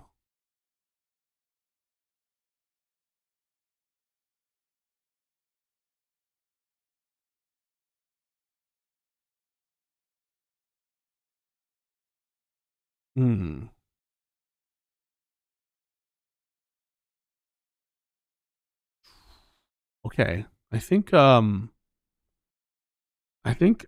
stayed up long enough. I don't know what else. Who else is there to clown on? Should we look at Drew Pavlou?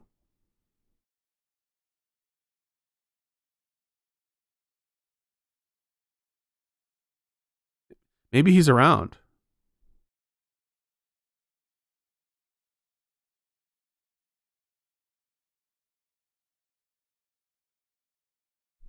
We look at Drew Pavlou.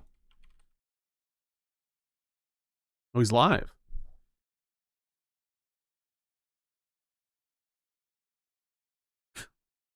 Such a goofy motherfucker.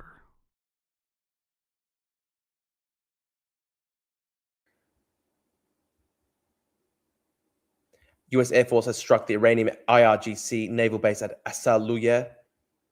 Iranian ballistic missiles targeted the Al Salem air base in Kuwait. Israel has mobilized 70,000 reservists for the war against Iran. Trump calls for regime change. We knew that. Let's see. U.S.-Israeli airstrikes hit Iranian positions in Dezful. Let's see if we can see on the map where this is. Okay, so that's Dezful there. Israeli submarine departs Haifa at full throttle. I saw that on 5 minutes ago on Twitter. Lindsey Graham. New Iranian missile barrage targets northern Israel. Damn, it's all fucking on right now. Damn, this is fucking crazy. I wish I had that. I wish I had the Palantir situation monitor thing. I really wish, man. Iranian strike hits U.S. Fifth Fleet Bahrain. Explosions in Kuwait, Jordan, UAE. Lindsey Graham says, God bless POTUS for planning and now executing Operation Epic Fury, making America more safe and eventually more prosperous. Eventually, huh? I see God's protection for all under President Trump's command, as well as our allies in Israel. My mind is racing with the thought that the murderous Ayatollah's regime in Iran will soon be no more. The biggest change in the Middle East in 1,000 years is upon us. The likelihood of normalization between Saudi Arabia and Israel getting back on track is exceedingly high, a subject I brought up last week to the key players in the region who concurred. If the Ayatollah goes down, historic peace advances. As to the men and women participating in this operation for our country and Israel, may God bless you and keep you safe. If you are injured or fall, I believe with all my heart that your sacrifice makes your country and the world a better and safer place. This moment is why you chose to serve. This operation has been well planned. It will be violent, extensive, and I believe at the end of the day successful. Again, the demise of the Ayatollah's regime with American blood on its hands is necessary and more than justified. That's Lindsey Graham. Yeah, so they don't even have air defenses right now, which is beautiful.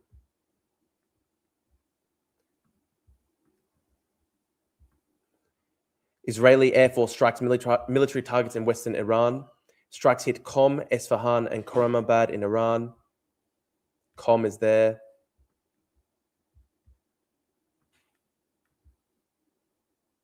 Israeli cruise missiles pass over Iraq from Syria. Tehran.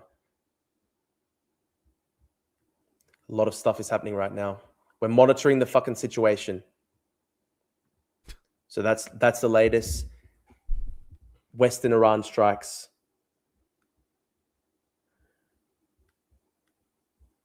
I just want to not be outglassed. I can't even talk. I can't talk. Doing a budget Samson option. I think my brain is turned off. I had COVID. Retarded. I probably still have COVID. I'm 85%. So they're trying to get the entire Middle East, US to invade them. Yeah, it seems that way. Looks like they've got their own like shitty version of Samson option or whatever, and they're just like striking Riyadh and all this stuff.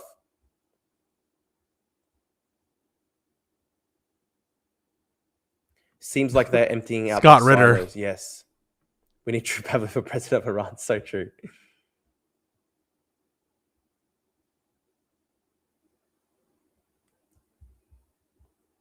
Long live Palantir. Well said, my friend. Well said. Beautiful. I wish I had the Palantir situation monitor right now. It'd be so good.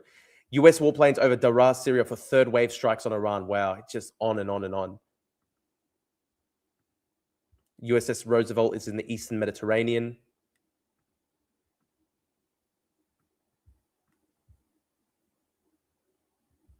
Let's see what Kalshi's saying. Let's see.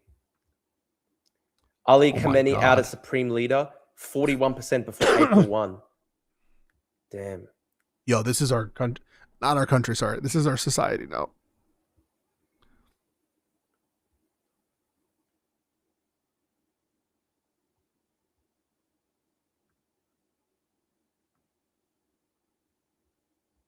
Big jump. So this morning, wow. So, wow. Wow. The betting 70% chance that Khamenei is no longer leader by September. Almost 64%. Do these betting markets rub anyone like the wrong way? That's kind of like sinister. Does it rub you guys the wrong way? Kind of rubs me the wrong way. Did some New York Times updates. Bahrain State News Agency said the service center of the U.S. Navy's Fifth Fleet that's confirming. Internet connectivity in Iran has plummeted to just 4% of usual levels. The internet's down. The IRGC said in a statement on Telegram that it launched a wave of missiles and drones on Israel. 2 weeks ago, Lindsey Graham said he expected it would be weeks, not months, before the United States launched an attack aimed at toppling the Iranian government. That prediction appears to have been correct. U.S. embassies in Jordan and the United Arab Emirates have directed all staff to shelter in place. Chaos and panic grip Tehran as airstrikes shake the city. Just as Iranians began their work week on Saturday morning, U.S. and Israel strikes sent panicked residents of Tehran into the streets and parents racing back to schools where they had just dropped off their children. Chaos and uncertainty set in as explosions shook the densely populated city, Iran's capital, according to witnesses who spoke to the New York Times. Ali, a businessman from Tehran, said in a text message that he was sitting in his office with many employees when they heard two explosions along with fighter jets streaking over the sky. Employees ran screaming out of the building. He said he, like several other residents who spoke to the Times, asked not to be identified by his full name because of fearing for his safety. From the leafy upscale district of Mirdamad, resident Hamid Dreza Zand described seeing at least 10 fighter jets flying overhead as locals ran into the streets and some drivers abandoned cars on the streets choked with traffic. With ambulance sirens wailing in the background, other residents scrambled to pick their children up from school. I rushed to a school to get my daughter from middle school. The girls were hiding under the stairs and crying, said Ali Zainalipour, whom a Times reporter reached on the Clubhouse social media app. The principal did not know what happened. Everyone was so scared. From the roof of her apartment in Tehran's northern Belenjak district, this other guy described seeing a second round of fighter jets. People are standing on the roof looking at the sky, pointing down. You can hear women screaming. Some of the neighbors are running to their car. She said, it feels like we're in a movie. In the Pastaran area, where a large compound belonging to Iran's Revolutionary Guard forces is, residents heard multiple explosions that shook their windows. My children are crying and scared. We are huddled in the bathroom. We don't know what to do. This is terrifying, an engineer wrote in a text message. As reports of explosions hitting other cities across Iran began to emerge on local media, telecommunications began to falter. A resident named Maza said she was fleeing Pastaran without being able to connect her loved ones to tell them where she was going. When Israel launched surprise attacks on Iran last June, it targeted mostly military and nuclear sites and strikes in Tehran and assassinated its top military chain of command. The strikes on Saturday appeared far broader, including political targets like the intelligence ministry, the judiciary, and the pasture-gated compound where the president and supreme leader Ayatollah Ali Khamenei generally reside, according to residents in the area and local news outlets. The attacks came at a fragile moment for Iran, whose government launched a brutal crackdown last month to stamp out nationwide protests demanding an end to Iran's clerical rule. Not all Iranians were angry as they watched the plumes of smoke rising from the blast, said Aryan, a resident of Ektaban Township west of the capital, who said some of the relatives were cheering the strikes. He said he could hear voices outside the building chanting, "Long live the Shah," a reference to Iran's monarch who was deposed in the 1979 revolution. As warplanes launched strikes across the country, President Trump released a video statement announcing to Iranians that the hour of your freedom is at hand, urging them to rise up. Some Iranians ridiculed that call. The only thing on our mind right now is to get to safety. No one is thinking of protesting right now. Seems a little counterintuitive to me, but I'm not a fucking general, so what the fuck do I know? Crazy. Okay, let's see any latest.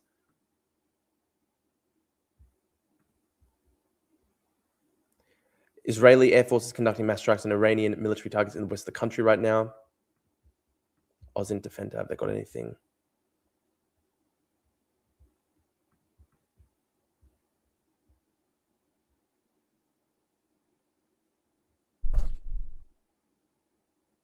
Guys, my brain is fucked. That's the second time I hit my own mic for no reason.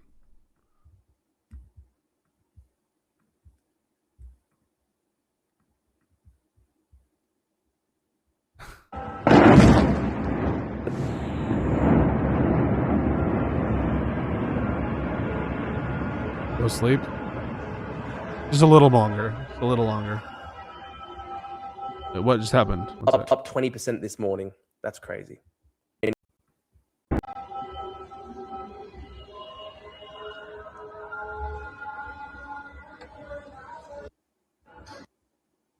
Damn. What did Fetterman say? It's all on.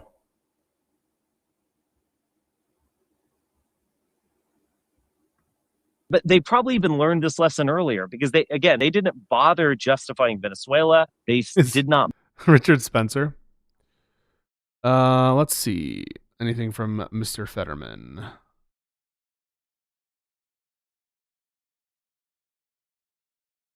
Anything from Mr. Fetterman? Operation Epic Fury. Oh no. Dude. This motherfucker.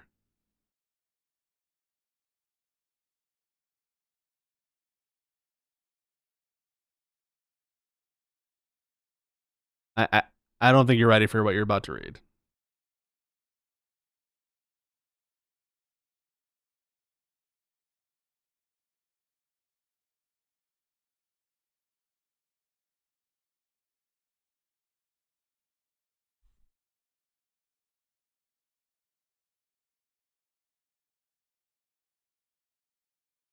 You think this guy's going to convict Trump, impeach him, and convict him for an illegal war?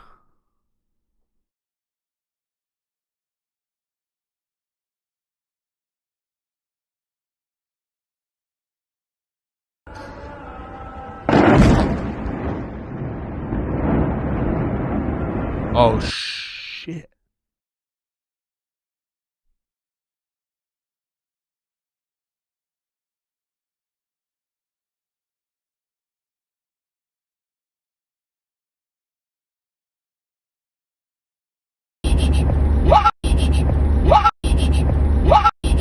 This is America.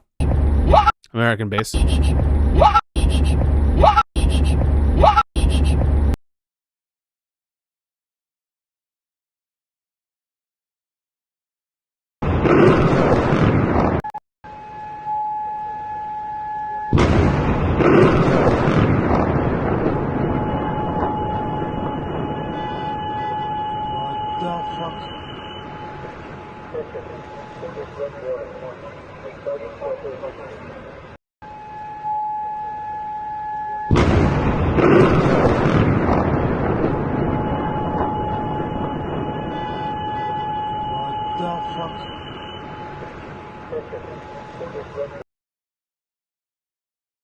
همین الان بیبی داله اومد اونامی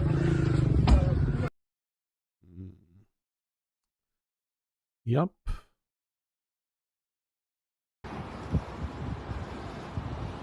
Some missiles launching here in Abu Dhabi. Big shit.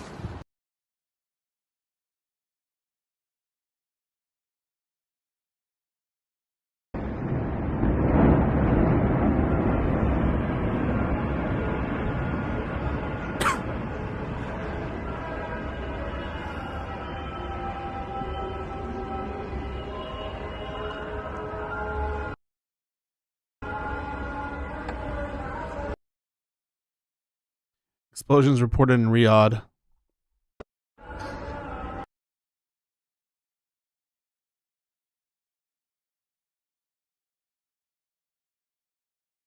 That is a crazy video.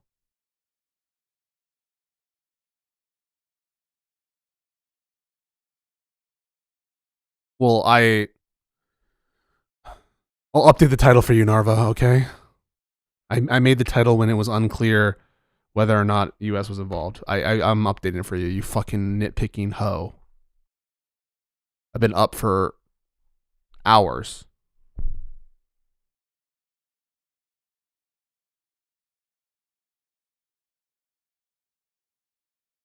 Let's check in on Drew.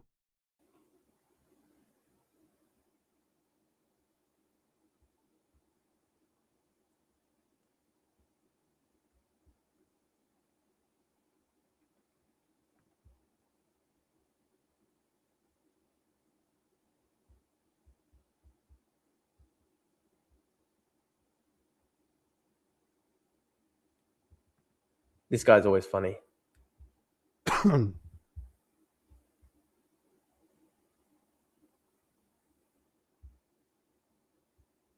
Mario Nafal says unconfirmed Large number of reports commercial aircraft are currently stuck in the air as that Iranian missiles are targeting the USS Abraham Lincoln, currently located in the Persian Gulf. crypto course grifters in Dubai right now. You have to wonder if the Ayatollah is already dead. This is full-blown regime change, and I'm sure Mossad knows where he was hiding.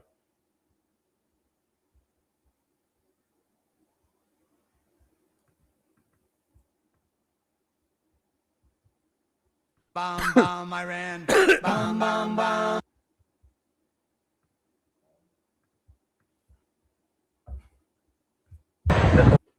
Threat warning. UK MTO has advised mariners to be aware of significant military action in the Arabian Gulf, Gulf of Oman, North Arabian Sea, and Strait of Hormuz. Hormuz. I need more information.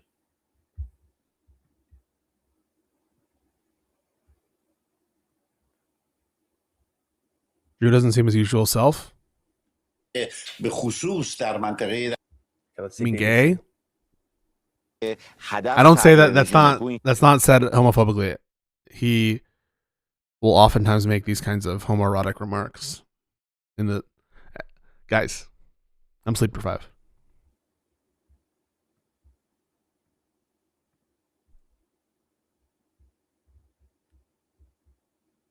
Iranian airspace tracker right now. Everything's down in Iran. Will the Iranian regime fall before 2027? 53%.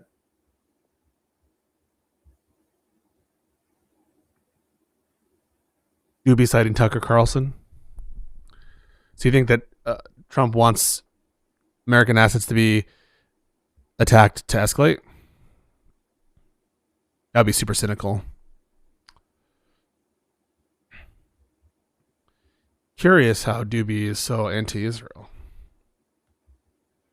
These are all the people who were killed by the Iranian regime last month. You can just see all their faces. I do think Trump is that cynical. All of these people were confirmed killed by the Iranian regime. Shot with war bullets during protests in Isfahan, hit in the shoulder area.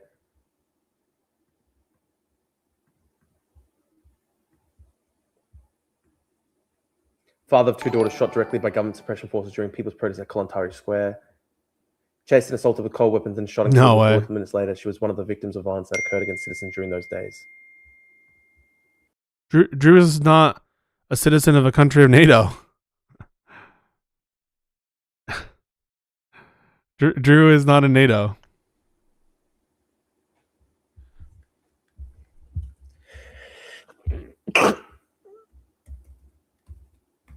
I do think, by the way, folks, don't take Milo and these people as representative of MAGA. I think MAGA will support this action overwhelmingly.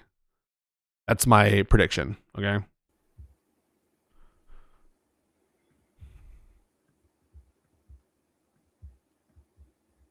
Let's see War Monitor. Al Jazeera live updates page, they're saying. I hate Al Jazeera, but let's just see. Actually, I'll go on YouTube.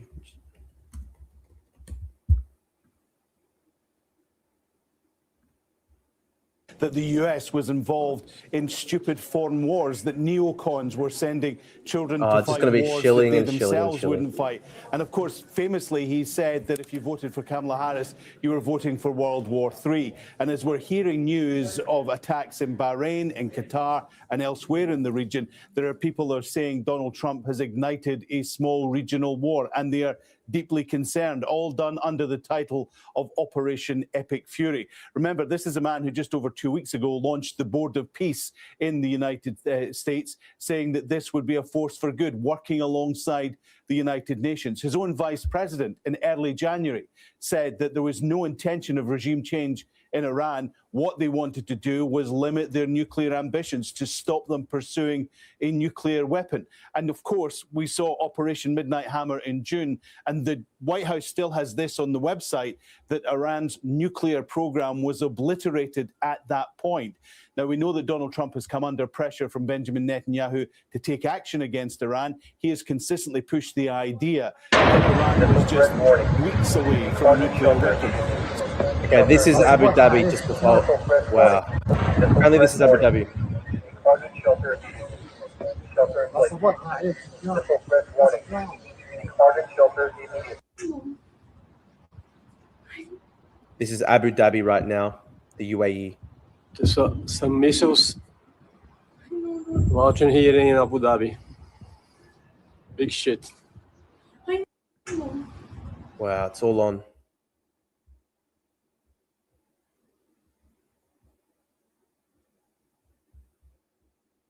Oh my god, Wow. oh my god, oh my god, oh my god. Okay, okay.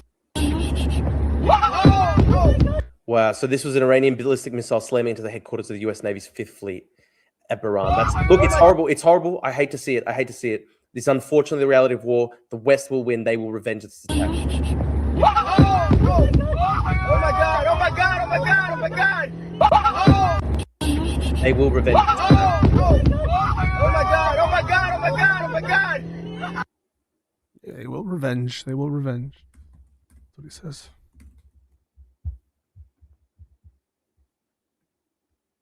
As of yet, we have not seen any Iranian response out of rhetoric promising retaliation. Well, That's from before. I did just see that. But That's from before. Let me see if there's any updates from New York Times. The great test officer has arrived. The Iranian Foreign Ministry said in a lengthy statement in response to the attacks, it accused the United States of once again launching an attack while the two sides, true, were in negotiations. The people of Iran are proud they did everything possible to prevent war. Just as we were ready for negotiations, we are more prepared than ever to defend the Iranian nation. That's what the foreign minister has said. So, Donald Trump has launched your country into war, a war of choice, a war which the American people don't support, a war which is illegal under U.S. law, a war which is very unlikely, in my opinion, but what do I know, to achieve its aims, a war that is almost certain to destabilize the region, a stupid war, a war of aggression, absolutely unjustified, and I'm against it. I'm fucking against it. All Democrats should be against it.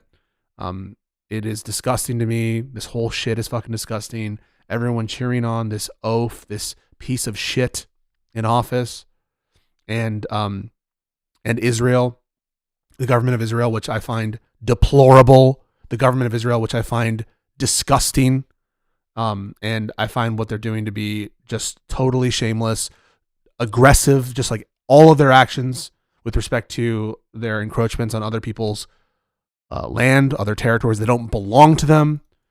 Now, in conjunction with our criminal so-called president, they are endangering us. Your lives have just been made more dangerous, the lives of American soldiers, for this stupidity. And you know what? In some sense, a lot of people, unfortunately, this is the truth, right? A lot of people in the media space who claim to be against these wars on the Republican side, they deserve all of their shame, but they really don't have any shame. And at the end of the day, the people who are going to foot the bill are civilians who die, service people who die who didn't want this war, and the American people in terms of blood and treasure. And I don't want that. Who wants that shit? Who wants that shit when there is a path to a peaceful resolution? When there was a path to a peaceful resolution. When this regime change is very unlikely to succeed. So fuck this war. Fuck this administration. Fuck the government of Israel. Fuck what Israel is doing in being with us, being co-conspirators, if not pushers, if not active pushers, if not the ones who are conceiving of these plans. They deserve moral culpability, as does our government, and to a large extent, the American people themselves, because we elected this crazy motherfucker. And you should have known better, American people. And now we're going to pay. And all of us are going to pay. Even those of us who fought against this criminal stupidity. Folks, I'm going to have to tap out. I'm too tired. But I love you all very much. I hope that all this works out in the best possible way for the Iranian people. I condemn the Iranian regime. I don't support the Iranian regime. I hope that this is all simple and quick and done and quickly. I don't think it will. I don't think it will be. I think that these actions have been escalating, and I think we're getting into a place where it's going to be ugly. And I say it again. War doesn't turn out the way you think.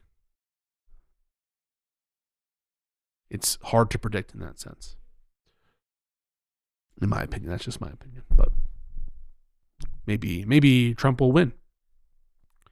I doubt it, though. I love you guys very much. Stay cool. Stay doom scrolling. Follow the channel.